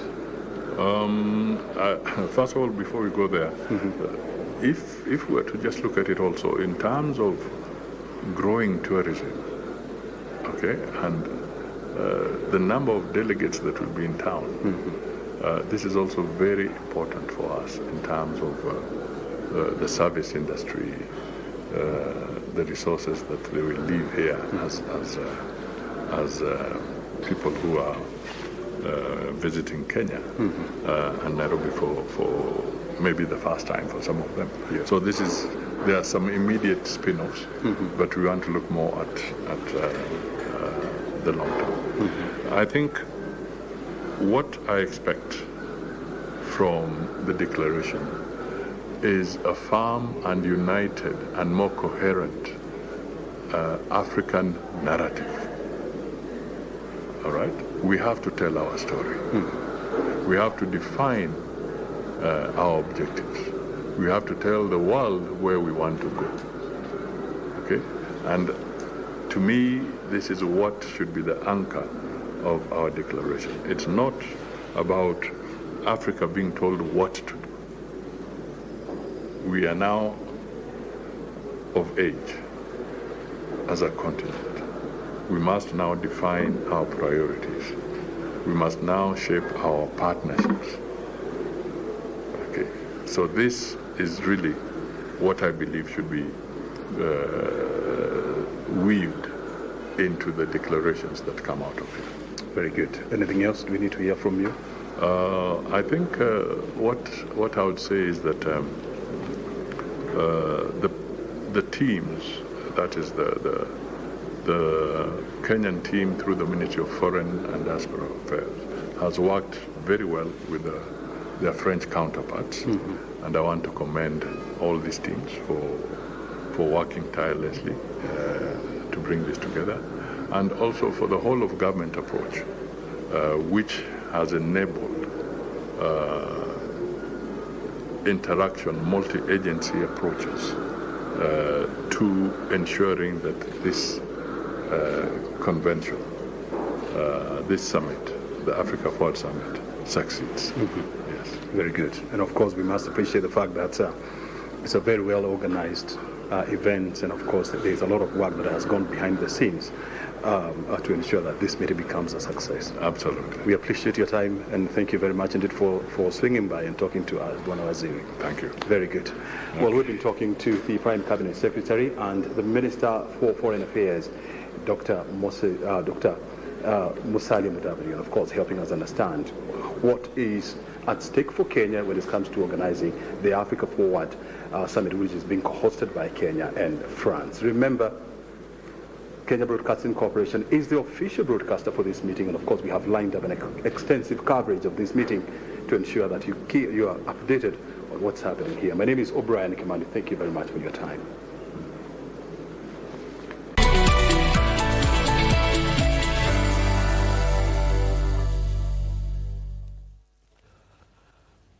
And a good morning to you. My name is Daniel Wahome, and we are with the continuing coverage of the Africa Forward Summit that is taking place in Kenya. This is a summit that would normally involve Francophone-speaking countries hosted in a Francophone African country or in France, but Kenya is hosting this event for the very first time. We've had, just to take you through the program this morning, there was the business forum of the Inspire and Connect Africa Forward, and this was to address the strategic framework for the Business and Industry Forum and the Africa Forward Summit that was hosted earlier this morning by the Prime Cabinet Secretary, who is also Cabinet Secretary for Foreign Affairs, the Honorable Musalia Mudavadi.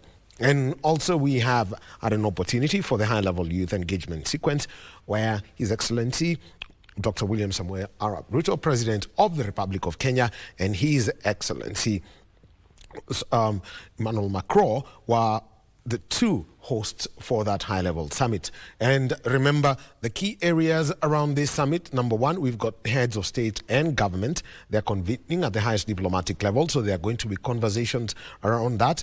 The African Union, it's ensuring a Pan-African representation, and this is in alignment with the Agenda 2063 priorities. The European Union, France is a part of the EU, and so they're looking at how they can partner through trade, investment, and also different level multilateral cooperation frameworks.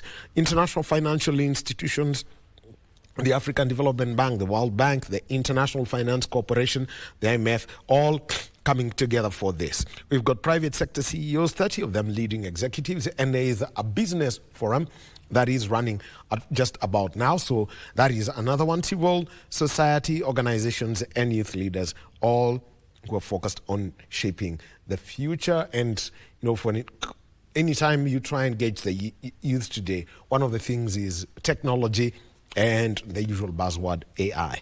So there is the CEO and business leader talks.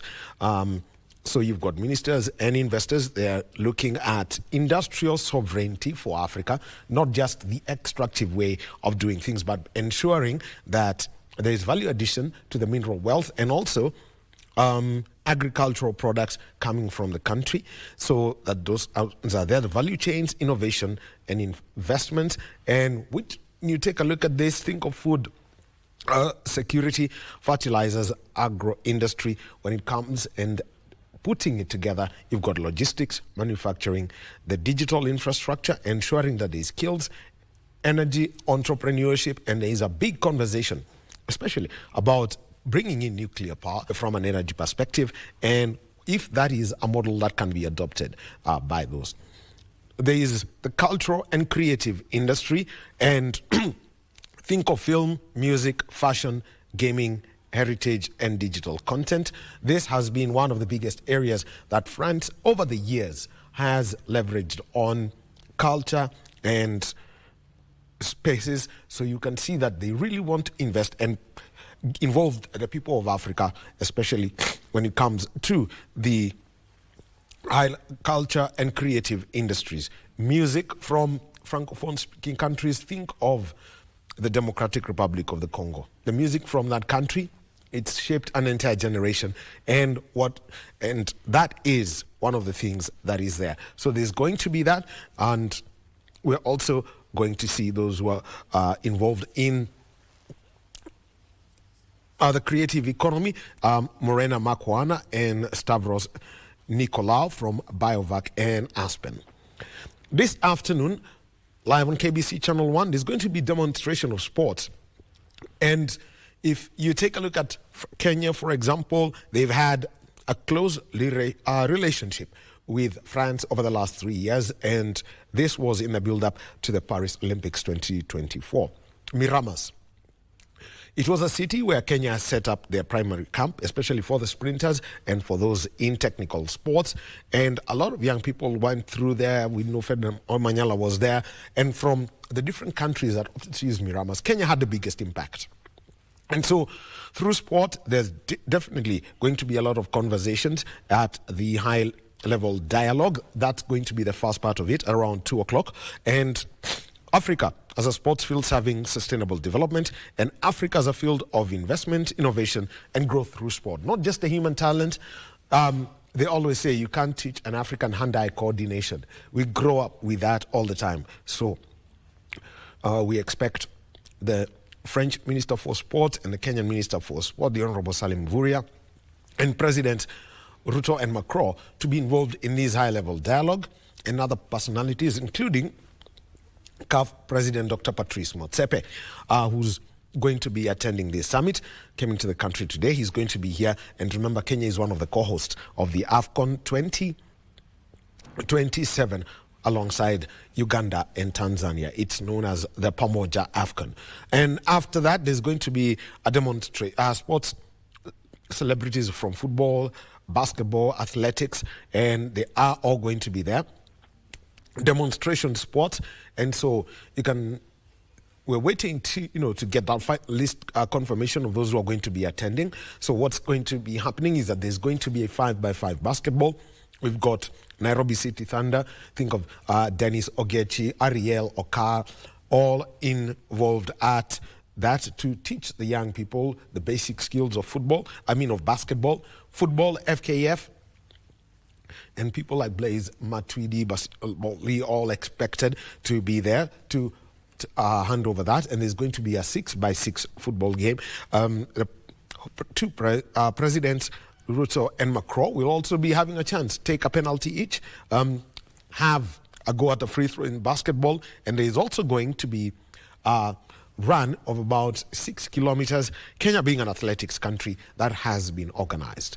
And there's going to be also conversations happening that in the afternoon, and this is for CEO and business leader talks. So that will be continuing after the lunch break that takes place this morning. There's a presentation of flagship partnerships that's going to be taking place also, so look out for that. And then later in the evening, there's going to be closing remarks summarizing the forum outcomes and key commitments and the bridge to day 2 of that event. Later tonight, there's going to be a dinner, official state dinner, that's going to be hosted by the President of the Republic of Kenya for heads of state and governments and other distinguished delegates. And so the speakers will be President Ruto, President Macron, and other heads of state and government. We've seen President Alassane Ouattara of Cote d'Ivoire is already here. And that is what we're going to be taking a look at. And remember also that there is a lot of security conversations around security, the sovereignty of energy, and investing in human capital. So that is a big conversation on day 1 of this summit. And also today, from the KBC perspective, we're going to be looking at the Huduma Center and KBC and Huduma Center. You can get KBC services at a Huduma Center. So that's going to be one of those. And there's the official launch of the Kenya Broadcasting Corporation services in Huduma Centers. So this is going to be overseen by the State Principal Secretary, State Department for Public Investments and Assets and Asset Management. You know, KBC is now a government-owned enterprise after the passing of the act last year. So, and also Principal Secretary, State Department for Public Investments and Asset Management, Mr. Cyril Wagunda, is going to be speaking. That's a keynote address. And also the Principal Secretary, State Department for Public Service and Human Capital Development, Dr. Jane Kere Imbunya. That is one event that we are waiting to start, and that should be going, we should be getting ready to welcome them in just a short while. But at the moment, it's the pleasantries, the cutting of the ribbon at the KBC counter, and cutting and some entertainment before we move on to that stage. The Connected Africa Summit, I know everyone's saying, what's the big thing? It's all about what's going to be happening tomorrow. And when the opening statements are made, including by the chairperson of the African Union, His Excellency President Evariste Ndayishimiye of Burundi, and Antonio Guterres, the Secretary General of the United Nations, President Emmanuel Macron of France, and President William Ruto of Kenya. They will all be making that, and it's going to be a full day of plenary sessions that involves head of states and captains of industry. As part of what we'll be covering for you today, Bernard Okumu is at the University of Nairobi Sports Grounds. Bernard Okumu, give us an update on how preparations are going for the basketball, athletics, and football events we're going to be having later today.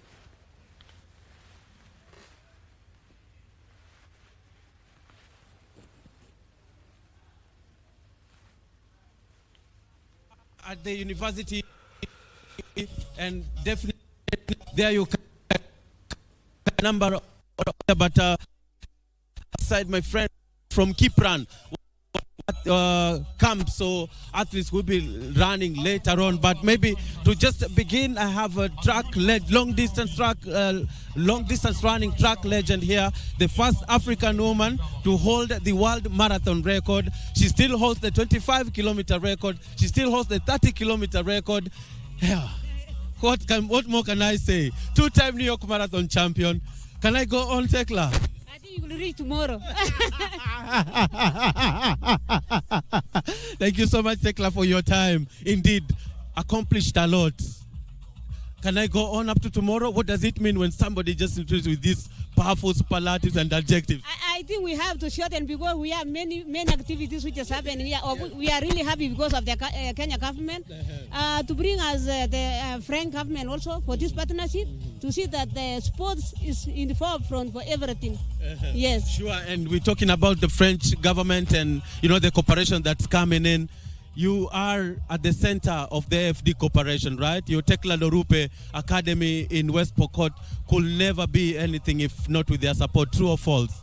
Well, I can say Kenya government, of course, they have played a big role, and also the French government through AFD.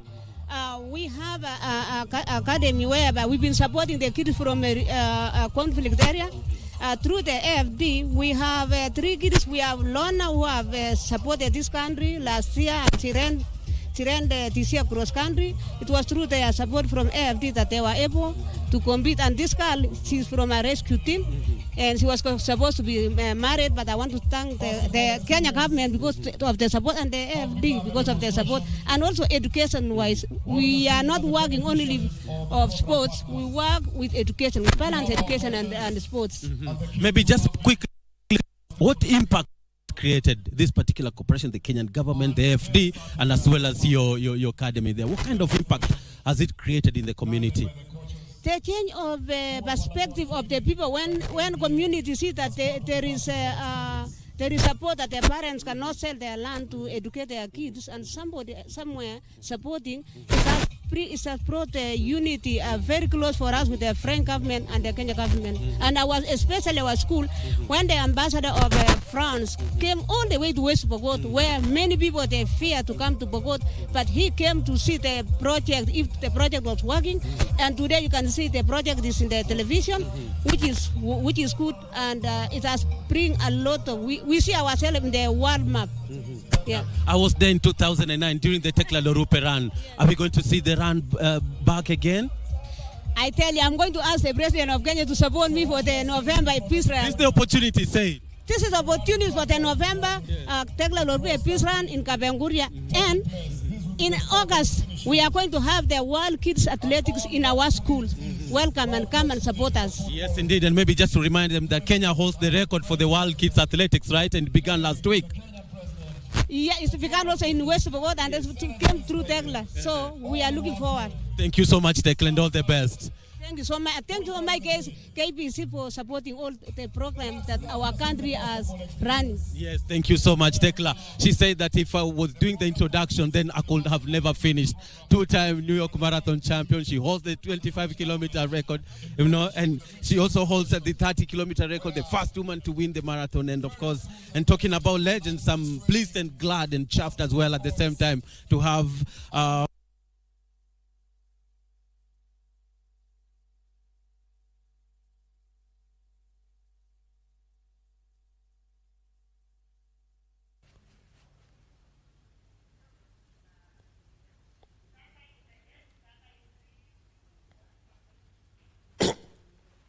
Kenya.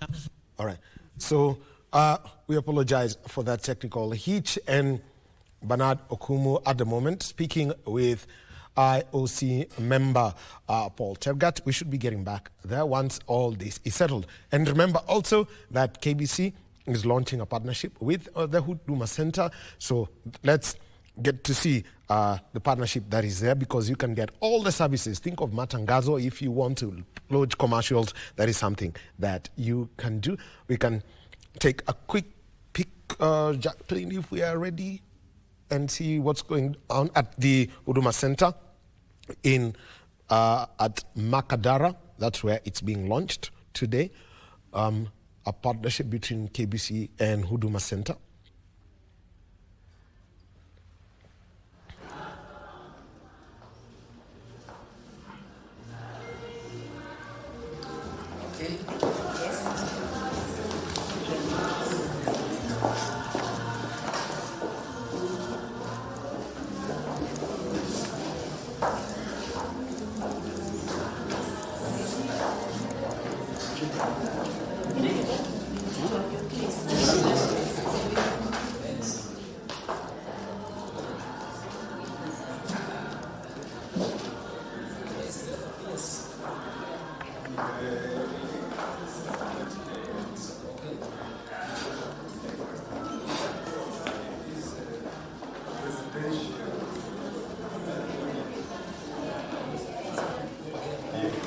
also.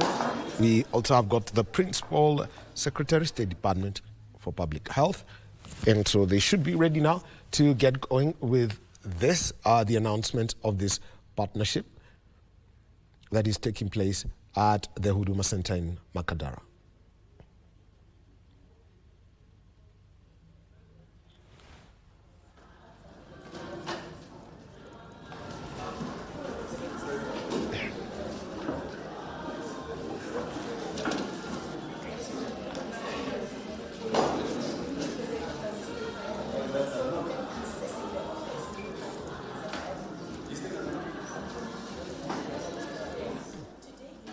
For Makadara. So they're all getting ready for this, and so it's just going to be in order as you'll to see members of KBC's senior management, the editor-in-chief, Mr. Samuel Minor, radio programs manager Mary Daraja. And so they are all present so that this can be launched.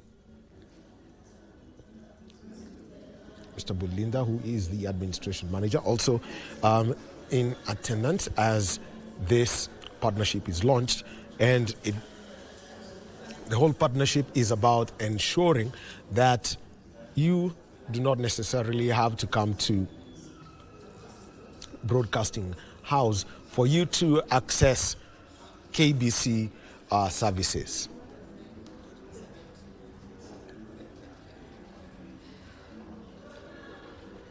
So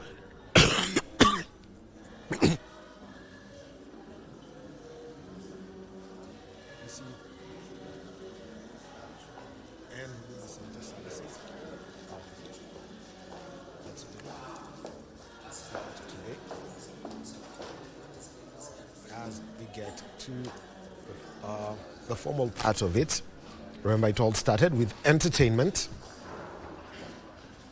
and the cutting of the ribbon. So trying to think of KBC services, it would be the commercials that you'd want to lodge. If you want to buy airtime, if you want to have the programming done, you can always do that. For those who want to make casual announcement, or as they would say in Swahili, matangazo maalum, then you would have to, you can now do that through any Huduma Center in the country once this is launched. And if you would also want to do the funeral announcements, the Swahili phrase for it that is known is matangazo ya vifo. You can do it at any Huduma Center across the country. And remember, it's not just for Radio Taifa in English or for the KBC English, Radio Taifa in Swahili and the KBC English service. That's for English. There are other services. If you would like to access services in Mombasa, out in Mombasa, there is, you can do it for Pwani FM. It serves the coastal region. And there are also other services that KBC has got that the services you can get through the Huduma Center. We can start with Mwato FM, which serves the Kamba language. Minto, Shoro, Kitwek, Nosim, Mwago, Ngemi, and Iftin, the Somali service, Mayenga, and Ingo. So a whole load of 13 stations that you can do that.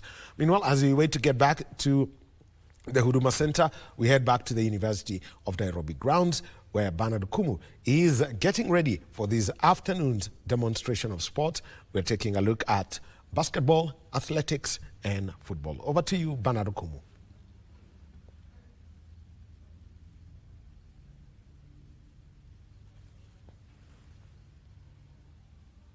Joanne is a teacher, Joanne Kosgei, right? She's a teacher at Singorer Girls, and you're also in partnership with Bring Up New Talents at Kipran, right? Why is that? Why is it so? It is motivating and very impressive to have the young talents, because most of the athletes, when they are identified at an elite level, we usually have that, we forget that the young talents are the ones which will break the record one day, one time. Yeah. And do you see that in the current camp that you have? Do you see future world record holders, world beaters, Olympic champions? Yes, I am very sure because most of my athletes represent us up to the national level and even up to international level. Yeah. I know it will be a mock run, just like a demonstration run, but what should you expect from them? I expect the best from them, both boys and girls. Nice. Yeah. Thank you so much, Madam Joanne, right, and all the best. Thank you so much. You're welcome. Jina lako nani? My name is Dennis Kiplagat from Transcontinental Academy.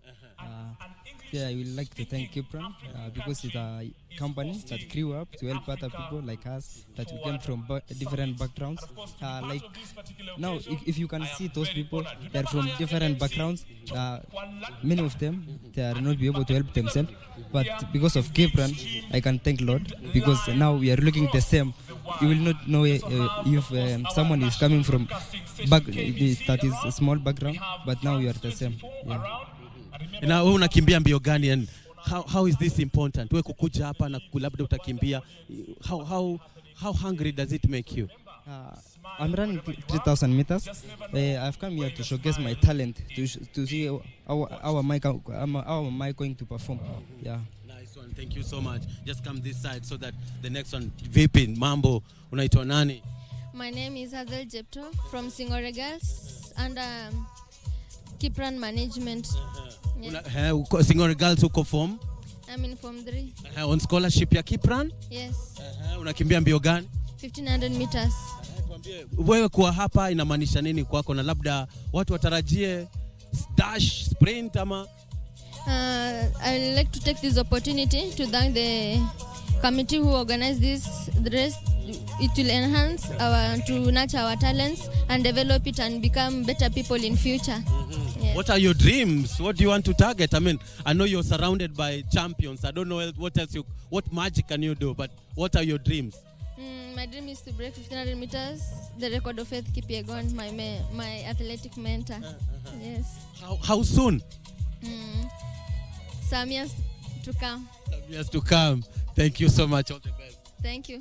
Maybe one word for all the upcoming athletes, young like you who are dreaming. What do you tell them? To train hard so that they can win easy in future. Yeah. And how do you balance books and running? This is through Madam Joanne. He used to encourage us to study and as well as to train. Yeah. Thank you so much. All the best, right? I want to meet you in the studios or in the field, conquering the world, right? Yes. Okay, great. Jambo. Yes, maybe just begin by your name and tell me how excited are you, and as well as the runners who are here, 29 of them from Kipran. Okay. My name is Sharon Suter. I'm a teacher and a coach at Singore Girls High School. And I'm happy and excited today to participate in this summit. I would like to appreciate the organizers for organizing such an event. Yeah. Yes, and maybe what potential do the athletes that are here hold when you see that, and also the cooperation with French now looking forward to Africa, trying to embolden the collaborations as well as the partnerships. What does it present to the young athletes, such collaborations and partnerships? Yeah. So to me, I'm seeing these athletes are future champions. And for the France fraternity, we thank them for coming today so that these athletes can show their talents. They can live their talent. Yeah. Yes, indeed. So do you have a timeline of when we're going to see this particular camp producing and shining on the global stage? Talk to two athletes and they're saying they are hungry, they can't wait. We know that no human is limited. And the way Sebastian broke the record, we believe that it is soon. It is soon. And what's the philosophy that is the fuel that runs Kipran camp? We run to win. We run to win. All the best. Thank you. Thank you so much. And lastly, from Kipran, Jambo. Salama sana. Unaitwa nani? Yes, middle distance, 10 kilometers, 3,000 cross country. Nimeongea na 1 minute, 2 minutes. Still holds record. She still holds 30. I mean, wewe unafikiri unaivunja lini? Kama Tegla Lorupe, she is our mentor. She is from homeland, and she really helps us. Kapenguria. Yes, I'm from Kapenguria. Ametufungulia mlango. Sisi kukimbia ni yeye ndio alianzisha, ndio tukaona. So yeye ndio the best and we are following her steps. Yes. Kwa hivyo una feel kwamba pia uko na majukumu mengi kwa mabega yako kama Tekla ya kufanya zaidi alivyofanya? Yeah, niko na matumaini tutafika mbali na nitasaidia wengine. Yes, na wewe kuku hapa labda inamaanisha nini kwako na hii partnership ya French? Kuku hapa kama nimekuja kama athletes partnership na Kipran from France and Kipran is the best. Kidogo tu ambia watu race yako ya mwisho ilikuwa wapi, ulikuwa namba gani na gani nyingine? Hii mwaka nilikimbia 10 kilometers, nikakimbia PP ya 38 and nikakimbia indoors niko na 3000 meters 851 and 1517. Yeah. Well, you're doing the best. No, just trying. But now, what next? What race are you looking for? Yeah, I'm looking for I'm preparing for track like Diamond Leagues. Maybe, yeah, I will. Diamond Leagues. Are you going to be in Doha this month? No, not this. Yeah. Rabat? Getting. Yeah.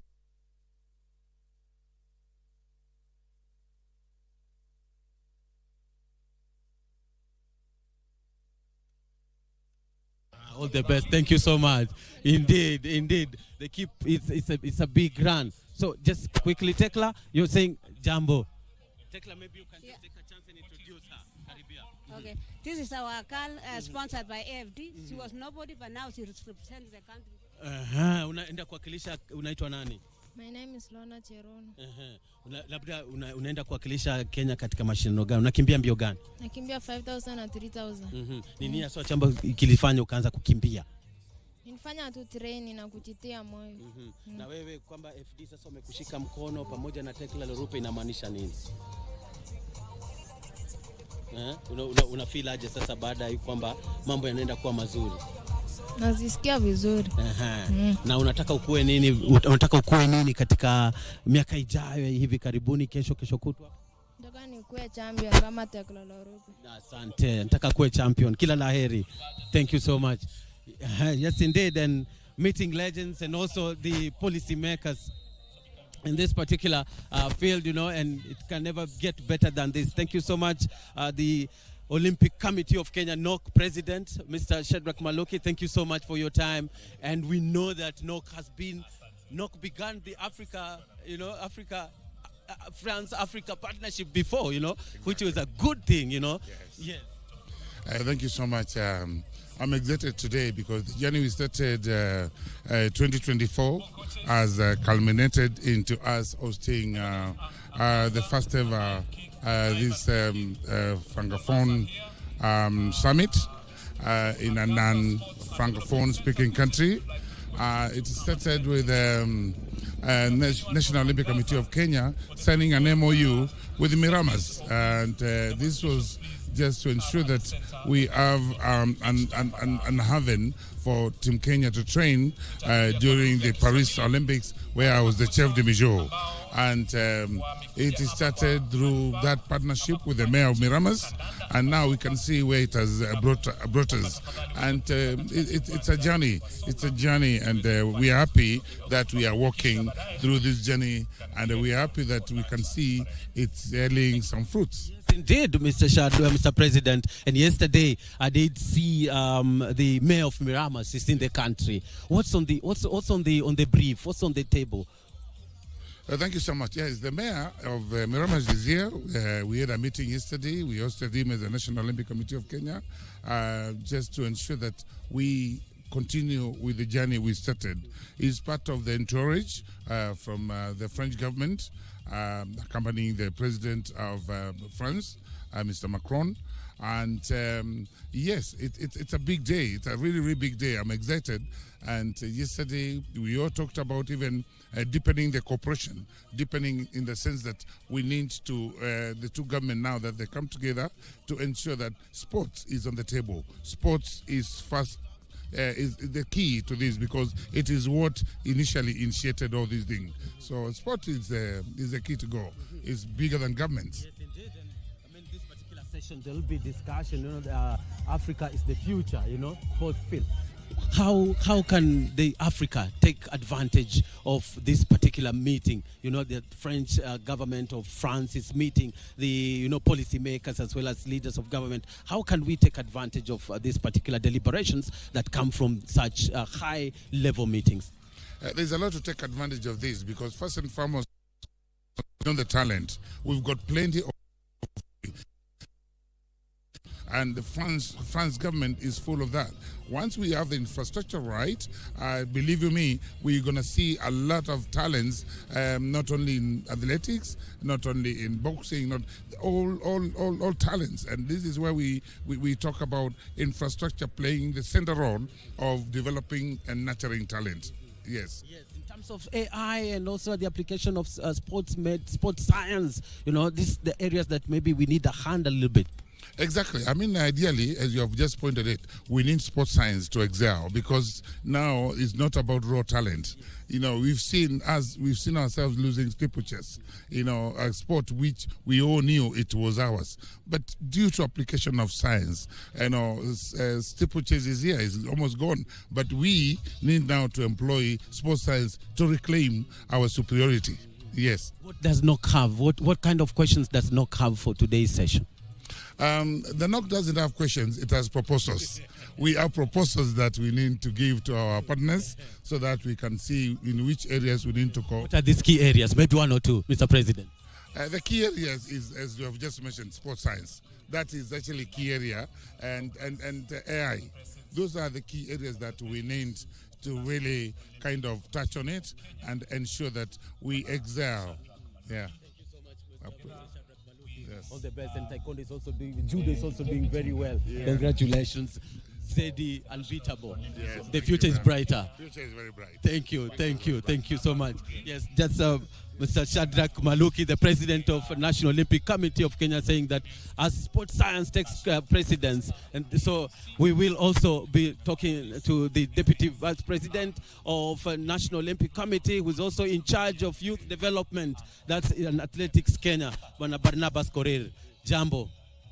It's a beautiful day in Africa today. Yes, this is really a very important day for us as a country, to welcome people from diverse backgrounds, different countries, specifically as we focus on the sports. Apart from the business that we're dealing with, the visitors who are coming here, we are now focusing on the sports, and particularly also athletics, bearing in mind that the performance of others have done so well, both in athletics, football, and various other federations that we have in this country. We've seen previously Team Kenya, camping in Miramas, especially the sprinters, the long distance always going later on. But we've seen 2020 Tokyo, 2024 Paris, Kenyan contingent, the advanced party heading to Miramas. And this particular partnership looks like it will go on for some time to come. How important has this been for the Kenyan athletes in context of the performance? Honestly, I'm very proud of what has happened, because the initial contract that we had with Miramas was when we sent the youth team to go and train there, especially the sprinters and field events. We started doing that for 2 years, and eventually now we realized that also we needed a place to train for the team that was going to Paris Olympics.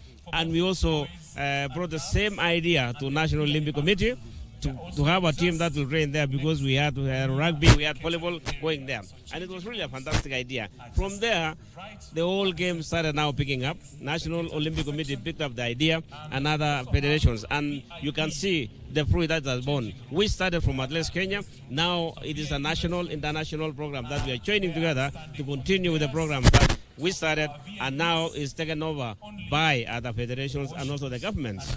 Sure, we've seen the national women's football team was supposed to camp there before the tournament. The outcome that was supposed to happen in March was postponed, but we've seen more other bodies or federations coping that. Maybe just to remind them, what is needed for them through these partnerships? How do they benefit? The partnership, we are really benefiting, because to start with, in athletics, the Miramas team already started the training for coaches here in Iten, in Kenya. And that's how we started. Now you see that the team for football is being done also in Miramas. And we are talking about also Youth Olympics that is coming up in October.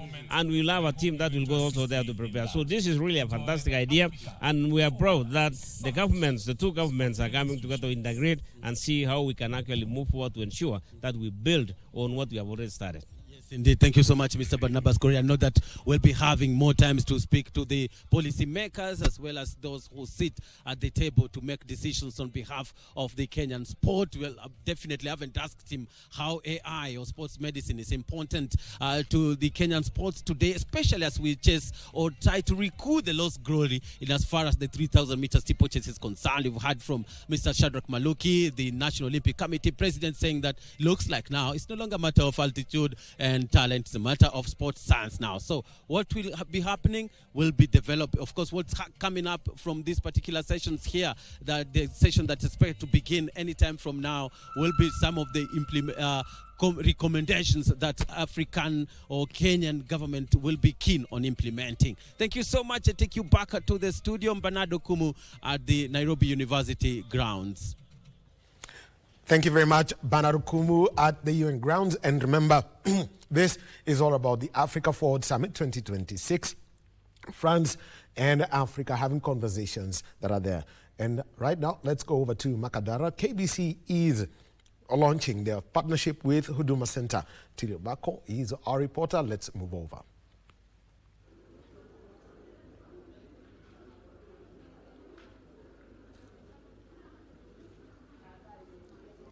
Thank you so much, Wahome. And we are coming to you live from Huduma Center at Makadara, Nairobi County. And it's going to be a historic day today for KBC, as it is going to sign an agreement with Huduma Kenya that is going to ensure seamless service delivery to the public. And with me now to tell us about this agreement, what exactly is going to achieve, what role KBC is going to play, and what role Huduma Center is going to play, is Jackie Aseka, who is KBC's brand manager. Thank you so much, Aseka, and tell us about it. Thank you very much. Well, this partnership is actually timely. It has come at the right time because educate, entertain, and inform Kenyans. However, as things change, it's important that we reach Kenyans from their grassroots, from where they are. So this partnership is just not any other partnership, but a partnership where we are engaging Kenyans, we are reaching Kenyans from their location, regardless of their economic capability, regardless of their circumstances. So KBC and Huduma Kenya are partnering today. This is a great milestone where Kenyans are able to access KBC services from whichever location. If you are in Lodwar, for example, you are able to access Kenyans services, able to access Huduma Kenya's services within your reach. So this is a milestone that we are, and thank you very much to our who've come together.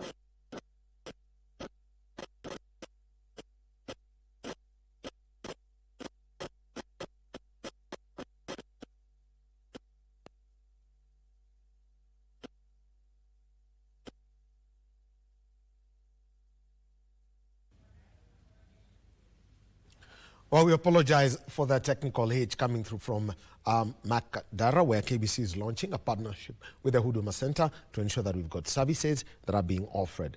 And so remember, I mentioned that it's not just KBC Channel 1, there are other platforms, Wired 254, Radio Taifa, the English service.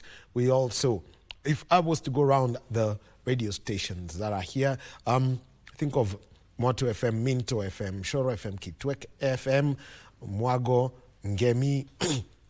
Go around, we've got Nosim, which is the Maasai language station. You've got Ingo, that definitely tells you where it comes from. Mayenga, serving the Luo speaking segment of this country. We've got Iftin, which takes care of the Somali community. We also have got our eastern services, Burji, Borana, Rendile, and also Turkana. So we've got all those services all wrapping up for you. We've got the western services, which take care of the Kuria and also the Teso-speaking communities of Kenya. And in Mombasa, we've got Pwani FM, and it takes care of the coast. they broadcast in Swahili and a variety of languages that you'd find in the coastal region. So all the services, commercials, casual announcements, funeral announcements, yes, and even if you want to have paid for content, then you can do it at Huduma centers across the country once this is officially launched.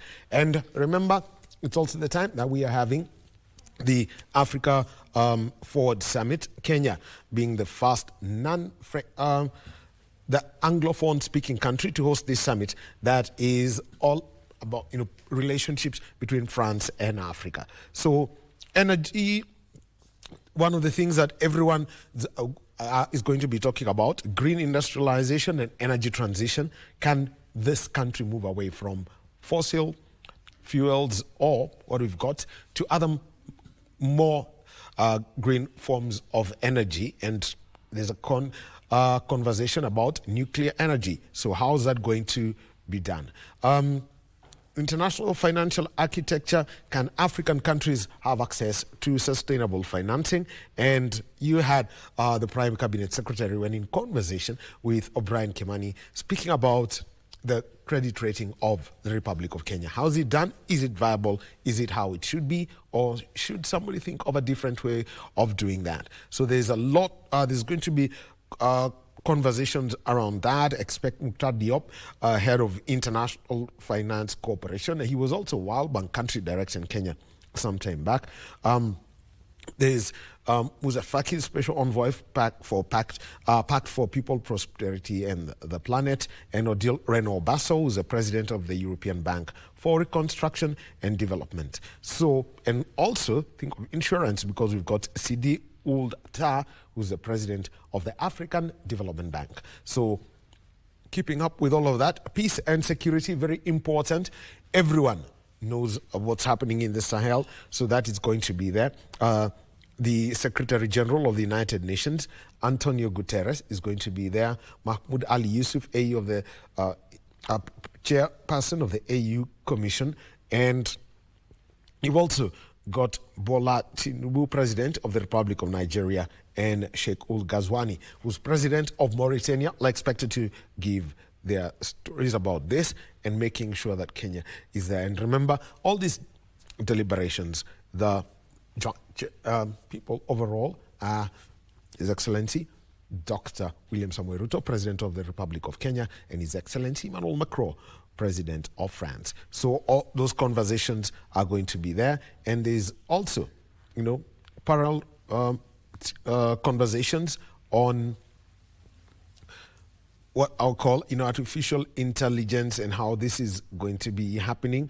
And we expect President Paul Kagame and President of Rwanda and President Abdel Fattah al-Sisi, who's the President of Egypt, to be leading some of these conversations. The blue economy is another conversation that will be on tomorrow evening as the moderators, including President Bassirou Diomaye Faye of Senegal, is going to be one of those who are going to be leading that.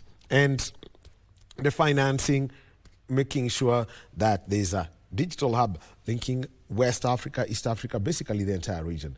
There's the segment on health, and this is something that everyone's having about. How do we make sure that you've got a healthy population, financing, transfer of knowledge, and making sure that there's that.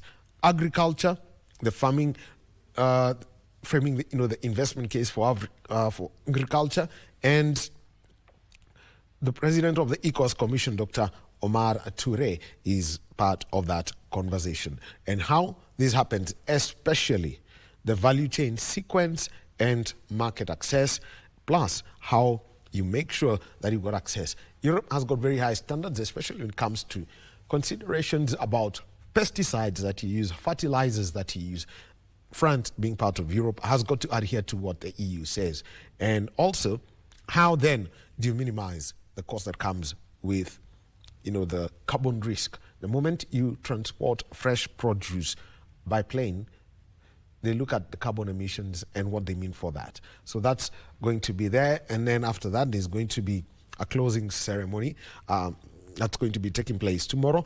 President William Ruto, President of the Republic of Kenya, and President Emmanuel Macron of France are going to be giving a summary of all the thematic sessions that will have been held and conclusion and a formal announcement of the outcome of the summit. They will then have a joint press conference tomorrow evening, and then from 9 o'clock, different things that everyone's got to be aware of. It's about all invited guests. There's an Africa Forward closing concert at the Moi International Sports Center, Kasarani.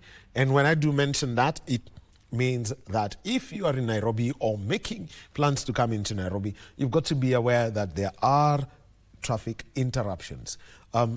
For today, roads around the University of Nairobi, there's going to be a lot of interruptions because today's events are mainly around the University of Nairobi, which means traffic around Uhuru Highway, University Way, Kijabe Street, Harithiku Road may be interrupted for today. Tomorrow, when everything moves to the Kenyatta International Convention Center, there's going to be an interruption of traffic around the KICC, Parliament Road, Harambee Avenue, City Hall Way, and also take a look at Tamban Road. That area is also going to be there's going to be a lot of traffic closure. So only people who are accredited to attend the summit will be allowed in, and vehicles that have been accredited are the ones that will be around that. And remember, and due to the traffic of the delegates and those who are coming in, Mombasa Road is another of the roads that's going to be heavily affected.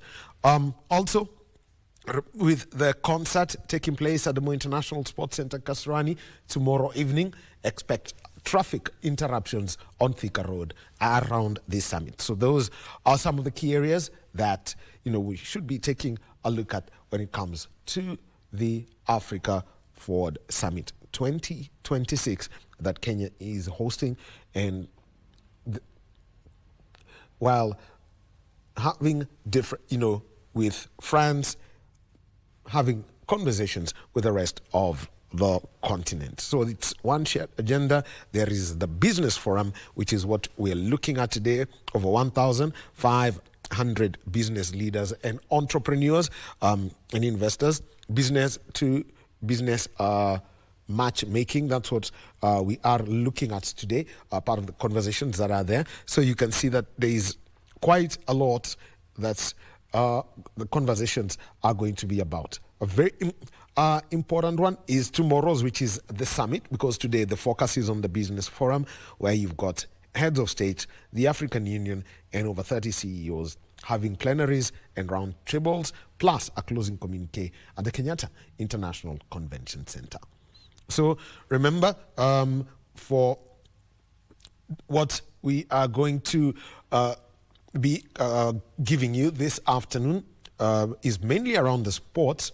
So there's a big sports demonstration event and a high-level forum that's taking place. So at the moment, we'll be taking a short break. We'll be back with more from around the University of Nairobi and also the Huduma Center event, where KBC is launching that partnership.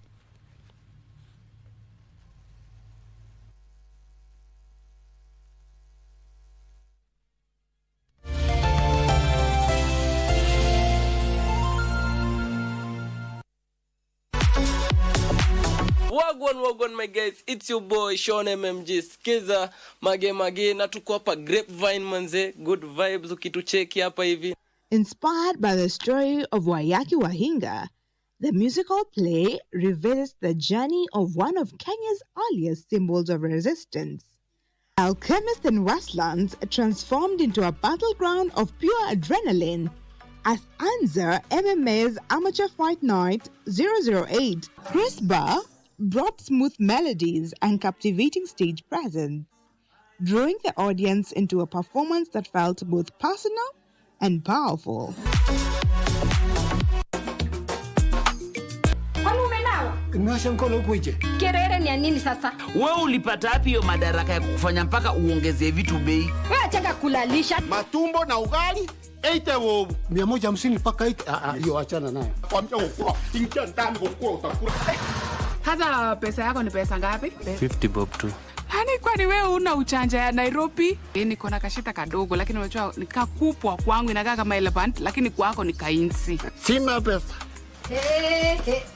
Haya. Unafanya nini? Unataka kuwekea watu sumu? Halo.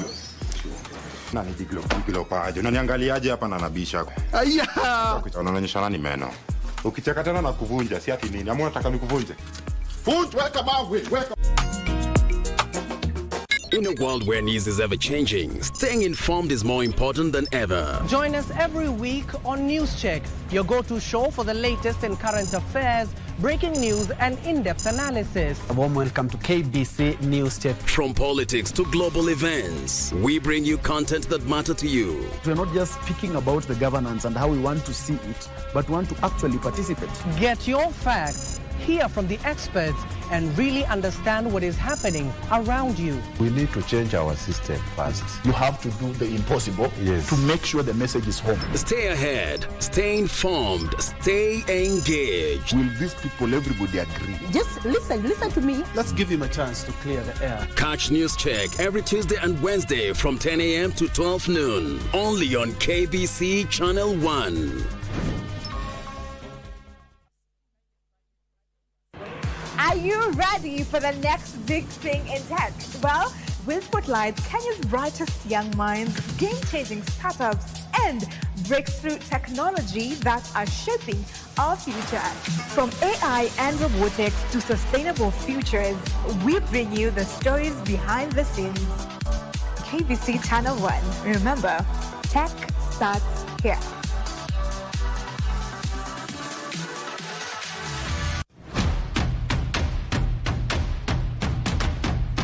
Lights on, volume up. This is where stories come alive. From local drama that hits close to home. Huyu ni nani? Alinivamia akiwa na vijana wengine wawili. Toka nje! Hii ni nyumba yako. Yote ni porojo. To international series everyone's talking about. Stories that pull you in. Characters you won't forget. Stop complaining and just get out of here. Go now, go. We turn up the volume with music that moves, showcases rising stars, and bring the beat straight to your living room.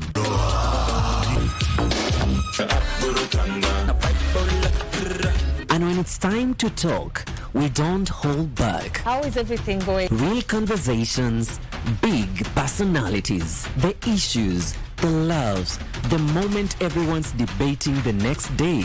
Every show, every night, different voices, one destination. This is television that feels alive, unpredictable, and missable.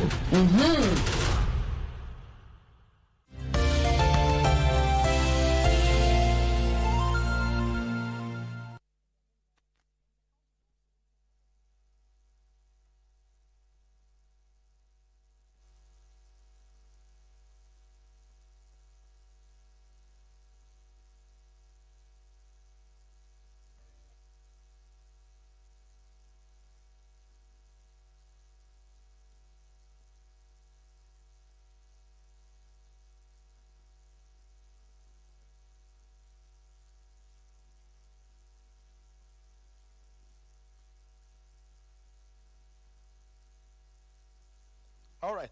So, yes, that has been the morning of the first day. And remember, it's the business forum today where, first of all, we had the Prime Cabinet Secretary, the Honorable Musalia Mudavadi, getting us going for the business forum. We had a high-level youth engagement sequence, and that was led by His Excellency President William Ruto and His Excellency President Emmanuel Macron of Kenya and France, respectively. So that's what we've had. And in the afternoon, it's going to be all sports at the University of Nairobi grounds, demonstration sports coming in the form of football, basketball, and also a cross-country run of about 5.6 kilometers or so. So it's a short loop of 2.7, 2.7, and a final 200-meter run towards the finish. So that's what we've got lined up for you this for the afternoon session. And tomorrow, it is the Africa Forward Summit, a full day's broadcast. My name is Daniel Wahome. Have a good day. Let's join our normal programming.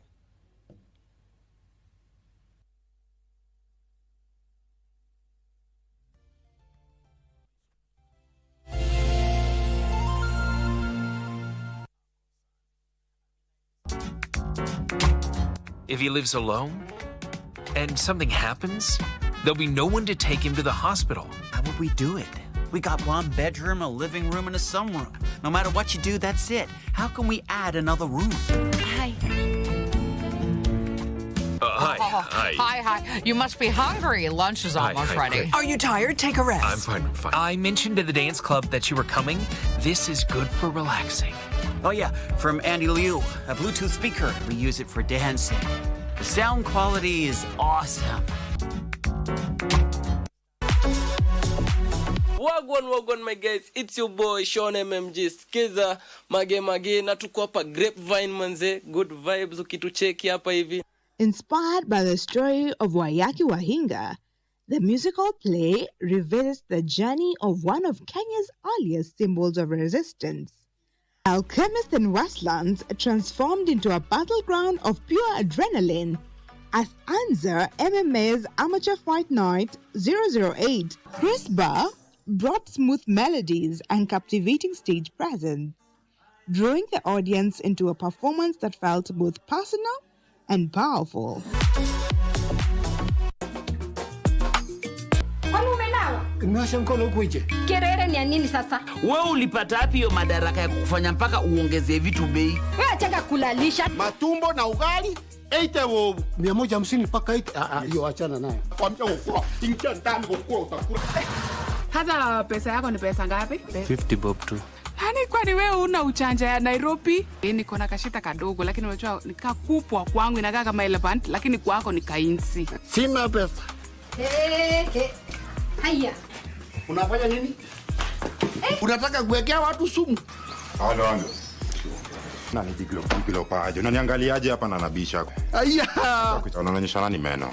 Ukicheka tena na kuvunja, si ati nini? Ama unataka nikuvunje? Futu weka mawe, weka.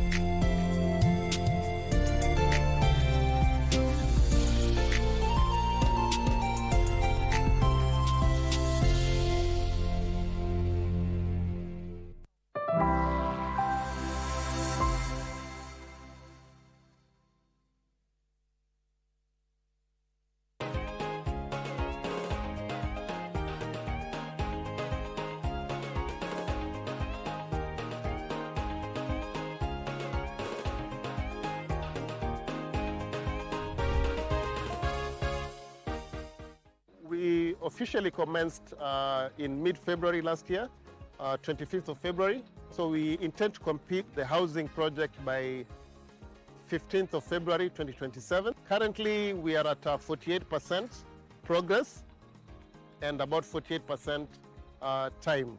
Last year, the government came up with a program to onboard interns into the affordable housing program.